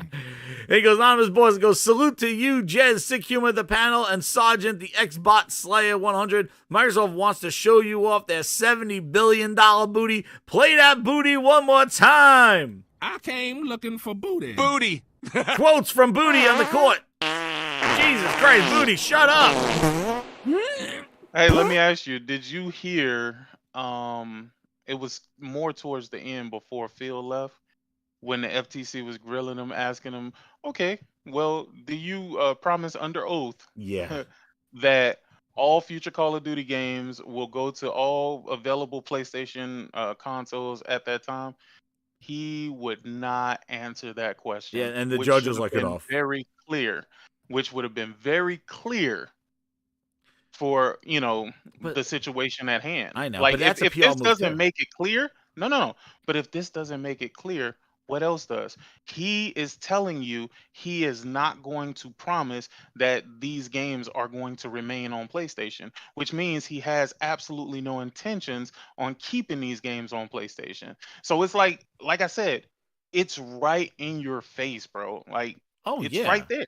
Dude, it's right there. But you want to know what, though?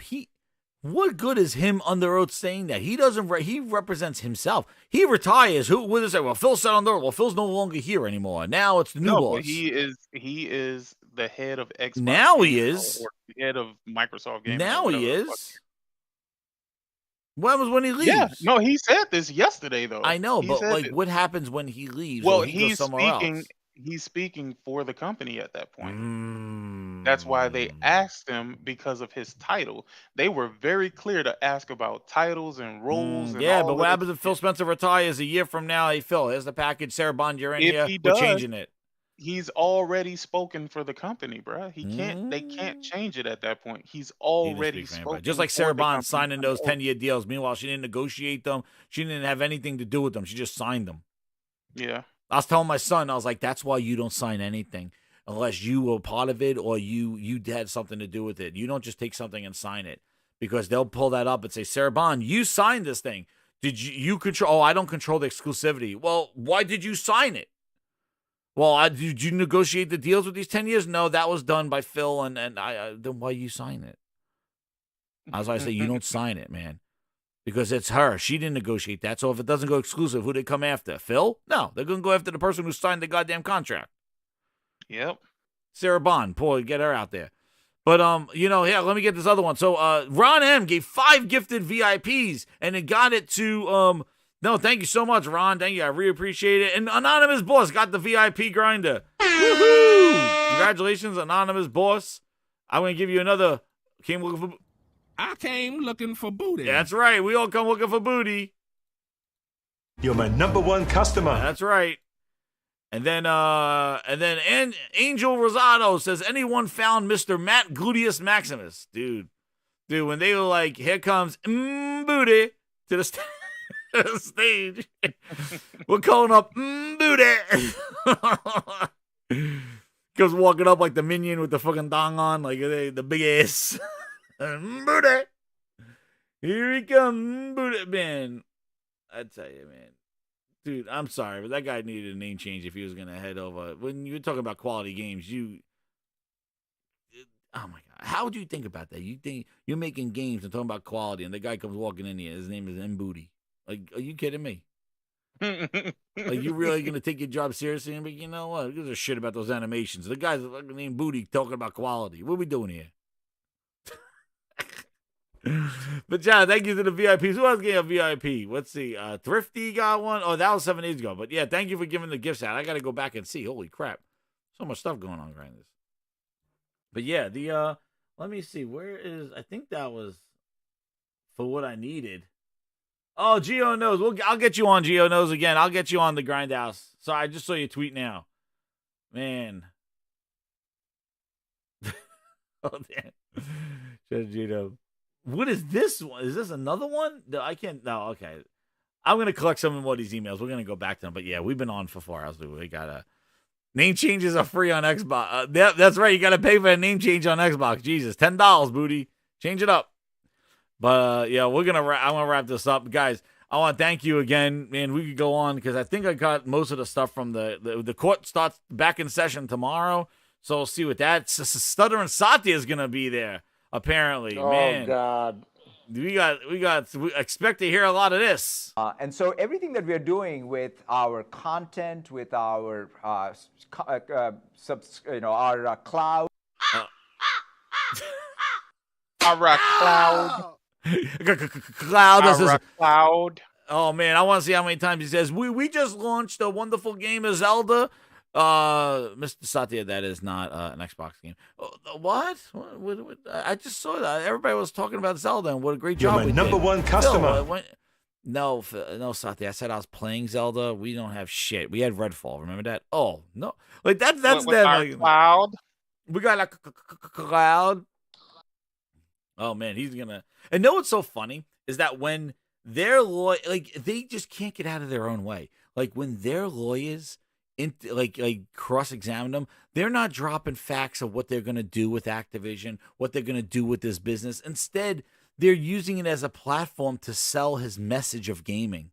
It's yeah, like, they Phil, keep talking about other shit. Right. I noticed that. Like when his lawyers were there, they're like, Phil, so tell me about games on other platforms. Well, when I think of games, I think about everybody to play all games and everybody going to do this. It's like, Phil, shut up. Why don't you tell us what the hell you plan to do with the $70 billion company you're going to buy?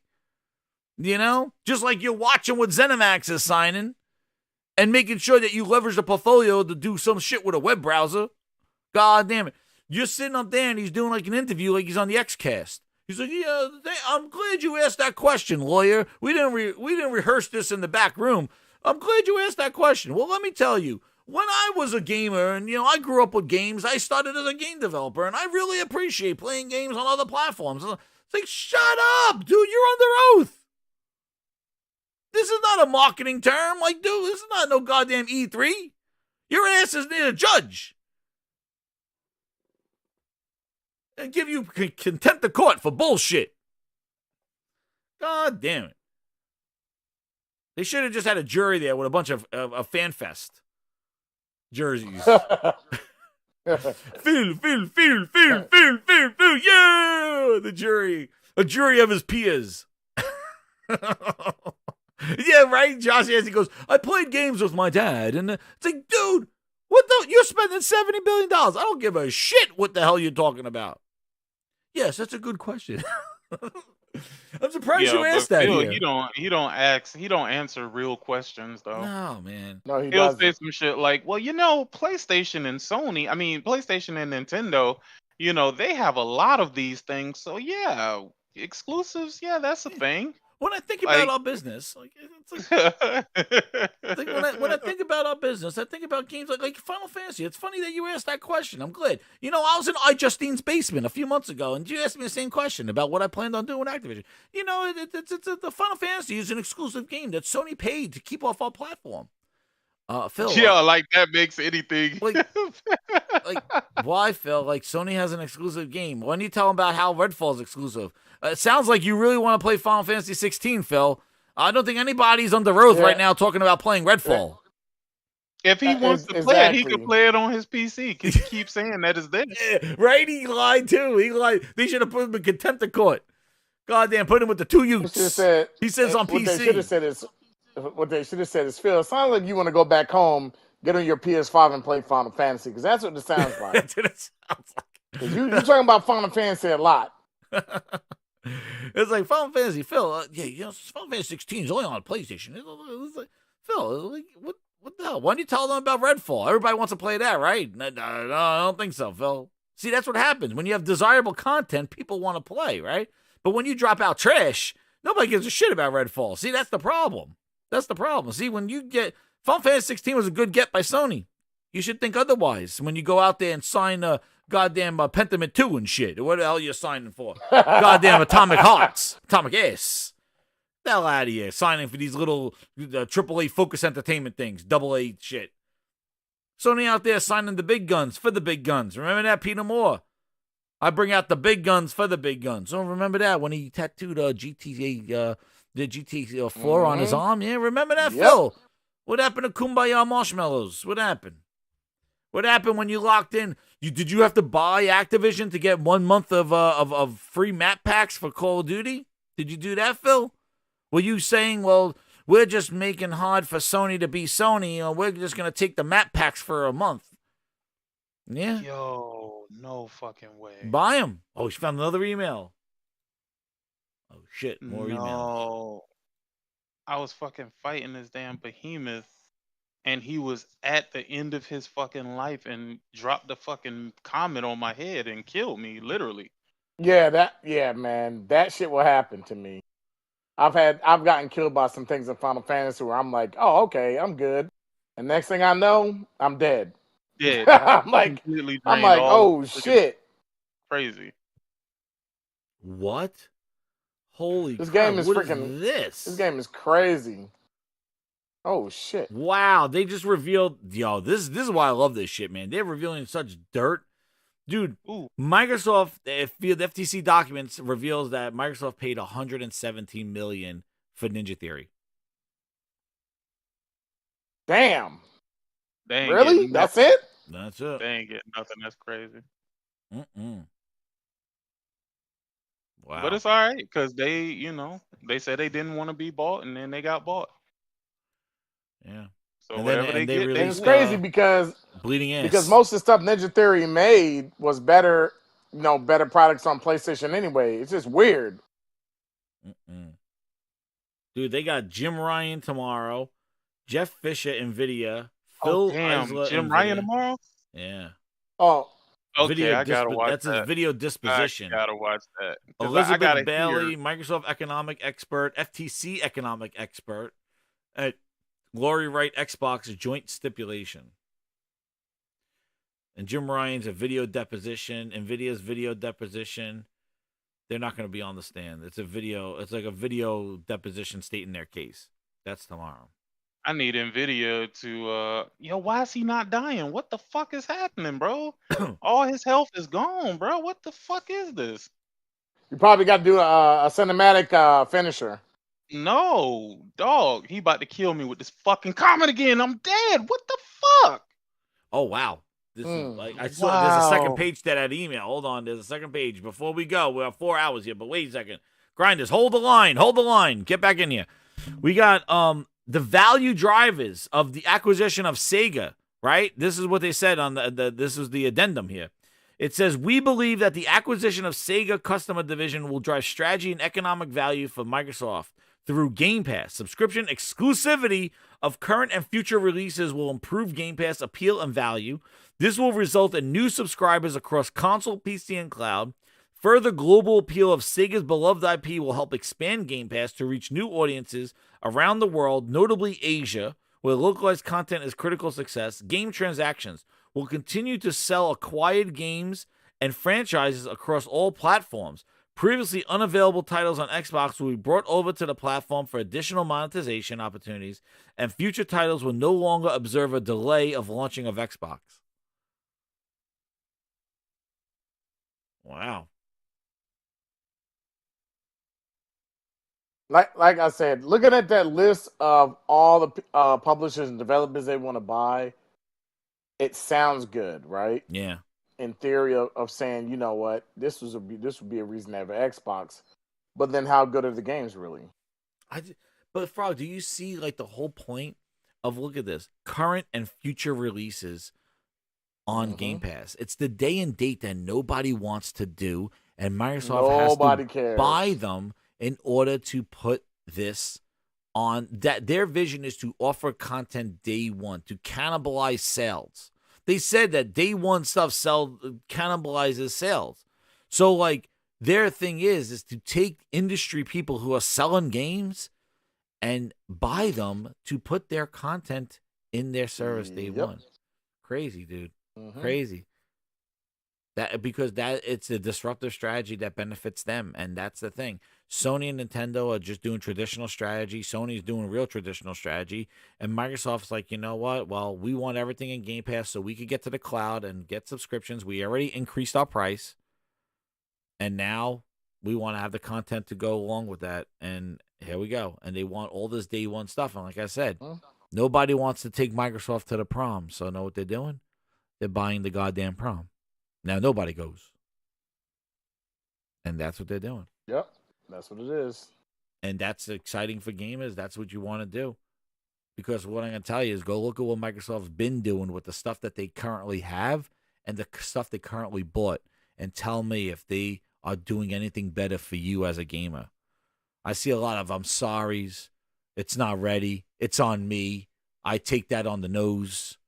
Booty takes it in the ass. But anyway, Grinders, that is the show. Thank you again. Oh, damn. Damn. Oh, man, Frog, thank you for coming on. Tell me where to find you, Frog. Hey, at Frog's Dream on Twitter.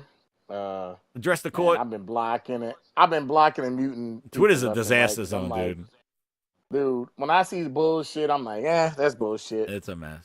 I block people that I'm just like, man, you're a fucking idiot, and I just block them. Finally got this bitch.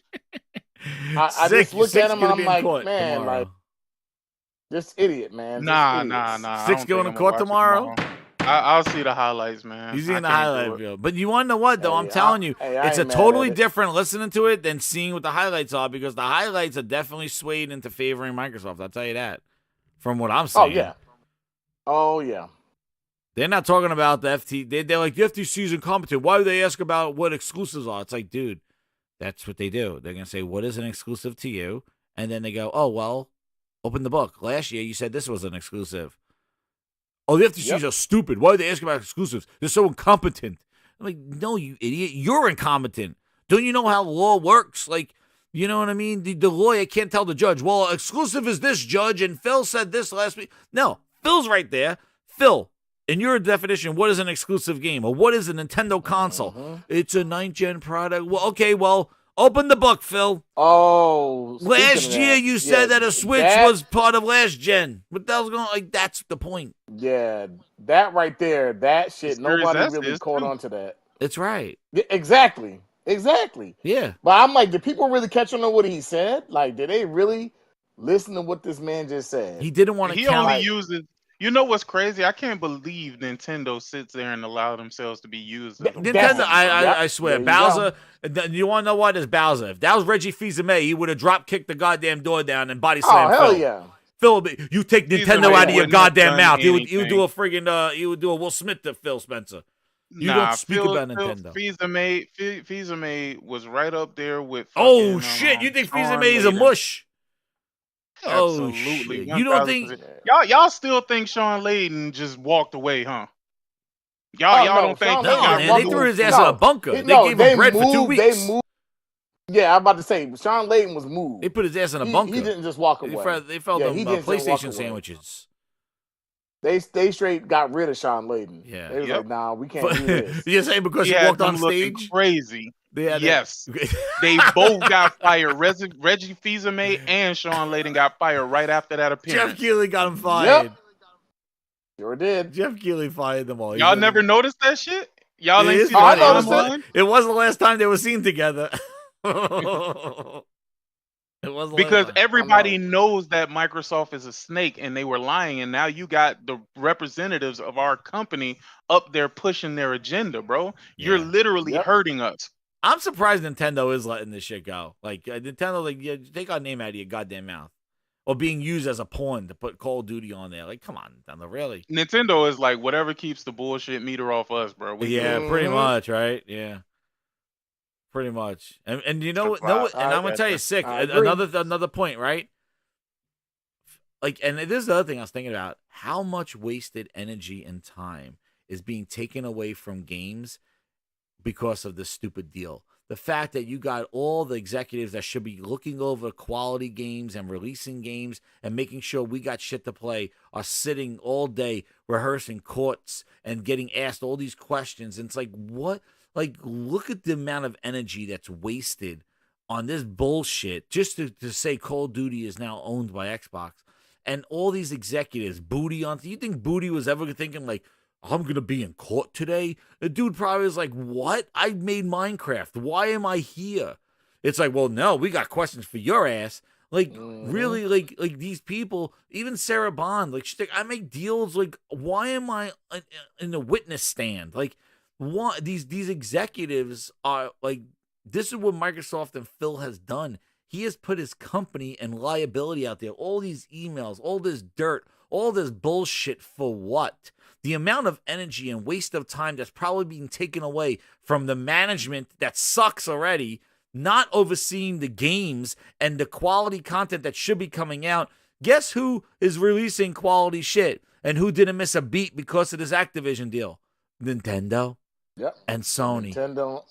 Yep. They're doing their job and they did not miss a beat. Who didn't release games in the entire year of 2022 since they announced this Activision deal? No games. Shit that released. Yeah, but they ain't been releasing shit before that. Exactly. So this makes it even worse. They're so distracted by all this bullshit. And I know Booty didn't do shit anyway. I know, but still, well, these I didn't people. even know what his title was. It's good. It's a barista. He's head of. He's supposed to be what? Head of Xbox.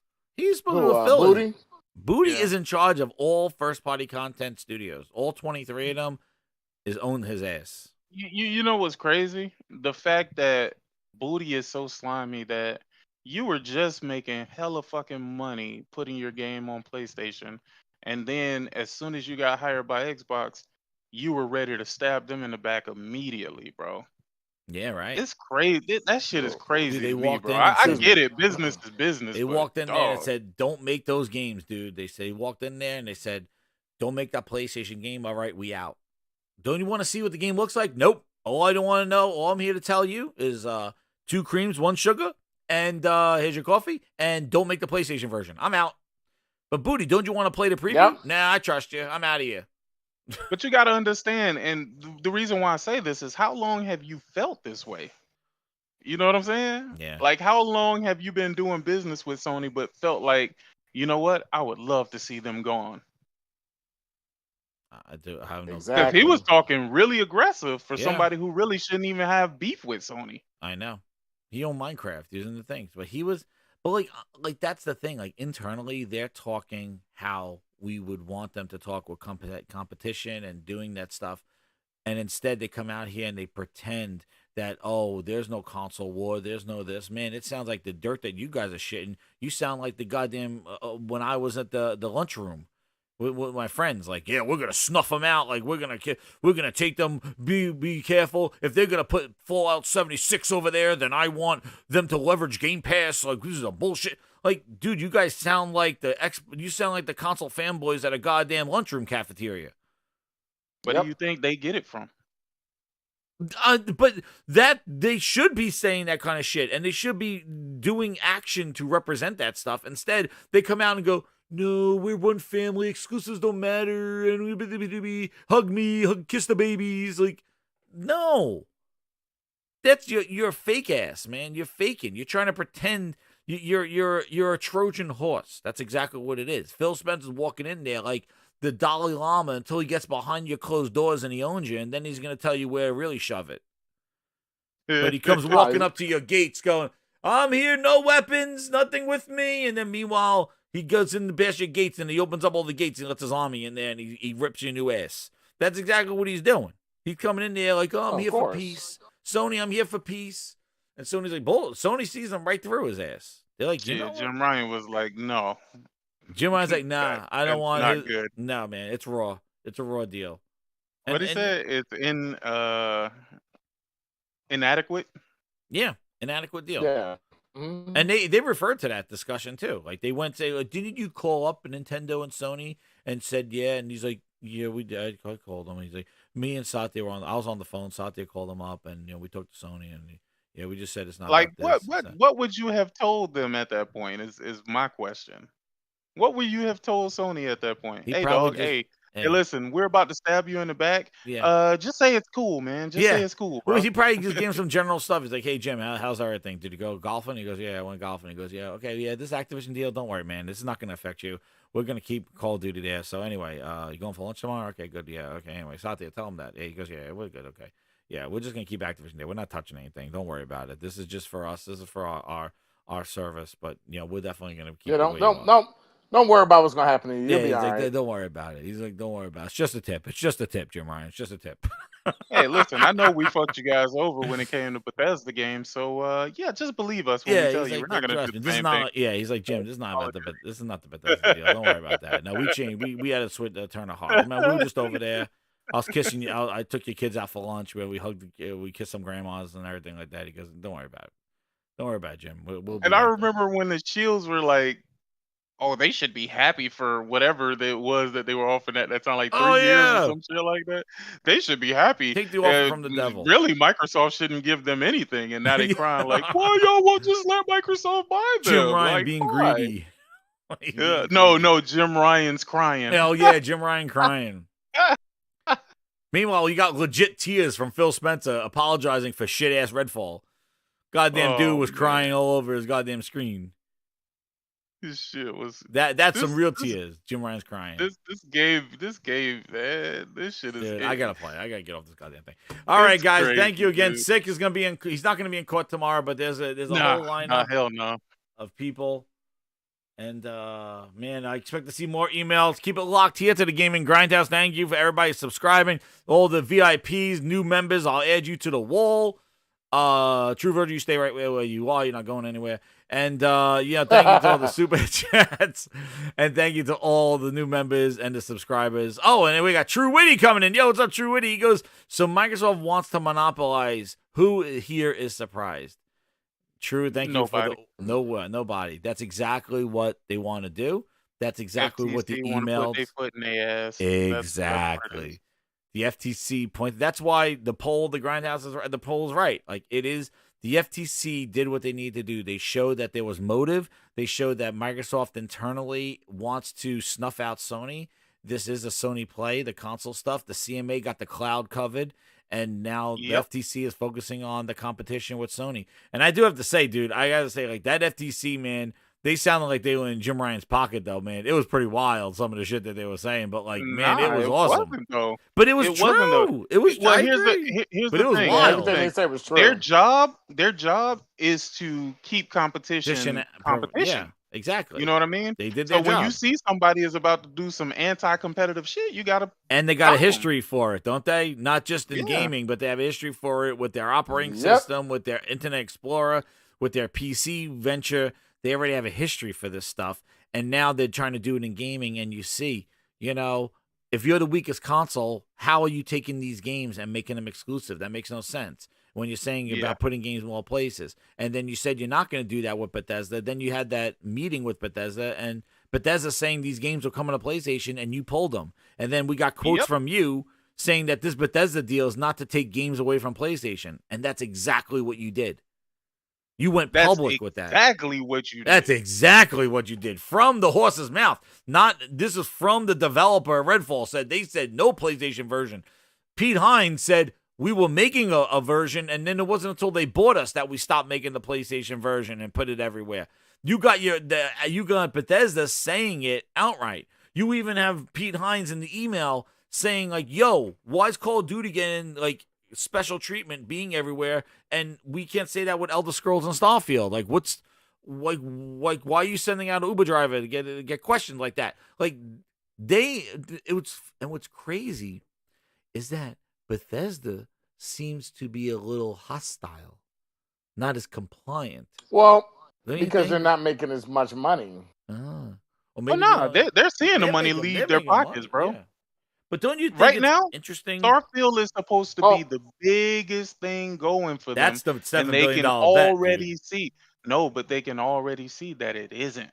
They can Oh. already see that shit is falling Right. the fuck apart right now. Yeah. You would be mad too. Dude, if it's bad performance on that thing, it's gonna get ripped to shreds, dude, on console. Oh, it's gonna get ripped to PC's shreds gonna save it. regardless. I think but, PC's gonna save it. But they always coddle Xbox. Yeah. They try not Well, to just be like with Halo. too. They They try try to not be neutral somewhat. too critical. They're not gonna. Yeah, they're not gonna Mhm. destroy it like Redfall. Well, you see with the 60 frames per second, they destroyed Redfall, but then all of a sudden Starfield's like, oh, I understand. I could see why. Because none the of them trees in the plan on distance. playing that shit on Xbox. That's why. Yeah. Thank you. They plan on playing on PC. Yeah. Yeah, they're like, oh yeah, I see why now. Look at the trees in the distance, that illumination. The bush all the way down there got a little bit of light flicker on it. That's why. There's some sandwiches out in one of the planets that's being rendered. That's why the sandwiches is the physics is being tracked on it. What? You know what? You know what's Let me gonna tell be you the something. real test? The real test is gonna be when you start seeing people from ZeniMax get. I mean, I'm not talking about developers. I'm talking about execs from ZeniMax. Like, you know what, dog? I'm out, bro. This is the fucking Yeah. failing shit. Look at dog. the Arcane one's already left. Yeah, but I'm talking about the actual big execs. I'm talking about like the Oh, yeah, Pete yeah, Hines yeah. and the not Todd Howard, because he gonna go down with the ship. He Oh, gonna yeah, suck he's the going dick down all the the way. He's into the end. rat, man. He was the rat that spilled the beans on Sony's deal. I'm convinced. Yeah. He was the Oh, I'm Hey, pretty sure. yeah, man. Pretty sure. He was a rat. I know we're about to get out of here. I got a quick question, Sick. You don't own a Switch, do you? I do. Okay, since you do, are you getting that Mario RPG? I Super Mario absolutely RPG? am. I told you, Mario is like my favorite game Bro. of all time. I don't care what Mario it is. Bro, that I'm RPG, I keep telling people, Paper Mario is whatever. That is probably one of the best Mario RPGs People ever didn't play made. Super That Mario RPG. It's a whole bunch of people who are It's lying. so Yeah, many I people- didn't. I never Yes, played it. I never. thank I got it confused with Bro. Paper Mario. When did that come out? That Super Mario No, RPG? that's shit the came out a original RPG. long time That's Dude, the was that a original. Super That's on NES Super game? Nintendo. Yeah, it was on Super Super NES. Shit, I And missed Square that one. Enix, The Legend of Seven Stars. That's one of the best RPGs ever made.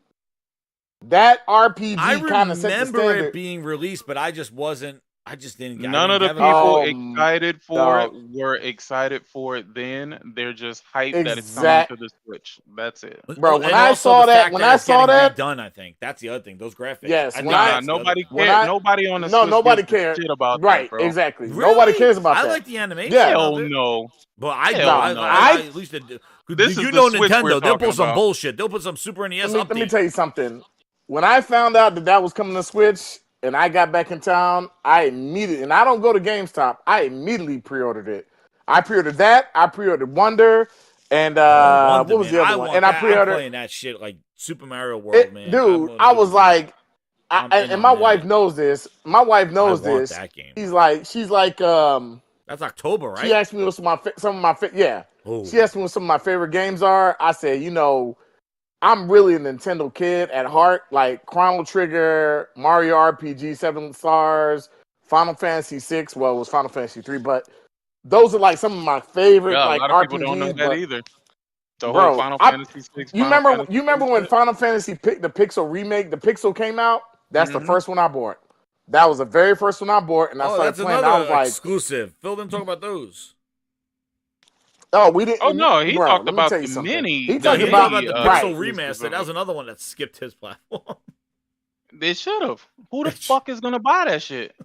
No, seriously. No, you're right. Who over there is gonna buy it? You well, think Phil's those keeping idiots gonna count, read? though. Nobody. They are Nobody's happy buying to that. shoot motherfuckers that float into Phil's space, keeping- dog. I might have to try out that Mario RPG. I forgot that game. That's old. Crap. Jazz, I'm telling If you, you man, can't pew you pew, cannot. they don't care about it. Bro, that RPG, I guarantee you get that RPG. It's one of the best RPGs. Like, it's one of those games you get, and like, it was a time that like Mario, people knew Mario, but the fact that you could take Mario and put him into an RPG, and like this, I'm gonna tell you what makes that RPG so unique that a lot of other RPGs, like after like Paper Mario didn't do, a lot of them do. Like when you get powers, like you get your boot, like the double jump, the double attack, and if you press the button just right, you can get extra. I'm gonna tell you, man, like that right there, like they were on to something with that RPG, and it was so sad because that was a time that Square Enix and Nintendo were butting heads. Oh, it's on in the Switch 64s. Online. Josh says that they have it Yeah, on and the Switch. Yeah, and Nintendo Square Enix butt heads because Nintendo wanted to do N64, and that was the time Final Fantasy VII was in development for the N64, and then when Square was like, "Yo, this is a cartridge-based system, we can't do it," and then they went over to freaking Sony and PlayStation 1. Yeah. People don't understand like that.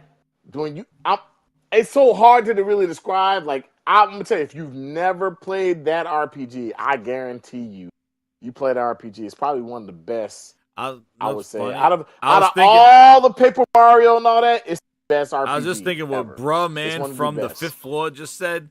Bruh man, yo, I was thinking the same exact thing. You read my mind when he goes, "Damn, I wish Nintendo just made a dedicated home console. I wish, like, just make." Yeah, like, I do. I'm like sitting here going that Hands I want to play that Mario Wonder, and I'm like, oh, it's on the Switch though. Like, I'm like, oh. Yeah, and you know what? That's hey, why you look sick laughing? Why sick laughing? That's so true. That's so true. Bro. I just looked at the name, bro, man, from the fifth floor, dog. I know, but I think the same. Yeah, I know. I was reading the whole thing, but yeah, I think every time I see a game on Switch, every time I see a game on Switch, I'm like, damn, why can't this just be somewhere I actually know? Because that's my Achilles heel. It is. The Switch is like. It's just not powerful. It's great for the kids. I don't even care, dude. It's great for the kids, but when I want to play when I want to play a game, like that's what's holding me back from the Zelda. I'm like, I don't care. I'm gonna be honest with you. I don't care about the achievements, trophies at this point. I got over that, right? I still want to play Zelda. I want to play Mario Wonder, but I don't want to play it on the Switch. Right? I still think Nintendo play it on your LR. I gotta figure out how to do that though. I haven't done that yet. I gotta do that. It has Windows on it, right? Just that's a whole other place. I gotta go find that. What you telling him is be a crook, steal it? That's what you telling him to do? Absolutely. Absolutely, 1,000%. We're still in the Grindhouse. I didn't adjourn the. Hey man, I didn't adjourn the court. Hey man, go ahead and steal it, man. Don't worry about it.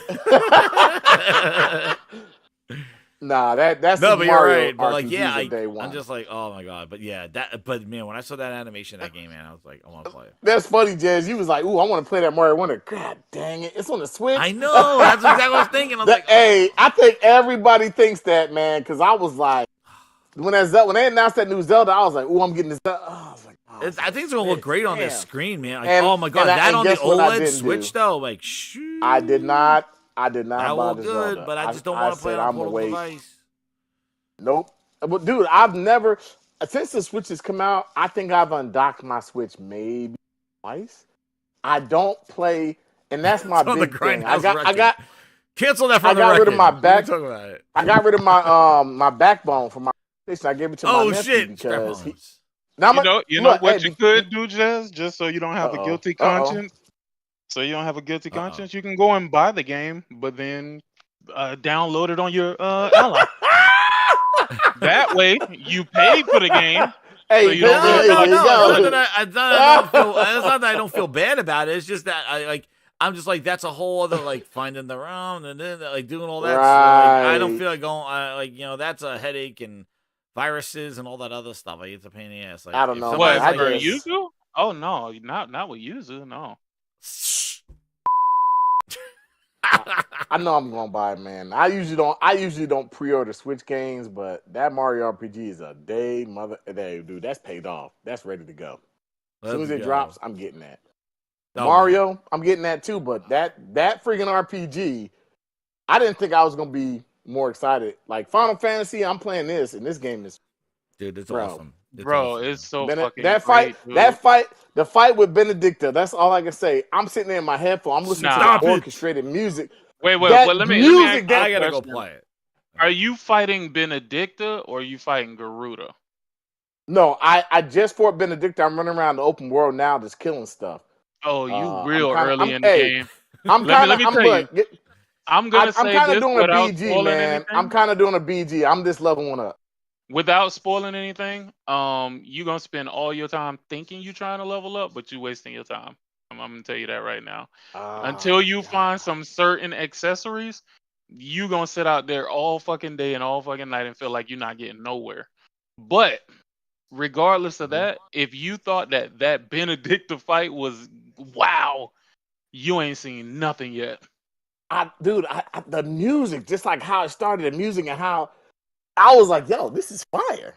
This is how are people? I don't understand how anybody that reviewed this game that actually played it and really paid attention, how they did not mention the musical score. A lot of reviews going in to actually review bro, it. a lot of reviews did not meant this musical Frog, score. have you heard? In this You ever game heard is about fire. cringy? You ever heard about cringy dialogue being a critique after God. Forspoken? Since it was such a point. Wait, Jazz, another thing. Never heard even though about we getting out of here. Yeah. What's going on? I don't know what's going on, but what's going on with Forspoken being back in the top 10 charts? Oh, yeah, I did see that. What's going on with that? Why is nobody? That game is back in the top 10 charts. For some reason, that game hasn't left the top 20. Nope. But it was such a bad game. And I ass. keep saying to people, people look at Days Gone, they look at reviews. Days Gone's That game awesome, went on. Look how many copies that game went on to sell. Yep. Like, so it doesn't. I don't think the reviews and I think I don't think the reviews ultimately matter. I think it's the perception. No. From the fans. Days Gone became on the You want to know why, very Frog? successful You want to know game. why the reviews don't matter for certain of those games is because the marketing and that they show enough or let us play demos of the game to make our own decisions that we're not dependent on the reviews. But when you hide gameplay and when you just show it in the distance, swipes, cuts, IGN first and all this other bullshit. Hellblade. We need to be worried about Hellblade. Starfield. Even the Starfield was like all cuts and swipes. Yeah. There's some concern with Starfield. I hate to say it, but Hellblade doesn't look that great. They downgraded, no, it doesn't. Dude. It doesn't. Downgraded. I'm not gonna say the whole downgraded thing. I'm just gonna say what they showed doesn't look that great. That's all. Right, I'm but saying. and they have to show. And I'm only talking visually. I'm only talking visually. I don't know how you really pushed the game. Well, look what they showed first, though. But Jazz, it's sick. I don't know how you really push this game. Really for Xbox when it was the phenom it is because of PlayStation. Yeah. How do you really sell this game when it was the phenom it was because of PlayStation? It was a phenom. PlayStation owners went out there and supported this game. Yeah. Okay, Microsoft did, but not necessarily because it didn't sell. But the whole reason why that game... Okay, it didn't sell as good, but look at what it sold on. But we got the numbers. Xbox, it sold Frog, they removed the whole reason why that game was such a surprise because it was a really incredible looking indie game for $30 at a time when $30 there was none of that level. Now we have $40, $30, $20 indies, $40 indies. Now there's like Kana and stuff like that. Like we got different indies, but at the time, an indie game was like so what is it? A goddamn like pixel games and stuff like that. And now Hellblade came in at $30 as like a quote AAA looking indie game price. I'm still gonna buy Hellblade though because I love the first. It's a lot. I love the people. I'm buying Hellblade. That's the only thing I give a shit about. Hellblade. Yeah, it's a lot of people on the Xbox who never beat or even played that game. I love the audio in that. That audio is bar none. That is absolutely incredible. And yeah, I like Hellblade. That's the only thing I'm really excited for with them. That's why I was so pissed off they didn't show gameplay of it. But the whole point of the appeal of Hellblade was that it was. The problem is I almost don't want to support it because I don't want to support Xbox. So I'm like, damn, I might have to go buy some Chips Ahoy just so I can get it on Game Pass and cancel it. Ooh, you're gonna do the peekaboo gaming. Yeah, because I mean I'll play it and then I don't need to go back to it ever again. That's whenever. Wait a minute. Wait, that's another question I want to ask you, Sick. Are you like I'm a Bethesda guy. I like Bethesda games, even though they're buggy as shit. I'm not a Bethesda guy at all. Yes, the only people I like from Bethesda, the only people I like from Bethesda. I know who you're gonna say. Tango the ones I don't like. No, no, I like Tango. No, Tango. I like Tango. It's Arcane. I don't like. Fuck Arcane. Fuck Arcane. I hate Arcane. I don't like Arcane either. I think like Arcane games. I think Arcane makes the worst games. I don't know why people like their games. I don't like the I don't like Dishonored. I don't like none of that shit they do. I don't like nothing. Prey Arcane was does. interesting, but I didn't really get into Prey that much. Nope. It was I don't like. interesting, I don't. but Something about Arcane's art style. I just don't like I that don't like shit. their art style. Yeah, I don't like it. I don't like their art style. I think their shit is like. I think all the Arcane games are very similar. Like they are very similar looking. They play very similar. And I think Because Hellblade didn't Arcane is just do gonna be more Deathloop? of Hellblade. That's what I think it is. I don't think it's gonna be anything different. Arcane did Deathloop, right? Yeah. Yeah, see, like all their games to me got a similar art They're all style, the and they're just saying All it's the like they, same. you know, it's like Arcane really wants to make BioShock, but they just make like the bootleg BioShock. To me, Oh my god, that clock tower looked good as shit. That did bro. look now, good. yeah, that shit did know- look good. I Listen, like that. That shit look good. Microsoft is gonna find a way to fuck They that will. up. but That's the only problem. hope Dude, that's not. always the problem. They're gonna find a way. It's gonna be some like 4-hour campaign. Some yeah. Well, They're gonna do some weird ass shit with it. I can admit to everybody, like the only game that I'll be playing on the Series X is like my homeboy's friend is not. He got once he got a PS4 Pro, he doesn't even play a Series X. It's collecting dust. I was like, why don't you play a Series X? He's like, oh, I got a PS4 Pro. That dude is playing on a PS4 Pro. And he won't even turn his Series X on. So I was like, you know what? I mean, he getting the same frame rates and But probably the but same fidelity. but here's the thing: he never owned a PlayStation. Josh. So this is his first PlayStation. So to him, it's brand new. So he's going back and he's playing like you know how we say we wish he could. This man is going back playing all the God of Wars. He's going back playing all the Spider-Man. I was like, yeah. Hey, I said, I you wish got so I many could- games to play. I wish I could experience all that shit for the first time. Yeah, again that's what as he's well. doing right now. He's experiencing all the stuff. He's like, man, there's so many games I've never played, and they're so cheap. So he's like, he's like, the Series X sits there. So Wait I'm till like, you I'm gonna get come caught pick it up. up. It ain't gonna be cheap no more. Nah, I told him, I said, by the time you move on to PS5, he said, I probably won't move on to PS5 for at least another year or two. He said, He 'cause I probably never owned a don't game PlayStation. like that. Then he probably don't. No, really game like that. you got to realize like his first console was the original Xbox, and he stuck with that. He went to 360. He went to Xbox One.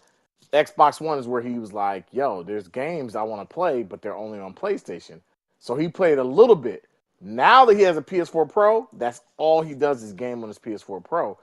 I went in his house. I was like, "Yo, your Xbox year or One two, is, he probably- I said, your Xbox Series X is not even hooked up." He's like, "I don't play it because I got a PS4 Pro." And he was like, "I got a lot of games I'm playing that I've never played before." Like he's never played. Like I said, he's never played any God of War. So he's playing all the God of Wars. He got the what's it called, the PlayStation Plus Premium, because I told him he should get it since he never had a PS4. He's streaming the games and he's like, "Yep, I'm playing all these games." But like I say, he's a young guy in college. He don't have that much money. $120 for 1 year for thousands of games. He's getting play a crap load of games he never would have been able to play. So let him play Ghost So of that's the game he's gonna play next. But it benefits him because he never owned a. Like I always say, like I'm not into the whole streaming and all that and the service-based gaming.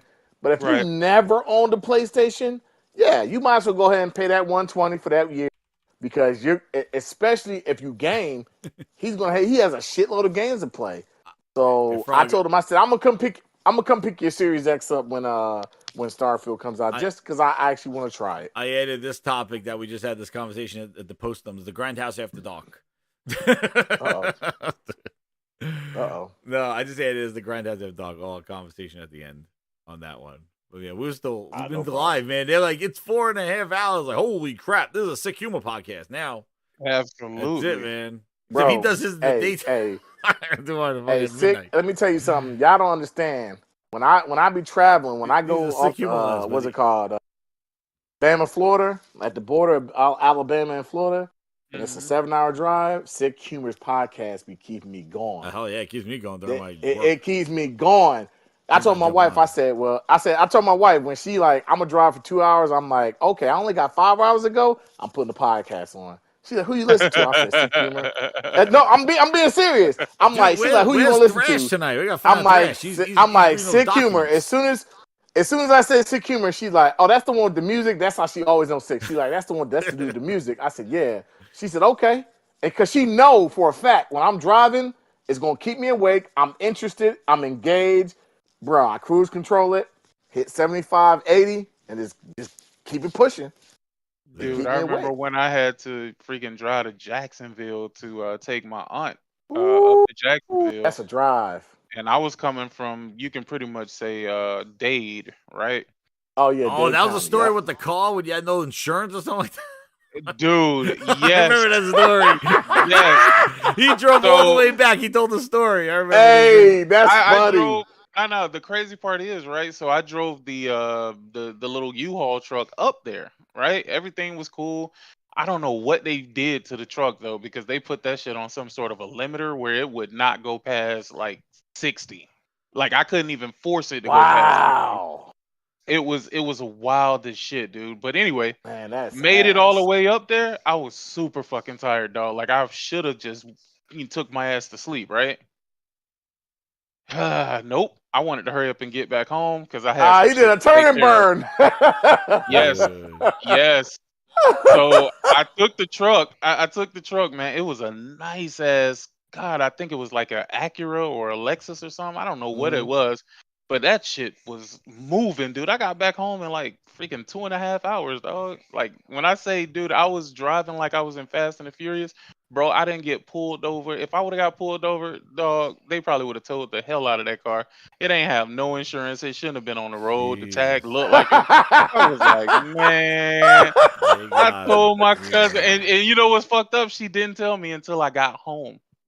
Oh. That's crazy. I was like, yo, that's nuts. But man, I'm tired of shit, so I'm finna get the hell up out of here. I can't even continue to play this damn game right now. All right. Well, thank you again, Grinders. Thank you for the Grindhouse After Dark. And hit that like button, share it out, and shout out to Sick and Frogs. And we'll be seeing you in the Final Fantasy. And also, we'll be seeing some more emails and documents. We'll see where this crap is going to go. More dirt. And you know what's crazy? Dude, I'm literally turning off Final Fantasy because I don't want to finish it. I know what you mean, man. You want to savor it, dude. Hey, I do the same thing. When I have a great he sound game, like man. me. He sound like me when I was I do the same dude, when I get a good game, I can't stop. I'm like, no, I'll stop right here because I don't want to just power through it, man. I want to enjoy it. Yep. I do that with all the Sony games, like the Horizon. Everybody's like, oh, I beat it in 15. I'm like, dude, I'm like milking my. Nah, we'll do. Nah, yeah, nah, I got. Oh no, I'm like 60. I'm like 60 hours into this game, dude. It was not I'm only 5 hours in. I gotta play it. Who did this podcast? I should have been playing tonight now. Nah, I got to deliver on the Grindhouse, guys. Thank you again. But yeah, I'll be playing. Keep it locked here. Hit that subscribe button over 21,300. Keep it going. VIPs, we're going to get you that emoji. And thank you again for all the support, everybody. And later, we got to play the Game Pass song because that's what everything is. And that's the other thing. Everything that Microsoft's doing is all Game Pass. That is it. We've been saying this since day one. Game Pass is going to be the death of Xbox, and if it hasn't been already. Good night, everybody. Hey, Alexa, turn off the game room light. And second on there it is. New games are coming fast. 12 minutes and Hades. And they're all on Game Pass. Some of them are like a Requiem. What to play first?